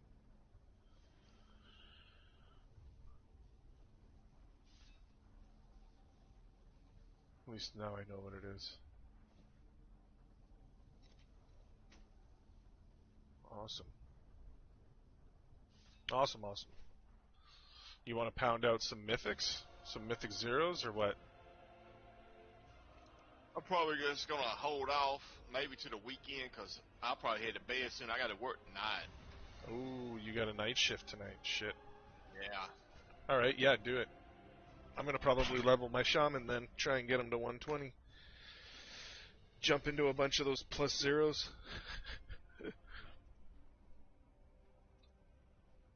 Especially if you're a healer.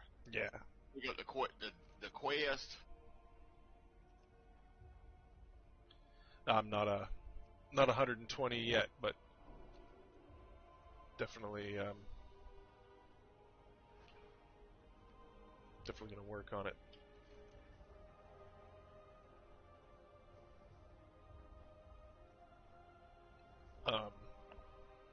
Probably just heal in dungeons as well too, eh? It's probably quicker. Yeah. Full XP gear and just go and heal in it and you're done.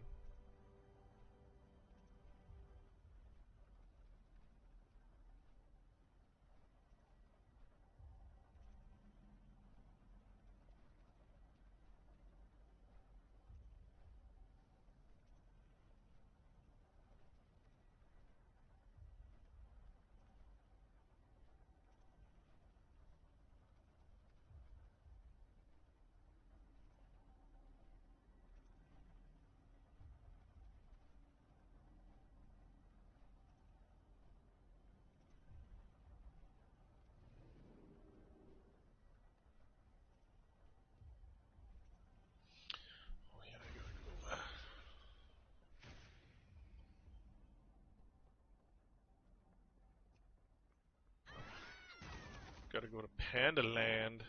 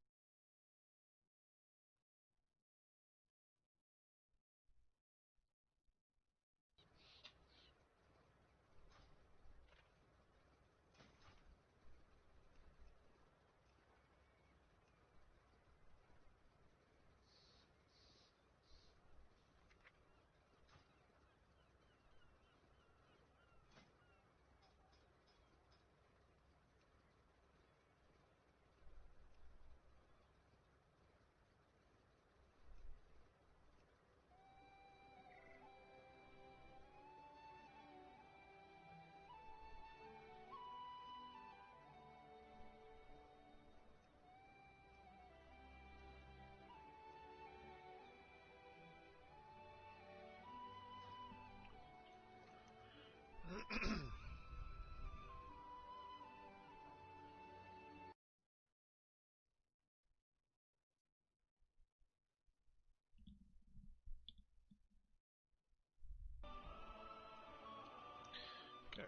we're going to go to Vale, Eternal Blossom, do that weekly thing, then probably level the Shaman maybe.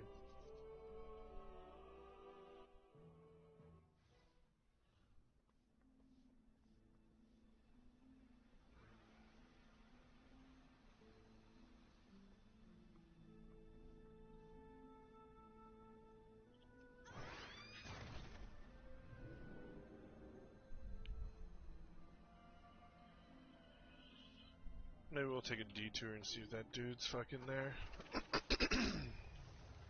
To kill.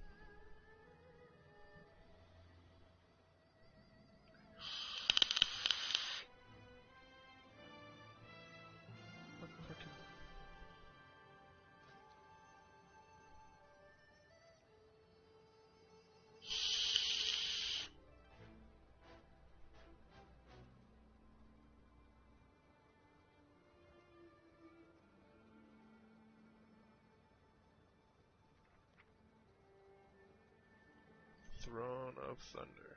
Mutz, you there? Yeah.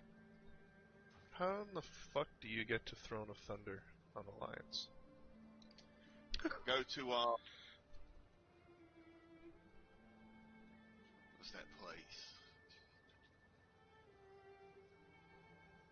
The town along, like, steeps kind of thing? Like the far, far west coast of Panda Land, or... Yeah, you gotta go there. If you don't have the portal, you gotta do like a mini quest yeah. to be sent there. Probably have to do all that.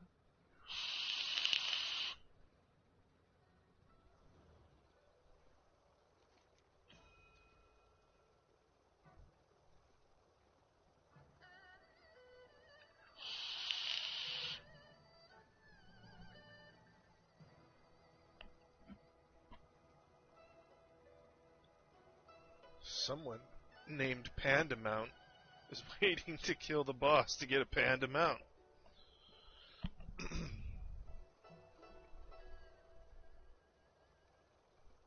When you sit down and name your character, do you have anything in your mind that you try and go for? Like a theme? Nah, not me. You obviously don't click name generator, though.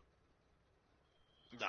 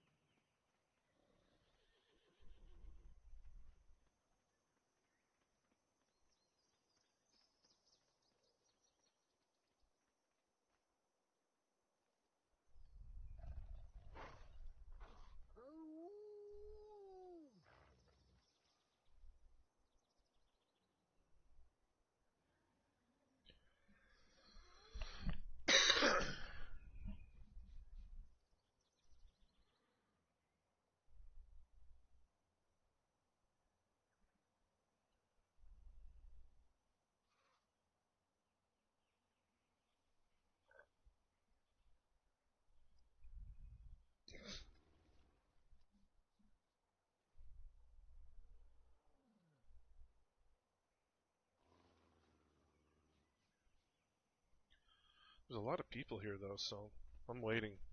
Maybe people have, like, timers or some shit.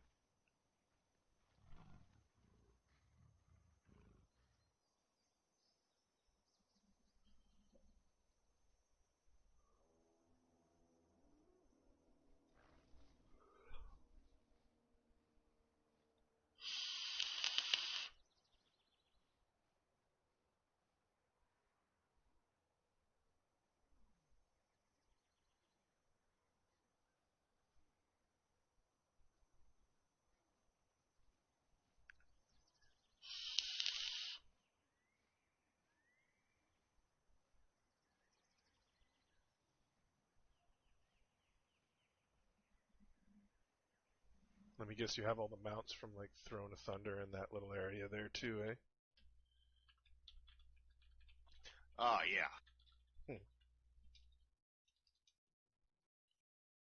What's it called? Is it called the Isle of some shit? Yeah, Isle of Thunder. Thunder.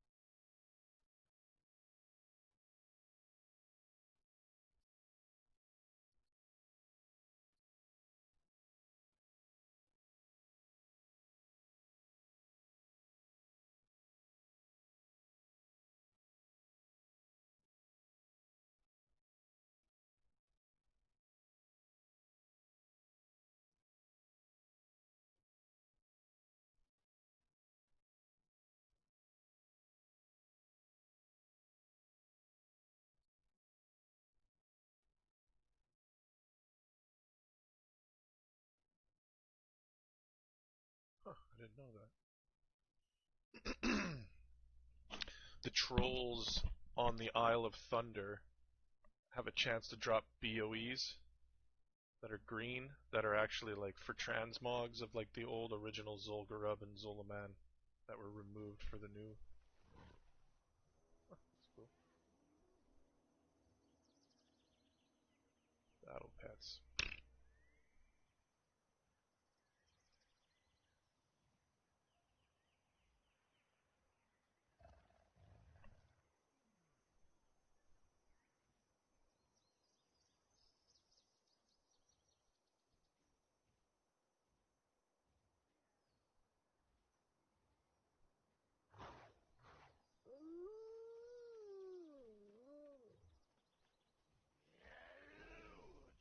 Here he is. Wow, he fucking died fast. You get no time to fucking. I got some fucking boots. That sucks.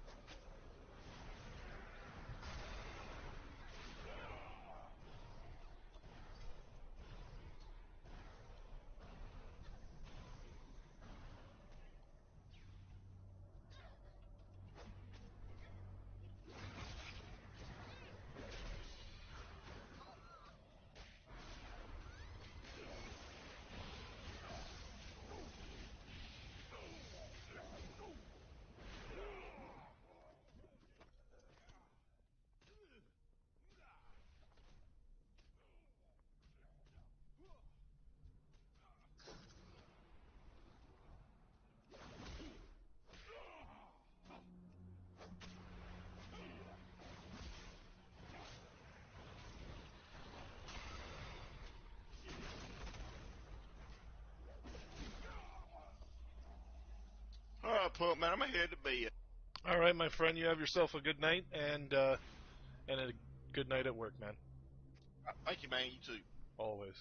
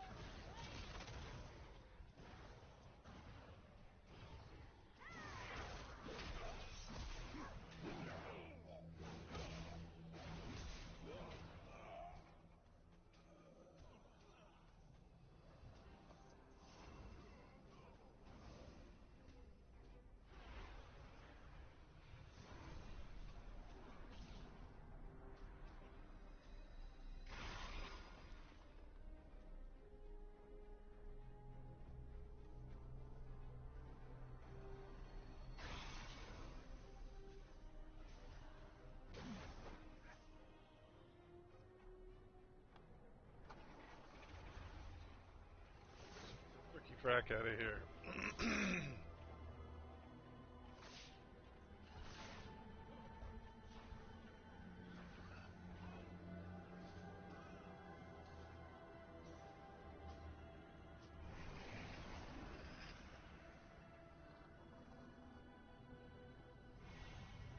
Yes.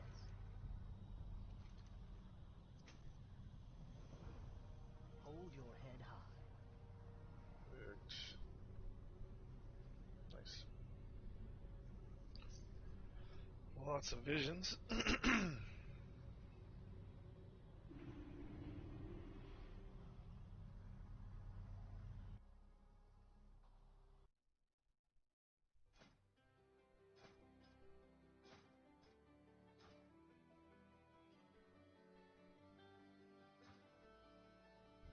bodge goods here, me.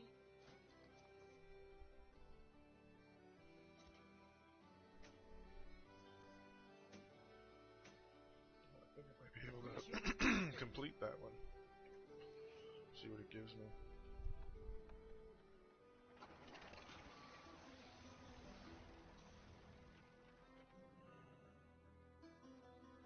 Good day to you.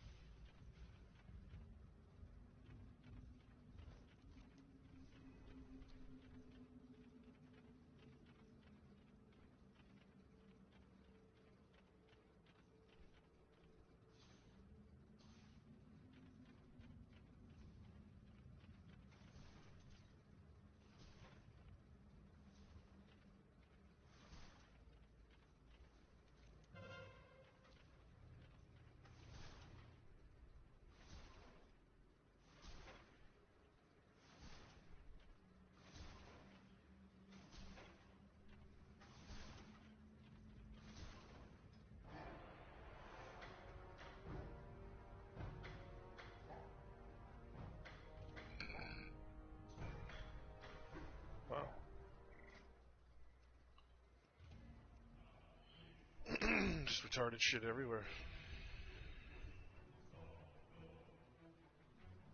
Put it back.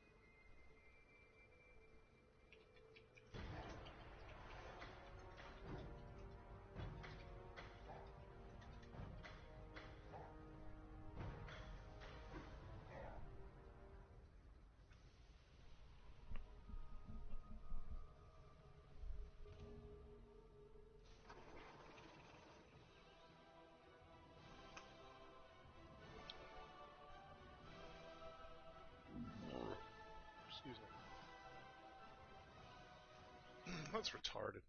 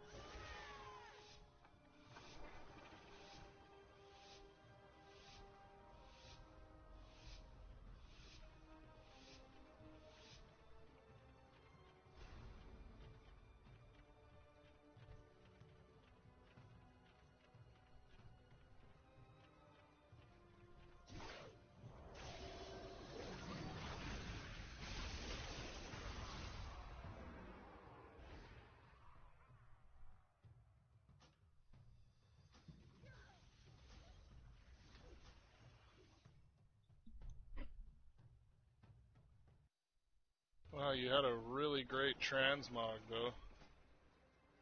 Fucking idiot.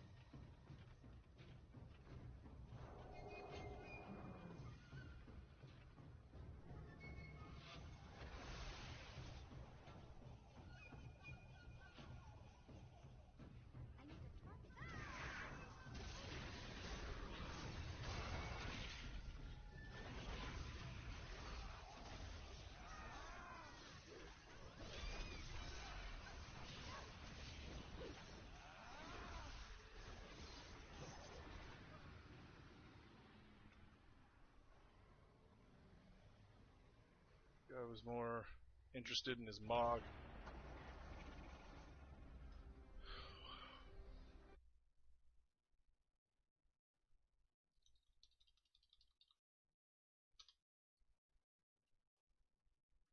This is fucking. What the fuck?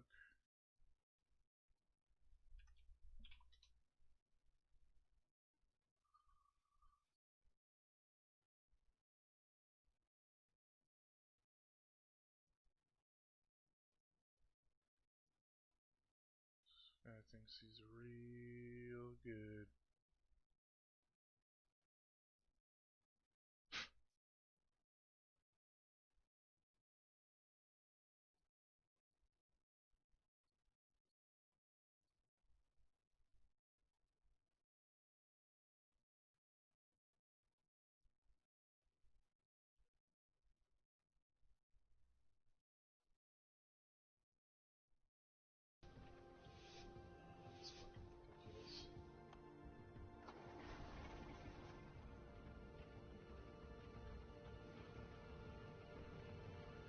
Jesus.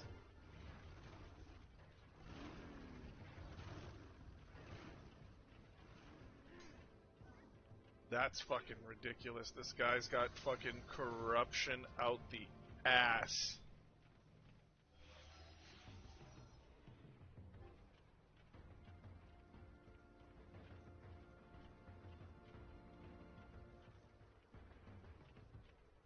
Everything he has is corrupted. Corrupted.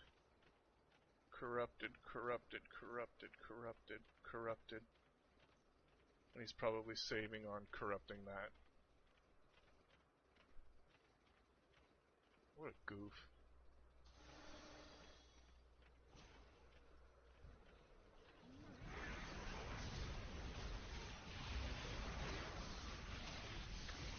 Oh, we're fucked.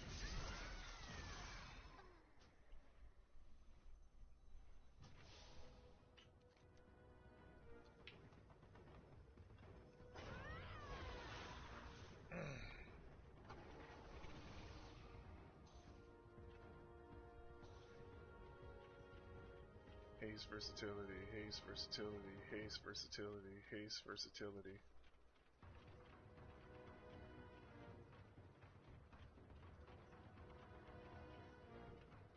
Shit. That's fucking ridiculous.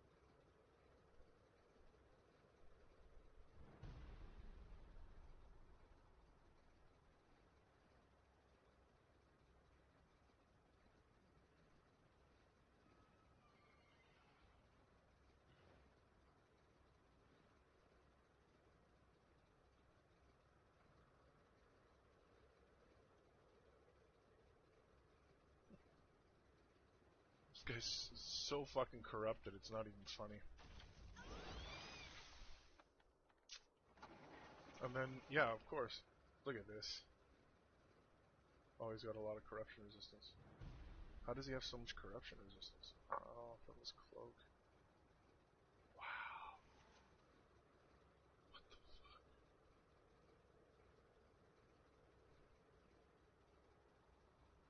fuck? They fucking shot this whole thing to hell, dude.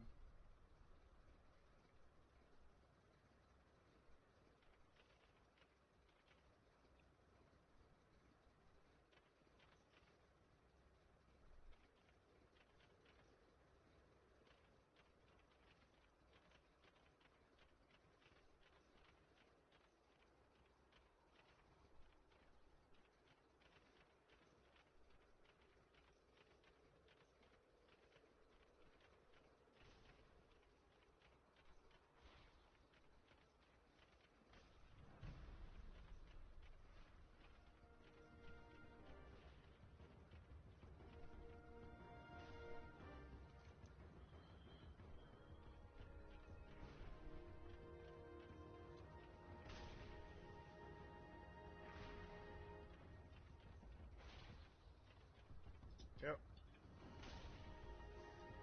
Later. What a fucking stupid thing they have. What a stupid system they have. This is so stupid. Their PvP is so trash. Makes me want to slap myself.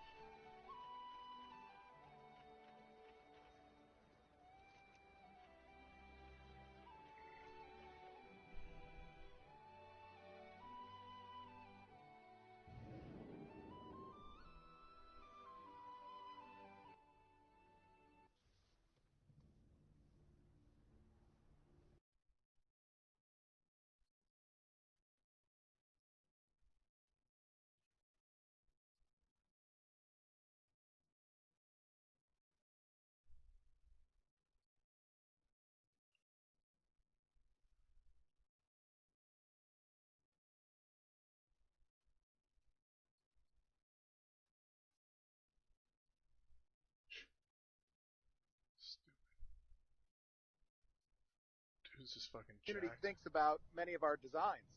To see if there's a demand. Exactly, yeah. Okay, this is the one, the Temple of Ankaraj.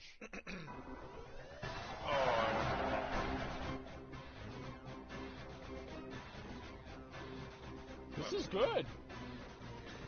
Wait, why would he eat his own eye? Okay. Invader Zim? Wait, really? I never watched that back in the day, except for like 3 episodes. Oh my god, this is actually pretty good then. Holy shit. Damn, dude. Invader Simp? No. Okay, I'm impressed. I'm actually quite impressed. Hello, humans, and welcome to another episode of Dungeon Dives. Yes. In fact, this is the biggest episode of Dungeon Dives yet, so let's just jump into it. Like always, there will be timestamps for specific parts in this video, and we'll start off with how some of the loot will work in this new 40-man raid. Tier gear is very similar to how it's done. Actually, I'll go ahead and just give you guys a spoiler. Here's how the gear is gonna work. McConnell, did Paladini talk to you about this? Okay, well basically here's how it works. I'm gonna get all the gear at the beginning, and that way, we don't like it. That's what's gonna happen. I'm gonna get all. $20. To get a piece of gear, you will need to collect 2 sets of 5 scarabs, and these are the exact same scarabs you loot from AQ20. These are BOE. You'll also need 2 idols, and these are specifically unique to AQ40. You just buy them. And you also need tokens that drop from specific bosses in the raid. Easy. In order to get all 5 pieces of gear, you will also need to be honored with the Brood of Nozdormu. Another cop. Which is a lot easier than it sounds, because you actually start at hated with this reputation. To gain rep, you will need to run AQ40, and there will also be rep increasing items like the Karaji Lord's Insignia and Ancient Karaji Artifact that give significant boosts in rep. The Karaji Lord Insignia is in vanilla WoW? I thought they added that in like BC or something. It is? Oh, wow. What the fuck? I didn't even know that. Okay. So, with each level of reputation, you get a new ring that is better than the last. While AQ40 does not have any attunements to get into it, that doesn't mean that there's some prep work that needs to be done. Nature resistance is a big part of AQ40, so get a bunch of greater nature resistance potions and gear. I'll get like 3 of them. Also, AQ40 is not an easy raid. So far in Classic, we've been doing raids that are pretty simple, but AQ relies on significantly more coordination by your raid, so for this reason, I'd probably suggest that you should not pug it. With that being said, gather 39 of your guildmates, and let's enter the Temple of Encourage. I do think Cthulhu will be hard. I do think that there's going to be a lot of groups out there that are going to struggle a lot with Cthulhu, because they'll stand next to each other and chain the beam. All of the other bosses, even Twin Emperors, I think is going to be pretty easy. You guys can't wait to watch? I can't wait to do it. I'll be raid leading AQ, by the way, at the beginning. So you guys will get the true experience. Die.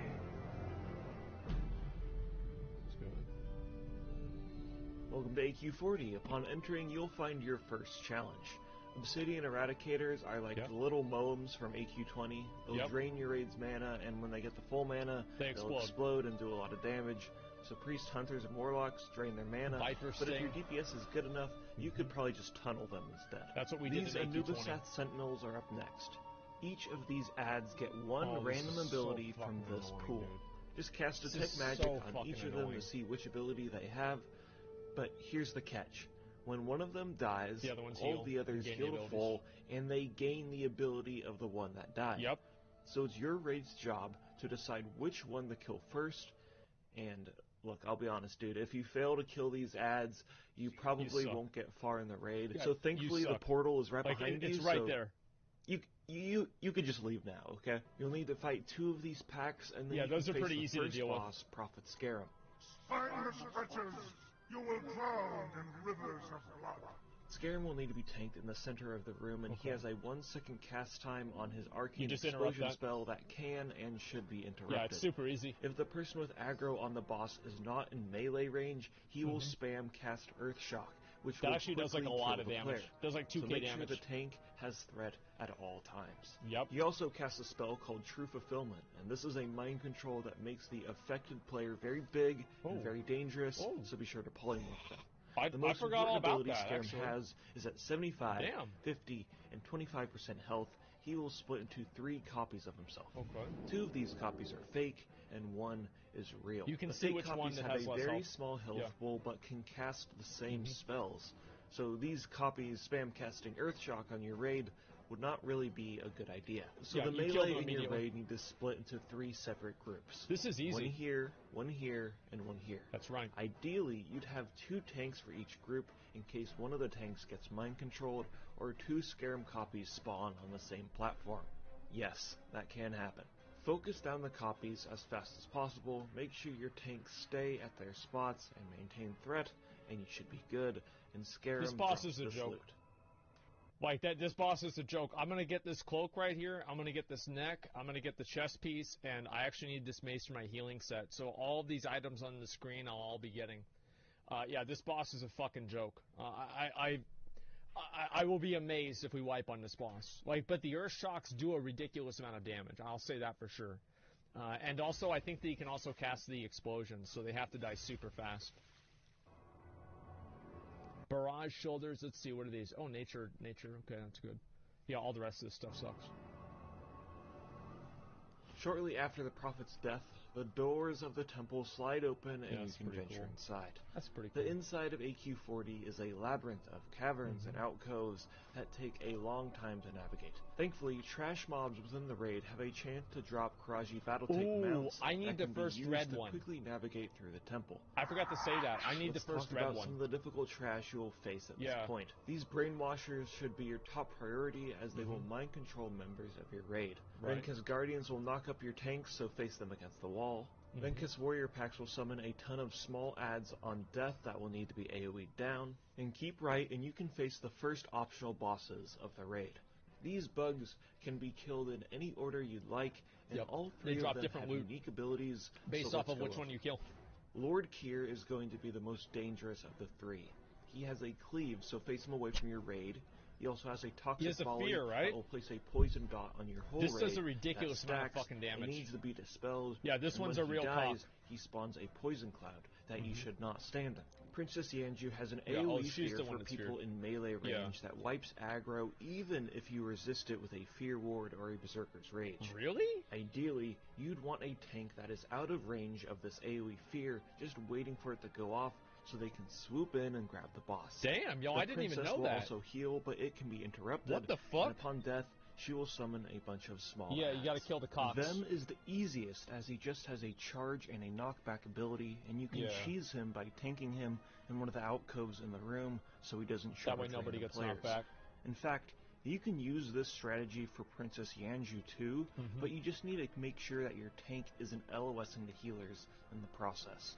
If Vem is the last bug standing, he will enrage, and upon death, he will enrage the two other bugs. Yeah. So no matter what order you kill them, you will be dealing with a pissed off bug at the end of the fight. It doesn't matter. The strategy for these bosses is pretty simple. You just focus them down one at a time, and make sure you're cleansing poisons, and you should be good. But here's the catch. The loot tables are different for whatever boss you kill last. Most people want to kill Lord Kier last, as he drops the best loot. But it's also the most difficult route to take, because he's dealing a bunch of increased damage to the tanks, because Vem is dead. Yeah, you need the potions and shit for this. So if your raid can't handle this damage, or you want different loot, killing Vem... this boss is fucking awesome. For a vanilla WoW boss, this is one of the coolest bosses in the game.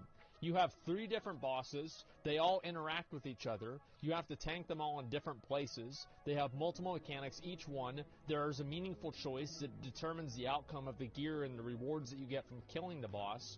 This is really cool. I've always liked this boss a lot. You choose your difficulty? Yeah.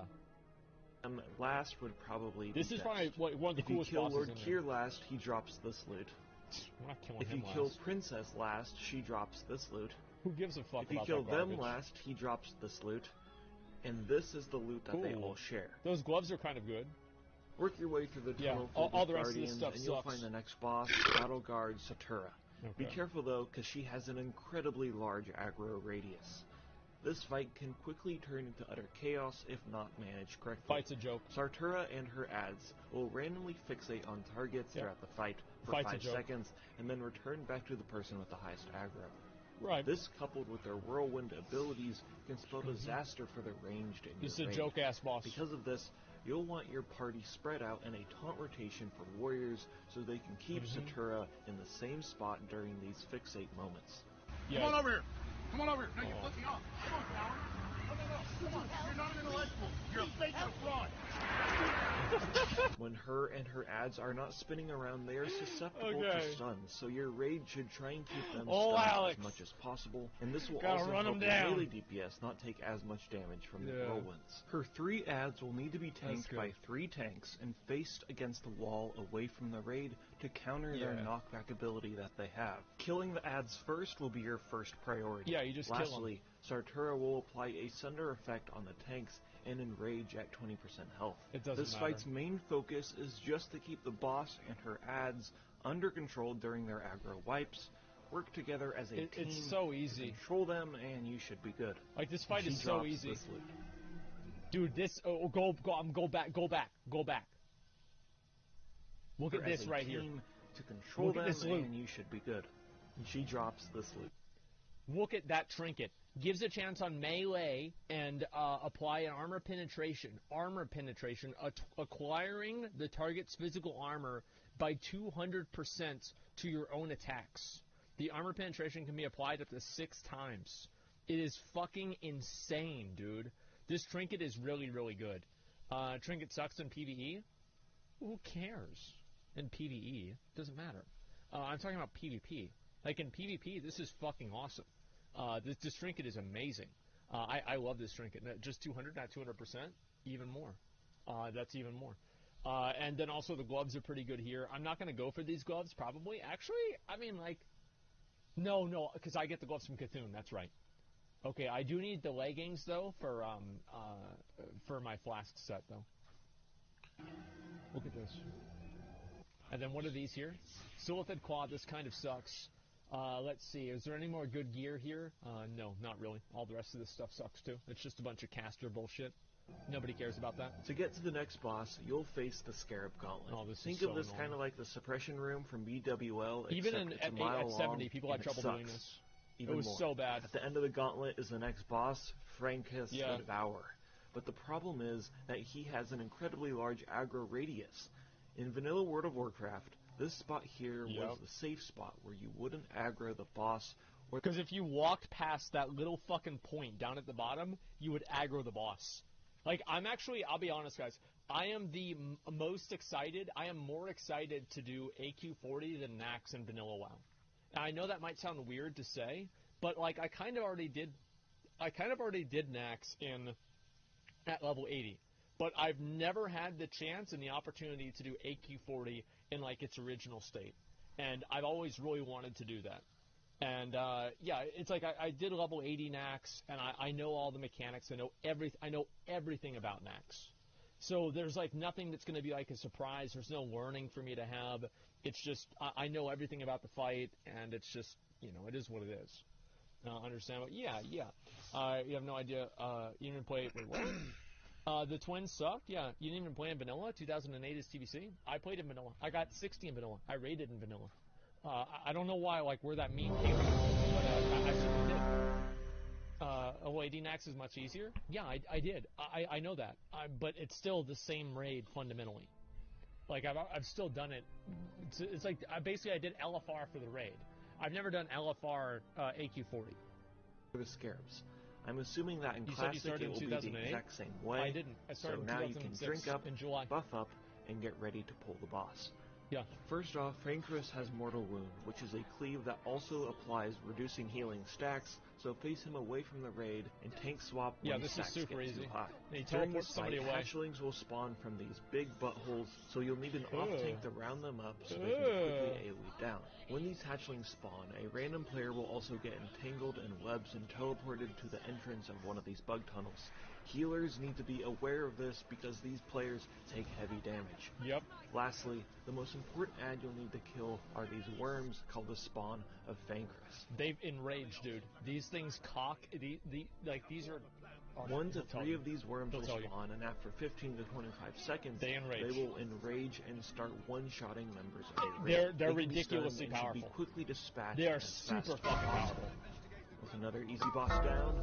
So this sword right here, this sword, I'm getting this sword right here. Ancient Karachi Ripper. I want that sword. That will go to me. Also, the Barbed Choker. This is a necklace. Increases 1% crit, 10 stam, 44 AP. That one's going to go to me too. And let's go look at the other items. He drops this one. Chest piece, that goes to me. I get the chest piece. Let's see. Leggings. I might get those leggings even though they don't have any strength on them. Those leggings actually are pretty good. 2% crit on those legs. Might as well just give those to me in case I want to use them differently. Shoulders as well. I could use those for a little bit more dodge avoidance set. And, you know, maybe get the chest piece there for my flash set too. We'll Enter the give him a gaping combo, chasm on the left side of the room and Yes, travel up is. the ramp, and we can face the most unique but annoying boss. This which boss is is Viscidus. fucking cool, Viscidus is like most Like, bosses. I in like the this raid, boss and the a fact lot. that he has a poison volley that he'll cast from the raid, and he'll create clouds that are, well, you guessed it, it's poison. But here's What a the surprise. catch: in order to damage this boss, you will need to freeze him. To freeze him, he will need to be hit by 200 frost damaging attacks. 200, dude. Doesn't matter how much damage these attacks do, there just needs to be 200 of them. He also needs to be reduced so down to frost 0 health. wands, frost oil on weapons, Yeah. rank 1 frost bolts. You just Your use whole frost oil. raid needs to work together to freeze him. When Viscidus is frozen, he will need to be shattered by having your raid perform 75 melee attacks on him. After that, he will explode into 20 All the slimes little around the ads, edge of dude. the room.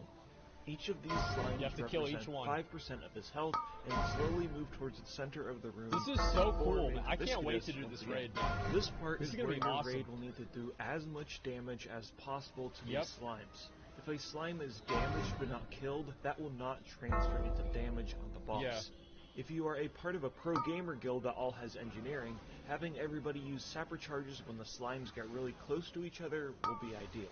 Yep. Do all that, and he should be dead, and he drops. So, for this boss, I need the trinket right there. Ring of Karaji Fury, 12 stand, that helps me stay alive. 40 AP, helps me hold more threat. More critical strike chance, more threat again. I'm obviously going to need that one too. Let's see. Yeah, that's all I need from that boss. Yeah, so we need to make sure to kill him for the mage weapon. This mage weapon is insane. 72 spell damage and 1% crit. That's fucking ridiculous. This Scarab Brooch, by the way, was so good because it scaled with like a percentage of value. People would use that Scarab Brooch right there during heroic Lich King progression in phase 1 to avoid getting infested.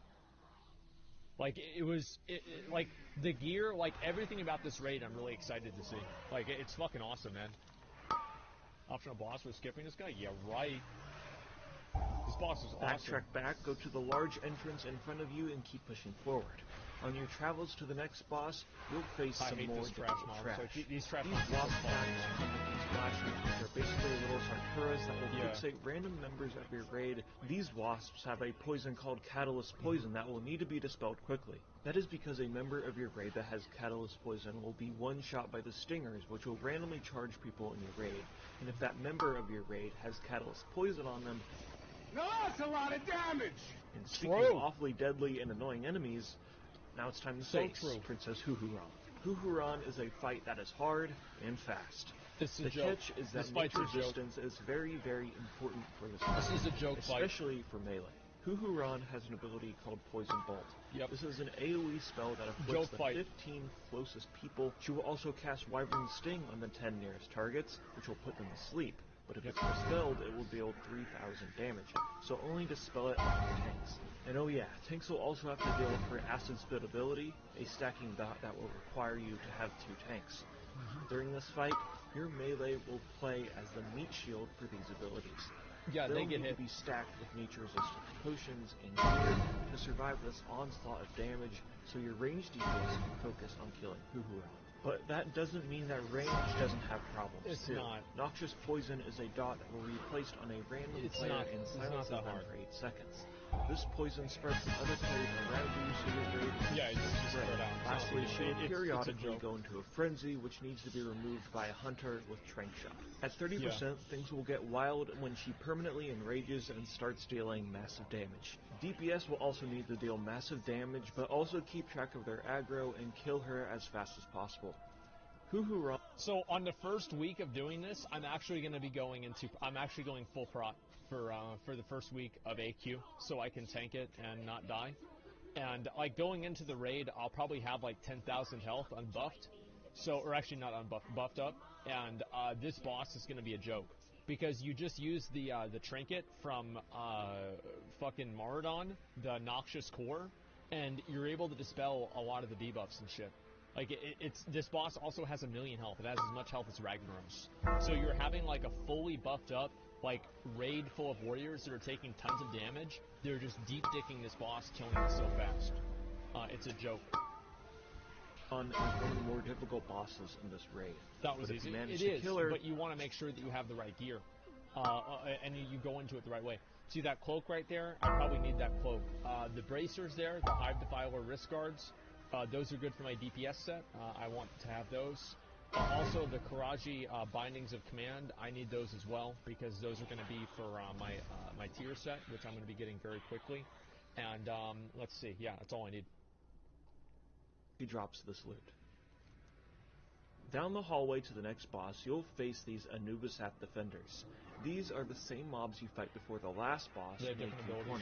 These are the 4 different abilities they can possibly have, and it's possible that they can reflect these schools of magic. Just use Detect Magic on them, make sure your raid is flexible and can adapt to these abilities, and just listen to your raid leader because these can be more difficult than some bosses. The Meteor is really what kills you. Yeah, the Meteor is like really bad. As you approach the next boss, the foulest stench is in the air. The funk of 40,000 years. For no mere mortal can resist the evil of the Twin Emperors. When you are wannabe starting something, you are going to need to pull these bosses to the edge of the room over here. It's very important that you keep the twins split because they will heal each other. Yeah, they heal each other for like 250k each tick. Vecnalash is going to be the target the melee in your raid are going to be focusing down. He Attack has an ability called Unbalancing Strike, which will inflict high damage and increase the tank's chance to be crit. He has a knockback that will target a random member in melee range, so face him near a wall. And lastly, Vecnalash will meet guards around the ring and make them big. These will be grabbed by an off-tank and focused down, or there will surely be blood on the dance floor. So, the thing is with like this boss, is the hardest part about this boss is knowing how the mechanics, the threat drop mechanics work. And I don't even know, like I've never, because like in Project 60 I figured it out like down to a T, and I'm curious to know like if he's going to tell it the right way. Like, that's the only hard part about it. Vecnalash cannot be damaged by magical spells, so casters, you will be attacking his brother, Veclor. Veclor will explode the bugs around the room that do AoE damage. He also casts a blizzard that you shouldn't stand in, and he casts a shadow bolt and an arcane burst that he uses on people in melee range that blows them back.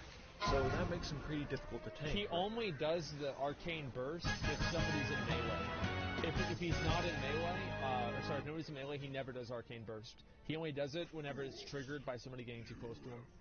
Right? Well, that is why Veclor needs to be tanked by a warlock. With searing One pain. warlock will be on each side of the room, and they need to use shadow resistance potions, shadow resistance gear, and talents, and be spam casting searing pain on Veclor, and they need to not stop till they get enough threat. Also, Veclor is immune to melee damage. Every 30 to 40 seconds, the twins will teleport and swap sides. 5 to 10 seconds before this, your melee will want to start running over to the other side. This is because 1, Veclor can't take melee damage, so they would be useless, and 2, after the teleport, the twins will have threat on whoever is closest to them, which should be the tanks. Now, despite Veclor... It can also go to pets. Anybody who's a prospective raider, the teleport, it will go to a pet. So even if you don't, you need to make sure you have your hunter pets out. Because if it goes to a pet, you are fucked. But yeah, no Garfields in your raid, exactly. You need to make sure you don't have any pets on the boss, and like warlocks are all using imps. Or, you know, the warlock that you have there is using a fell hunter for obviously like reduced magic resistance and soul link, so they're not taking as much damage. Being very unfriendly to melee, you'll want a tank to grab that initial threat from the teleport, and then the warlock tank will pull the threat from the normal tank, and then that tank can run away. Rinse and repeat this dance of swapping threat and maintain communication. Just beat it, and the twins drop this loot. So, let's look at this. Kalimdor's Revenge. McConnell, do you want this sword? Great, alright, that means I'm getting it. Alright, so the sword actually isn't very good. It's a shitty item. It has high DPS, but it's not as good as Ashkandi in any real way. We also don't know if the proc scales with spell damage. If it does scale with spell damage, I'm pretty sure it's going to be better than Ashkandi or even Dark Edge of Insanity for PvE rets. But it's not easy, dude. Come on. It is easy. Like, it is. Like, it's easy. Like, the thing is, like, most raids are easy. The reason why classic raids are easy, let me explain why I think classic raids are easy, is because you can delegate the responsibilities in the fight to, like, a select group of people. So, for example, in, like, Nihilotha, or in Battle of Desire War, or Eternal Palace, you have to have these mechanics that every single player has to do. And in Classic WoW, you can offset all of that by shoveling almost all of the responsibility into a select group of people in the raid, and then everybody else can be completely fucking clueless. So, for example, Fire Maw is a very hard boss in BWL. Why is Fire Maw a very hard boss? Because every individual player has responsibility. And Cthulhu will also be a very difficult boss because every single player has responsibility, and those individual players can mess up the entire raid. Even what's his name? Fucking Veil Stress is the same way. You have 40 people, at least 10 of them will be fucking idiots, but it doesn't matter though. That's the thing. Is like this boss is only hard if people don't move out. Veil is the same, but it's easy. Yeah. Prime is easy. Twins took very long to kill back then. Twins have 2 million health. So yeah, this boss is going to take a while. This is definitely a, what's the word for it? It's, I don't know what you really want to call it. It's a marathon fight. Yeah, it's a marathon fight. Yeah, it's an endurance test, something like that, sure. But the thing is, like on here, you need the 2 tanks, and then the 2 warlocks, and then everybody else doesn't really need to do anything right, besides just move out. That's it. But all of the other responsibility is offset onto those individual people, which is why I think the fights are easier. What is this here? It's a shitty ring. Okay, who cares about defensives? What about this bracers? Oh, wow! Look at those bracers! Holy shit! 15 strength, 16 agi, 1% hit? Holy fuck, I want those, man. Those are really good. Oh my god. After killing the Twin M's, you'll face the worst trash in the whole instance. To play it safe, you should pull each pack into the room. I don't think these packs are so bad. These packs are mostly just combinations of ads that you've killed previously in the raid, but they're still extremely deadly. Your first priority should be these Mind Slayers. These are the guys that have the Mind Flay and the Mind Control. Also, when they die, they do a drain mana and a fear for anybody close to them, so they should be pulled away from your raid when they die. Next are the Slayers. These need the main reason why you wipe and trash in AQ is by aggroing extra trash. Like, that's like the #1 way for making a mistake. Is that you fuck this up, all this stuff is going easy? Well, I mean, we didn't really wipe in BWL. It's like you just wipe and fuck it up that way. That's the main thing. Tanked far away from casters because of their AoE silence, and they will enter a frenzy that needs to be removed by hunters with Trank Shot.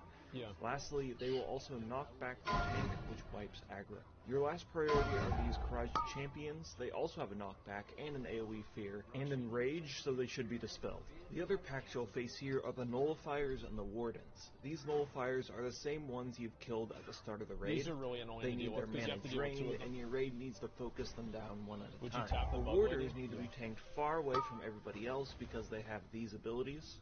But once the Nullifiers are dead, they should be pretty easy. Carefully work your way through these packs, hold left, and you can face the second to last boss, which is Oro, who is... He's a bug. He's a worm. Where the hell is he? Oh, shit! Oro's primary ability is Sweep. It's a cleave attack that will knock back anybody who is hit by it. So face him away from a raid, and a tank is going to need to use Intercept to charge back into the fight midair. Sandblast is another dangerous ability that stuns everybody in front of him for 5 seconds, so it's very important that you have at least 2 tanks for this fight. During the encounter, Oro will burrow back into the ground, and you need to dodge his Quake ability. This is signified by a bunch of flying rocks so on the easy ground, to avoid. and during You just this walk time, away from it. Scarabs will also spawn that need to be rounded up and killed. Make sure your raid stays spread as when... You know what we should do? Is we should do, like, we're not going to do it today, right? But, like, maybe, like, tomorrow or the next day, why don't we go in there with 60s and do this raid? Like, right before it comes out. And, like, I can show you guys how all the mechanics go. That's a good idea. We could go in there with 60s and with some bullshit. That'd be fucking awesome. Like, let's do that, maybe, like, tomorrow or the next day. But why? So we learn to fight. When Oro re-emerges, he will deal damage to anybody above him. When the boss reaches 20% health is when things get crazy. He attacks faster, deals more damage, Scarabs spawn, and quakes are happening all around the room, so he's not really an easy boss. So things can get pretty bonkers, but when the boss is dead... Okay, so from this boss, I need the gun. I also need the trinket there in case, you know, I want to have like a little bit of avoidance on top of that. The helmet is very good for a healing set, and Jam Gabar is a very good trinket for DPS because it doesn't give you a lot of attack power. So I'm hoping to get those 3 items, and then also, of course, the thing. Where's our Mythic Nyalotha? After this, we do Mythic Nyalotha. Actually, give me a second. I take a piss, and we'll be back. Give me 1 sec. Why does the worm have a gun? It's not a gun. It's an actual lark.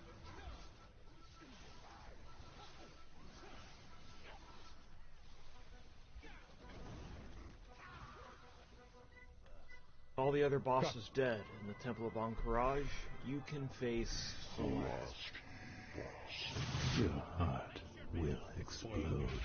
Before we even talk about Cthulhu, we need to talk about the pole. Cthulhu has an ability called I-Beam, which is casted on a random player and chains to other players. Each player it chains to... If you guys ever did this fight back in the day, even at 70 or 80, the odds are that the first time that you did Cthulhu, somebody walked in the doorway, aggroed the boss, and the boss I-beamed the entire fucking raid standing right at a line of sight of him, right? Because for me, I've had that happen like 40 fucking times, man. It would make me so angry every fucking time. Only through the walls? Yeah. It do significantly more damage.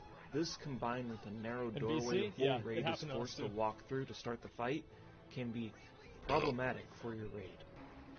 Here.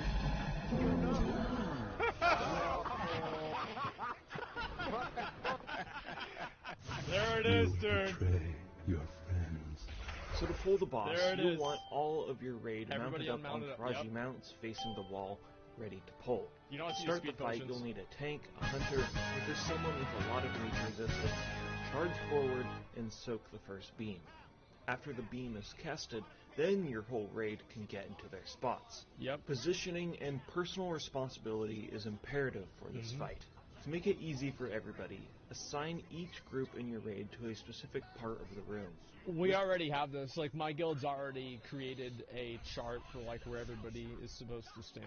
This will help everyone stay spread and avoid taking damage from the I-Beam. Every 2 hours, the I-Beam is going to be the number one reason why you will wipe on this boss.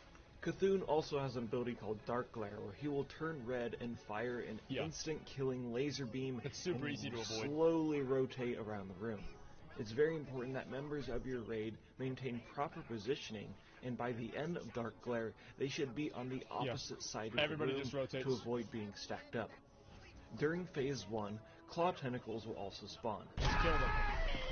These tentacles will appear below a random player and knock them up, and it's important that a tank gets them ASAP and they are focused down. Then you have the big boys. The next priority are these eye tentacles that will cast Mind Flay on random members. You of can the interrupt raid. it. Have DPS kill them quickly, and make sure none are up during Dark Glare. When Cthulhu's eye dies, the rest of the Old God will rise from the darkness, and you'll have to deal with Phase 2 of the fight. Some new ads will be summoned during this part of the fight. Those are the big Giant boys. eye tentacles will have the same eye beam ability Cthulhu's eye had, but they can be interrupted and stunned. I didn't even know Normal that, eye actually. tentacles will also spawn on a much faster rate during Phase 2. Giant claw tentacles will also spawn under players and deal massive damage to anybody in melee range, so make sure a tank grabs them as quickly as possible and focuses them down. Phase 2 is all about ad management because Cthulhu has a shield that stops him from... Technically, he's not immune to damage. He just takes 99% less damage. I just want to go ahead and throw that out there in case there was a little bit of an inaccuracy in this video. He actually takes 99% less damage. Actually... Exactly. The only way that he can be damaged is a random player during Phase 2 will be eaten and teleported inside Cthulhu's stomach. This is why you need the nature Players resistance. in the stomach have a stacking dot on them, but they need to kill the tentacles to lower Cthulhu's shield so your raid can damage him. When You the kill both tentacles are tentacles. dead or the DPS inside the stomach are taking too much damage, They need to go to the teleport pad in the middle of the stomach. I remember this. DPS, tanks, and healers have a chance to be teleported in the stomach. Tanks should get out as fast as possible. Healers should top everyone up before leaving the stomach, and DPS need to stay in as long as possible to burn down these tentacles. This is where you Cthulhu use your will turn potions if you purple, need to. and the raid will have 45 seconds to deal as much damage as possible. He only has a... It's likely that he will need to go through 2 vulnerability phases to kill him. So, I mean, he's only got 1,000,000 health. So the odds are that... I think like a fully geared like BWL raid will probably be able to kill him in one go. Only 1,000,000 health? Well, yeah. Only 1,000,000 health. Exactly, yeah. 1,000,000's a big number. Not whenever you have 40 people attacking him. and there's no other mechanics because he doesn't spawn the ads whenever he's actually purple. And also, I think the ads are also stunned, so it doesn't even matter. So you just have every single player in the raid focusing damage on the boss, and there's no I-beam. You don't need to worry about that either.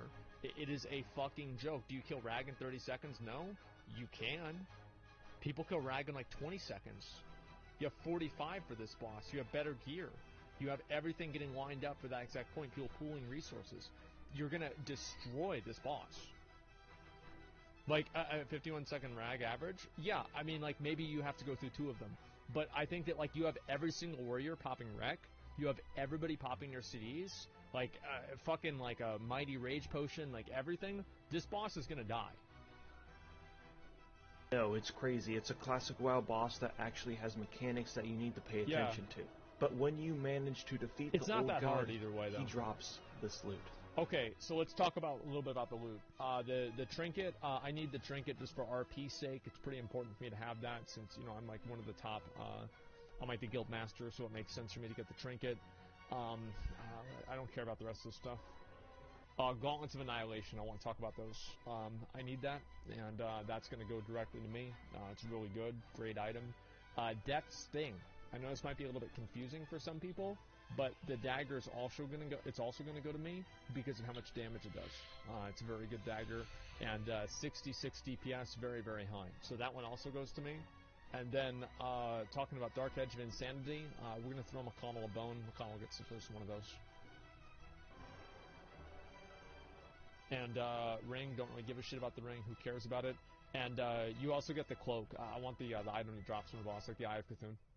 I want to get the cloak from that too. The necklace is also really good too. I'll probably get this for defense. And the Scepter of the False Prophet. I know this might be a little bit confusing again for people, but for my flask set, this is 187 healing. It's really, really good, and I'm thinking that I kind of get that one too. That does make sense. So it just to make the healers' lives easier. When Cthulhu dies, he will also drop his eye that can be turned into this cool cat just really outside of the arena, and it'll tell you to go to the Caverns of Time, and this rewards you with some rep, and you get a choice between these 3 items. And that, ladies and gentlemen, is AQ40. Cloak's really good. You could make it out alive. It didn't catch too many diseases in this disgusting bug tunnel, and hopefully I'll see you again soon. Bye-bye. So, pretty much...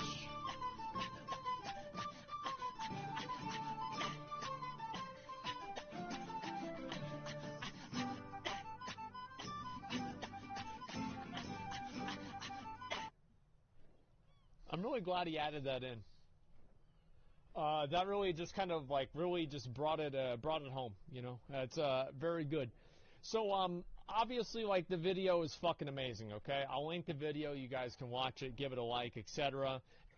Oh, Jesus Christ! I sense a withering, balding husk will soon watch this video with a bunch of mouth breathers in his chat. See, this is what you guys don't get. Is like they're saying this shit about you too. This isn't just about me. Like, I'm just having fun, okay? I'm just playing the game. But like, you guys are getting roasted at the same time. So keep that in mind.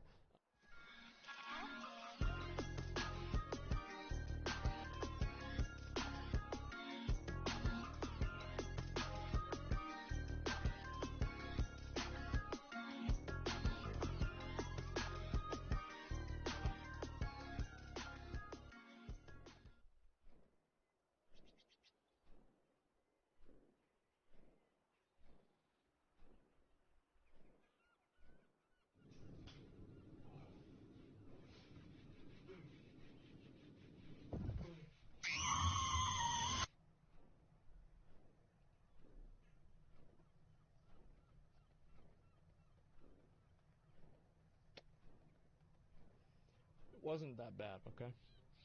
The bald memes will never stop, huh? Just like Asmon's hair loss. Wrong, though. His hair loss will stop as soon as he has no hair left. I give him 5 years. Who would have thought that a simple shower will be the biggest mistake Asmon has ever done in his entire life? I would have. Why do you think I don't take him? McConnell helping Asmongold get ready for a stream. Oh, I cannot stress strongly enough how important it is with a luscious head of hair. Oh my god. Totally agree. My hair is my pride and my delight. And what will I be without it? It's hard to say, hard to say. A man's hair says everything about his personality. A bald man is like a blank runestick. Zero content. No credibility. Yes. Men with a full head of hair simply have more options when it comes to cultivating their appearance. That's not true. You're not exactly tied to one style as you kind of are when you're bald. Okay. You're right. Fuck this guy. How the fuck does this make any fucking sense in any show, dude? Deepfake Yasmin Gold might not be real, but she's still my girlfriend?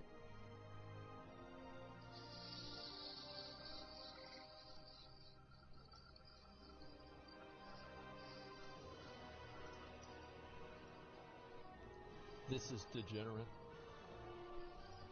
This is absolutely ridiculously, positively, definitely degenerate. I don't know what the fuck this is supposed to be. This is nasty. I don't like it. I don't like it one bit. Asmon Thug? Oh, this is actually right whenever I got out of jail. Yeah, I remember this. Shameless Asmongold manga ad. Oh yeah, wait, wow, that's really good.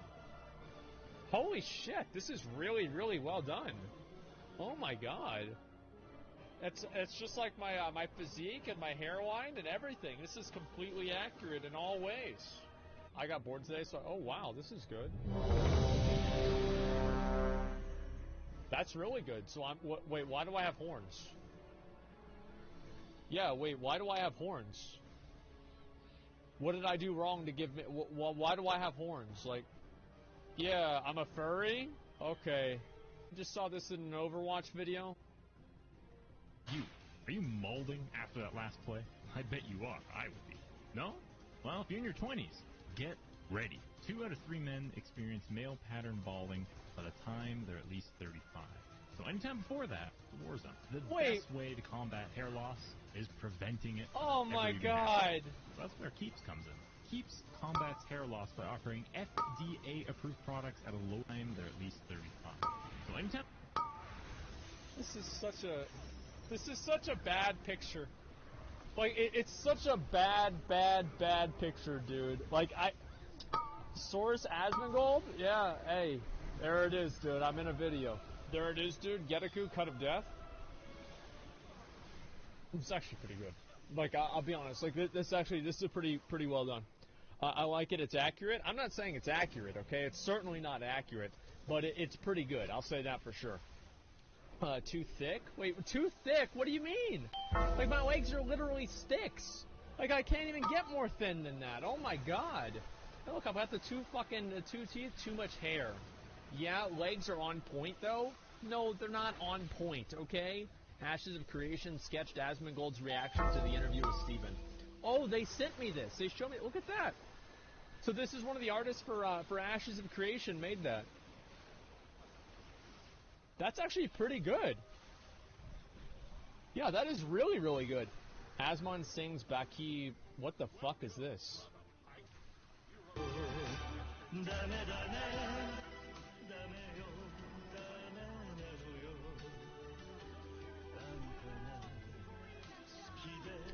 Why do they have to show that one, man? Why?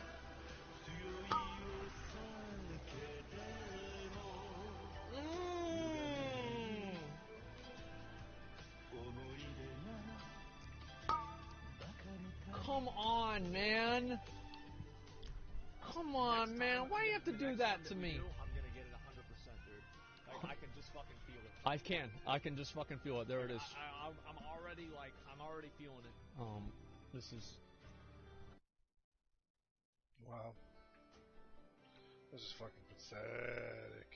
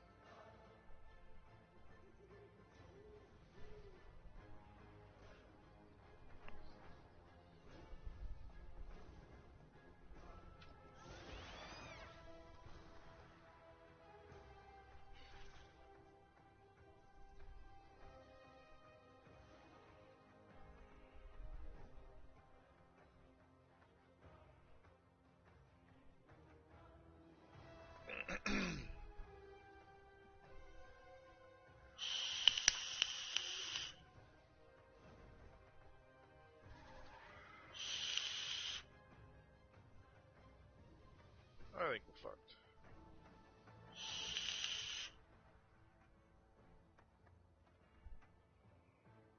Oh, maybe not. Oh, we probably are.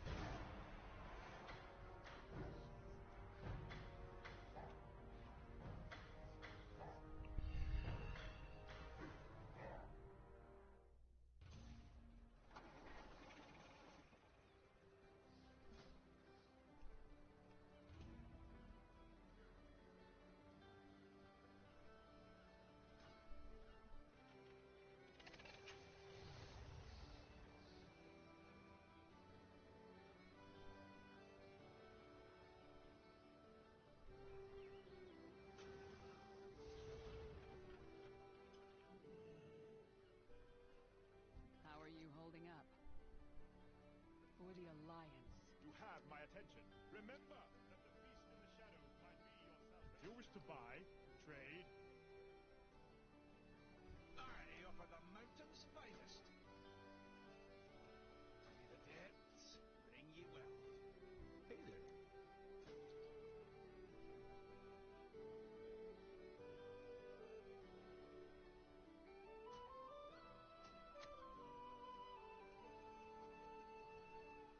Safe travels.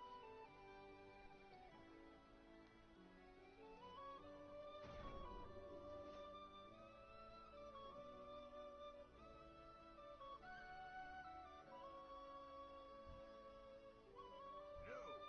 You have my undivided attention. Our curse grants us strength. The There can past be no must peace not with the be Horde. repeated.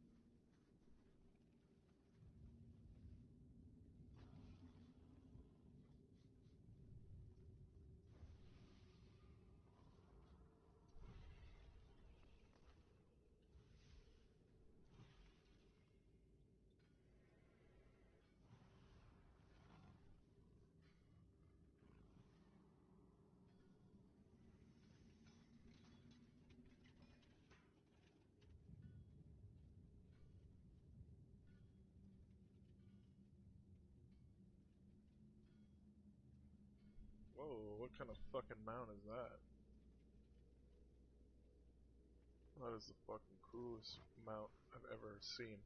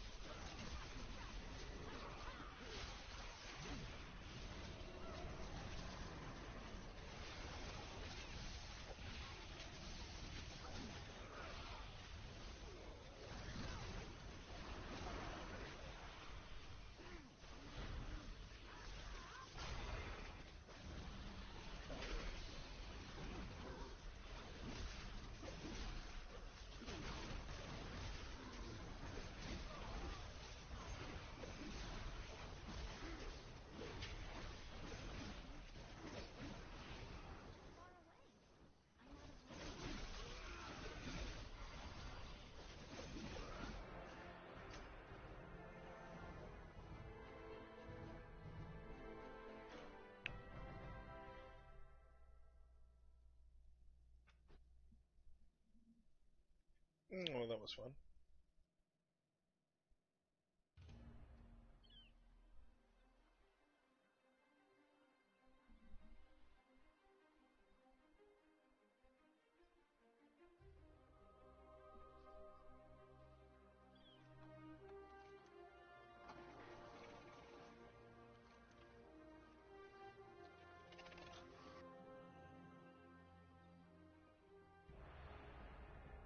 Greymane will lead us to victory.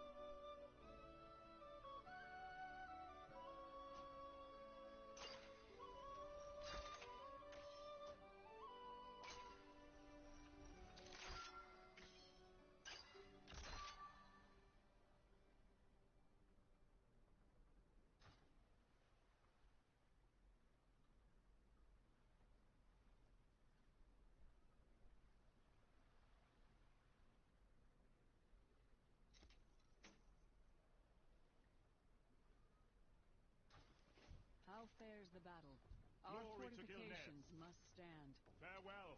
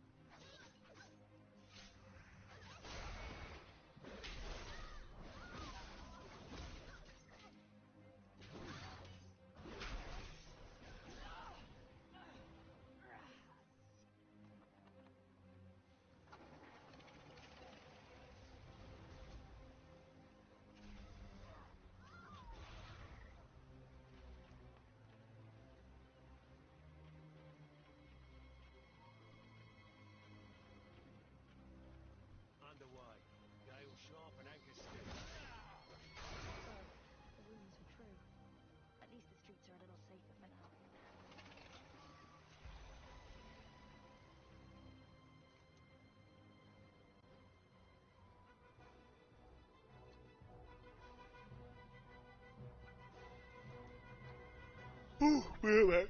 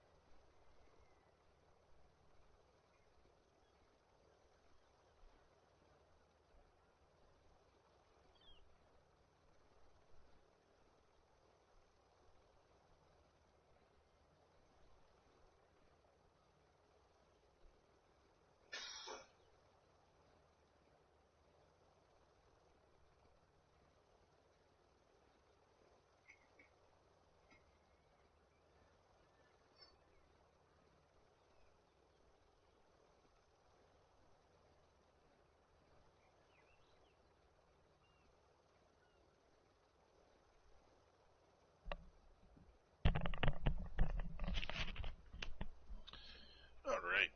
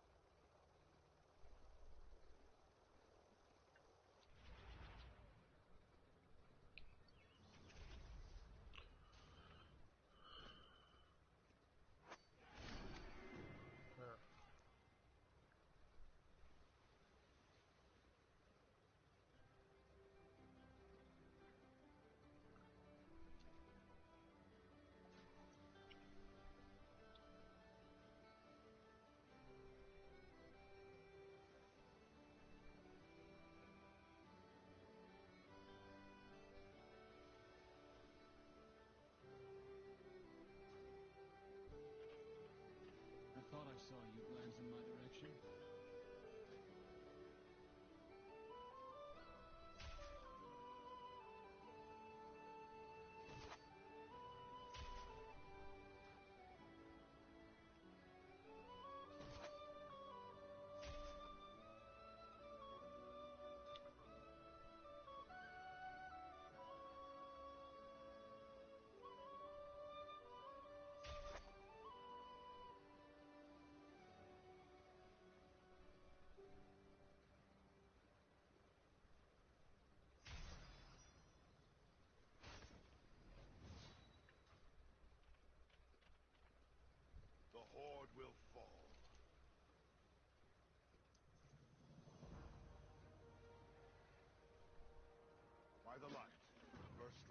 belongs to us.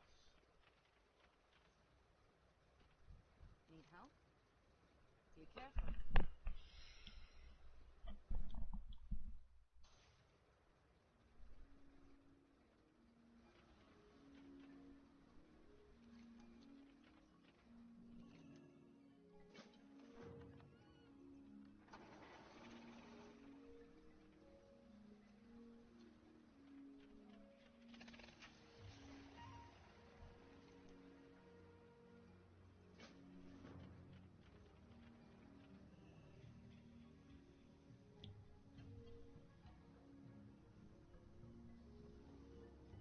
What you doing, Kif?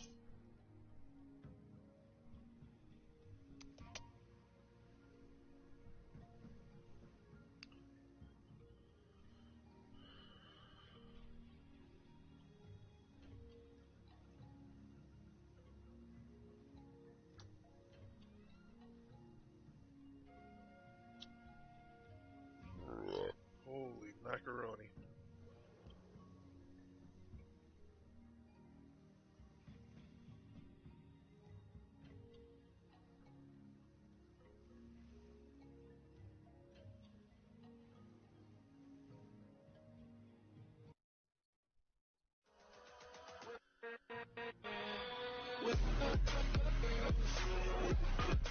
Welcome back to Streamers Reloaded, my name is Tom and let's get right into the news. And we begin today with one from Pokimane. Now, there is a common conception Pokimane has about her hater base, and that is that Pokimane believes that they all have the view of Pokimane is only popular on Twitch because she is a girl. And while Pokimane did a no face cam stream and tweeted out after, in quote, people don't watch you for your personality or your gameplay. I just averaged 11k viewers with no cam, late at night, and with a 10-second delay. So of course this is a bite back at those claiming that no one watches Poki for gaming content.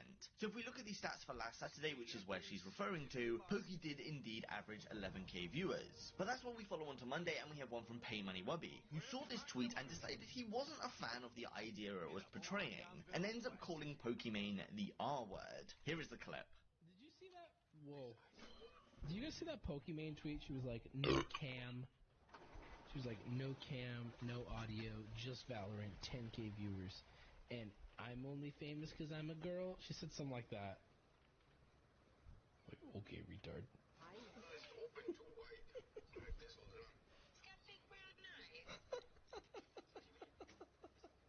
Well, there was an expectation of a ban after this clip, but as of right now there has not been one. As well, the original clip is still on Wubby's channel, so there may or may not be going forward. But also connecting to this one, we have a clip coming from XQC, sharing his opinion on what Wubby said here. XQC goes down the route of saying that Poki was just proud of what she did during that stream, and finishes up the clip with a slight diss on Wubby's use of media share donations. Guys, I agree that it wasn't like the best tweet. It came off as like a little bit weird, but I saw it. I didn't think any of it. It's fine. I think sometimes you express being proud of something that you do like in different ways, and she did that. She's proud of her gameplay and people that how much appreciate it. Gameplay. Maybe this guy should try that every once in a while. Some gameplay. Maybe we wouldn't have to fucking rely on media share for content. So that's why we come on to Wednesday, and Poki has decided to react to Pay Money Wubby's clip. She doesn't say a whole lot here, but finishes up calling Pay Money Wubby brave for what he said here, and thanks XQC for his take. Here is that clip. The first part is sped up because there isn't a whole lot of reaction, but here it is. Amazing, wow. So, yes, wow. He said it, amazing. Yes. I can't believe he said it. Wow. That's so brave of him. He said Pokey bad. He said Pokey bad. No, he said Pokey dumb. Wow. Very good. Very hot. Good take. Okay, sorry. I'm just memeing. It's whatever.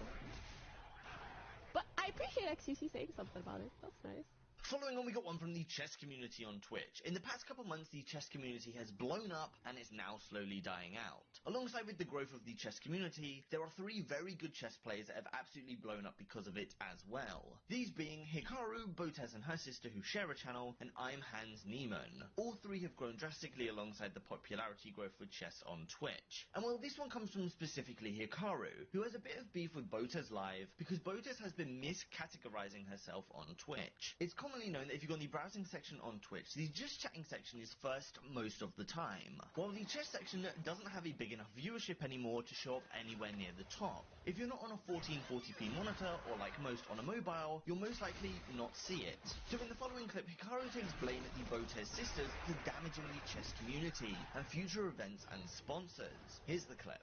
7,000 to 10,000 viewers that are not showing up in the chess directory because Botez is streaming chess and just chatting. And so what that does, I think, is that makes it very hard because when you have advertisers or sponsors looking to the chess directory and thinking about, say, sponsoring PogChamps 2 or other possible events, what it does is the numbers aren't reflective. The numbers aren't actually truly reflective of the number of people watching chess. So I do think it is slightly an issue, and when you have all these viewers who are watching chess but they aren't counted as chess, it does affect sponsors, I think, and advertisers in terms of whether they're going to whether they're going to want to sponsor stuff in the directory, because you are going to look at the chess directory at the end of the day. That is the main point. Get more viewers on just chatting. I mean, we can have some. I'm not really going to get into that specifically, but I do think that when you look at the viewership, and you see 7 to 10K people probably every day who are not showing up in the chess category when she is streaming chess, it does affect chess as a whole, and it does affect the directory. And I think that is certainly something that is not good for the game. It's her choice. Technically, I guess it is. But if you see people like XQC switch to chess when he plays chess, I mean, it does strike me as a little bit off. It's a little hard to follow what Hikaru is saying here, so to summarize, Hikaru is saying that the numbers are lower on the chess section because of streamers like Botez being under the wrong section, and ultimately that damages the community and numbers of that community, which in turn will affect the potential sponsors. And well, this topic line is an interesting one because it's actually a rule on Twitch. Under the community guidelines of spam, scams and other malicious conduct, under misinformation, intentionally miscategorizing a channel is a bannable offense, but this is a rule that is almost never enforced. So is Botez playing chess under the just chatting section a problem or not? That's where I pass the question off to you. Then in some quick bits, first from Trainwreck TV, who worked out that he has spent over $260,000 on gifting subscriptions, and $158,000 was gifted to other channels. Wow. $263,187 on gifted subs to Twins. After this, one user did some data collecting on Twitter and shared that Trainwreck TV is the 3rd highest gifter on the entire platform if you don't count anonymous gifting. Also, the 100 Thieves streamer Arcus tweeted out that he would give everyone who likes this tweet $1 if he won the Fortnite DreamHack tournament. He got 45,000 likes and ended up winning by over 160 points, of which for coming first he won $4,000. Next we got one that begins with the Joe Rogan podcast. Now this one has caused a bit of a stir up in the gaming community, where during one of Joe Rogan's podcasts, he calls gaming a huge waste of time and compares it to if you spend that same amount of time doing something athletic. So before we look at reactions from the community, here is the clip. And video games are a real problem. They're a real problem. You know why? Because they're fun. Well, I have a real problem with them. And you do them, and they're real exciting, but you don't get anywhere. Right. It's like you could do like martial arts, right? You could learn jiu-jitsu. You'd get obsessed by jiu-jitsu, and then 3 years later, you're like an elite jiu-jitsu athlete. You're entering in competitions. You're a purple belt. You're moving up. Yeah, you're doing well. Right. You're thinking like, I might be able to open my own school one day. You got confidence. Yeah, if I have 100 students and those 100 students are paying me X amount of dollars per month, I can make a living. Holy shit, I can have this would be amazing. And then you see your jiu-jitsu school, and your jiu-jitsu instructor has all these students and drives a Mercedes, and he's got a nice family, and like, that's the future. This way, you're doing something exciting and fun, and you don't, or you could just be playing video games. 3 years later, you could be that same kid just playing video games, waiting for the next whatever the game is, next Xbox game to come out, and you're going to waste your time. So after this, there were a few streamers that came forward with very mixed opinions. Two very standout ones came from Dr. Lupo and Ninja. First from Dr. Lupo, who said, listening to this podcast is a waste of time if it's all you do all day and wait for the next episode. Generalized bad take is bad. Anything can be harmful in excess. Video games have made many people successful. They're the cause of the majority of my friendships, etc. Then on to Ninja, who posted a video that got almost 1 million views. So here is that. About Joe Rogan, his comment about video games, or like gamers, and I think where he was coming from, or what he was talking about specifically, I don't want to put words in his mouth, but what I watched the whole thing and tried to get context of it. I watched, before and after the clip that was just, being posted on or on Twitter. It sounds like he's talking about like the top 1%, like the very odd or one-off chance that you're going to be a professional player, an esports player, and a successful one at that, right? I mean, you can be a professional esports player and, be on like a tier 2, tier 3 org, which is not maybe paying you the most. And obviously, if you're not winning and being paid a lot, you're not a big streamer, then you're not really making a lot of money. So I'm assuming he's just basically talking about, the top 1%. You're winning every tournament. You're on a top organization. You're making a shitload of money. You're successful. And I mean, he talks about how gaming can potentially not really get you anywhere, right? You're putting a lot of time into it, and you're just mindlessly playing video games. I just don't think what Joe doesn't really understand in the full context of what the gaming community is and how many different avenues you can be successful in gaming. I mean, there's streaming, content creation, YouTube,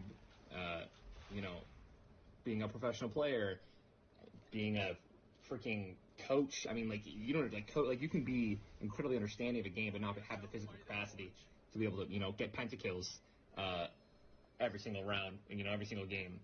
But that doesn't mean that there's not a job for you, right? That doesn't mean there's not a place for you in the gaming community where you can be successful. Especially when, coaches are being valued more and more in the gaming community now, which is a beautiful thing to see because coaches have been in sports forever.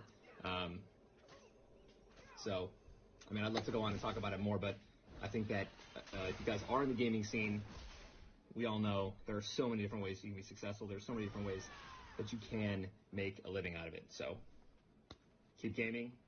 Continue to educate yourselves, and sure, Ninja. So Ninja here has gone down the route of saying Joe Rogan doesn't necessarily understand how many ways a gamer can be successful in the industry. He later added, I just wanted to add/reiterate, Joe Rogan is a gamer. Hands down, the dude loves them, and is pretty well informed on the competitive side/aspect of it. I just believe there's a huge gap in the last 5 years where gaming has catapulted into a different era and would love to explain. Then we have one more reaction that comes from that of TSM Myth, who said, people really blew this entire Joe Rogan thing way out of proportion. It's okay to admit that there's a serious unhealthy side to gaming, and it's also okay to admit that gaming as a hobby isn't the most beneficial on paper, but it's a hobby, so just sit back, relax, and have fun like you're supposed to with hobbies. So that's where I pass this question off to you. Is gaming a waste of time, and based on these streamers' opinions, is it hard to be successful within it? But that is where I'm going to end that one, and that's actually where I'm going to end today's video. If you enjoyed, please leave a like, it really does help a lot. Stay safe, and I hope to see you in the next one.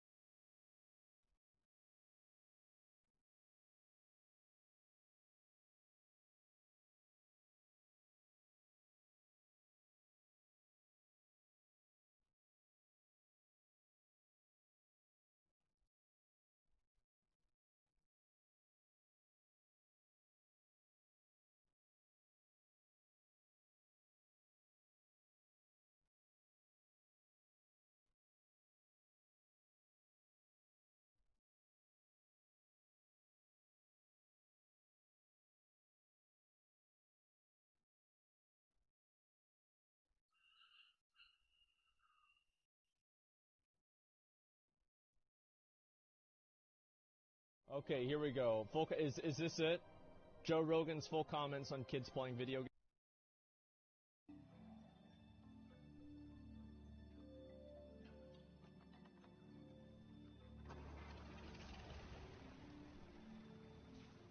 Are you here to lend a hand?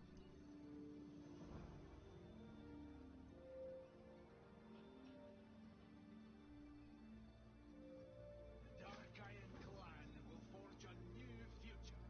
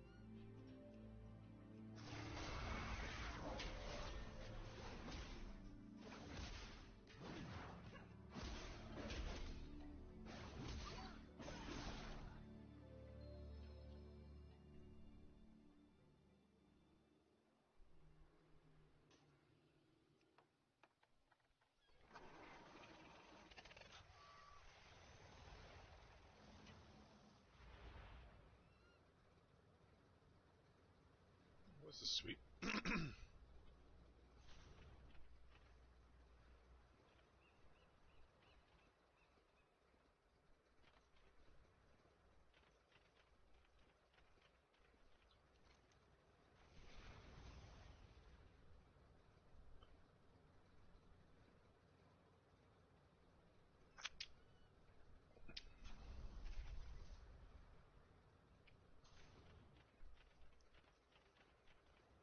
Spat that out. I got smelting to do. I prefer to stay on the ground.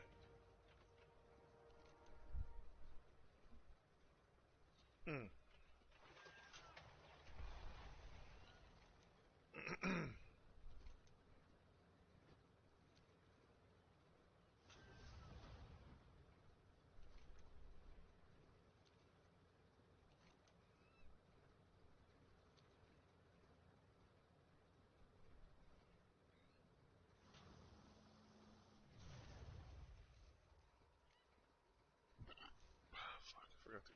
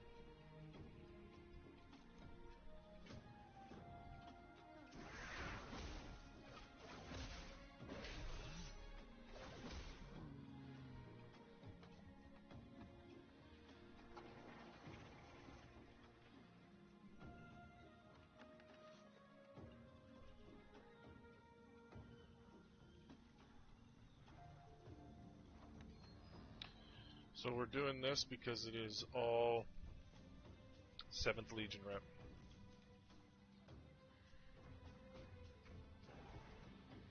Pretty sure of it.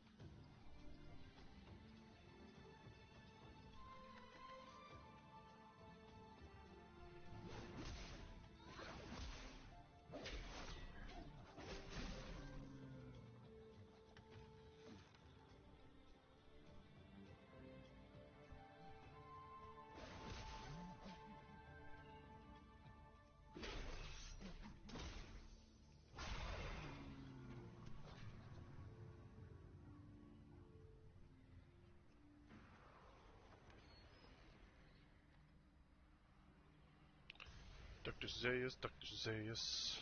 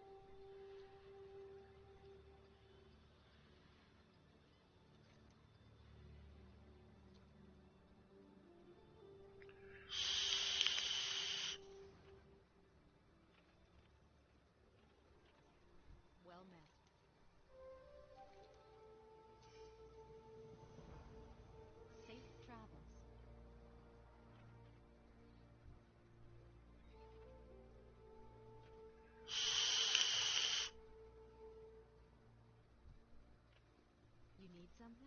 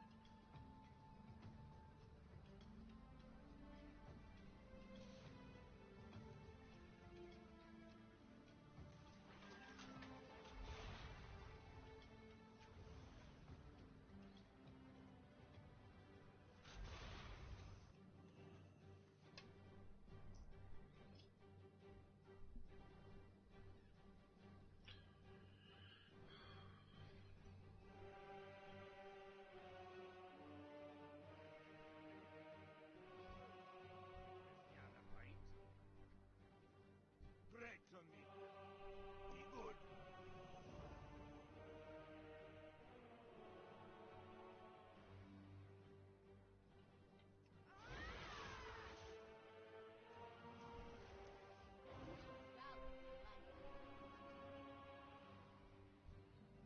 What can I do for you? See you soon.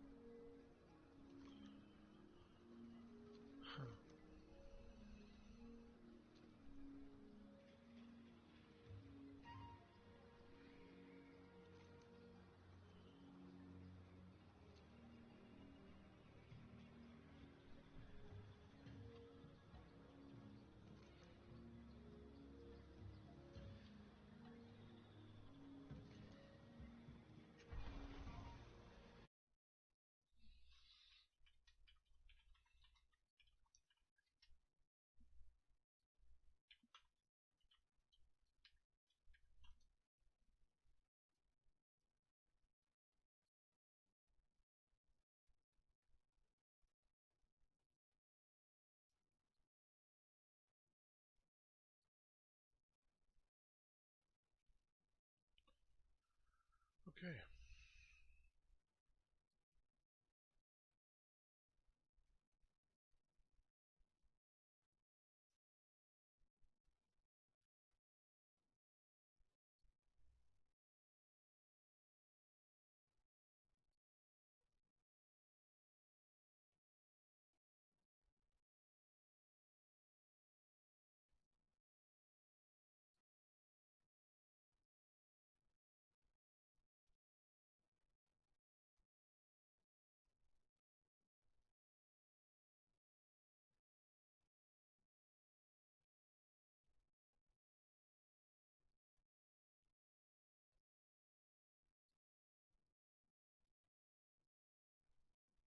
Kev?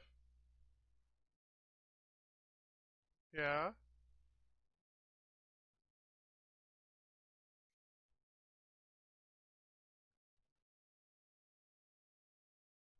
What's wrong?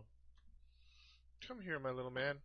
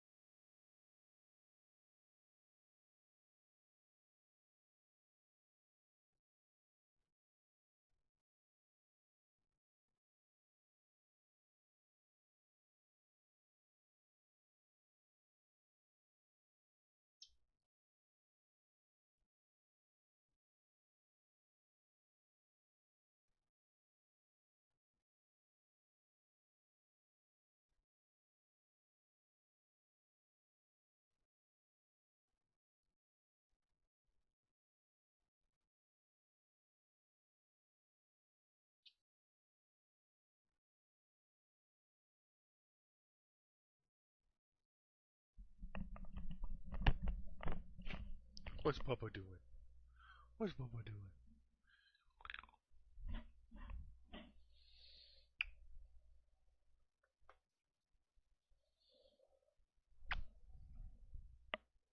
Papa loves his kiss.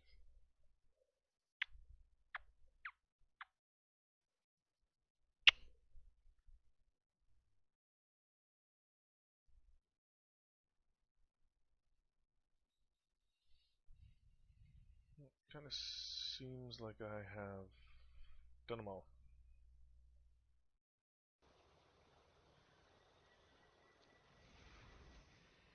Feel like I'm kind of flying around for no reason. Sort of feels like.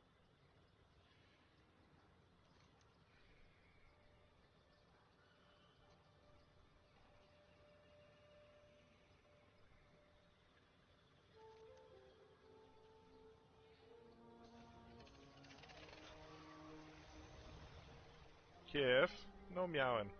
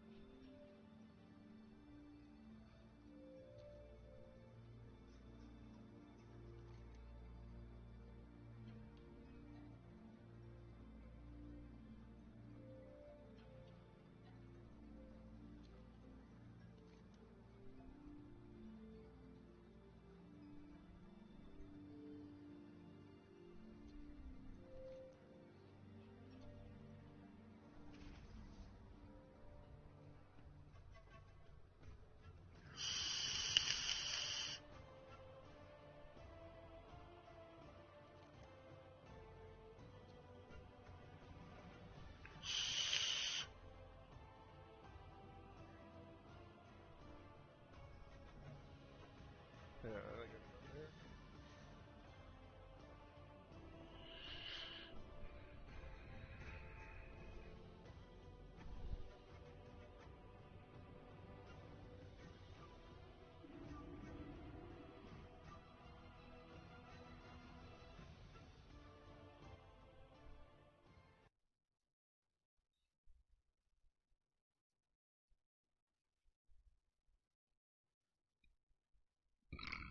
Alright, I think we're going to end the stream here anyway.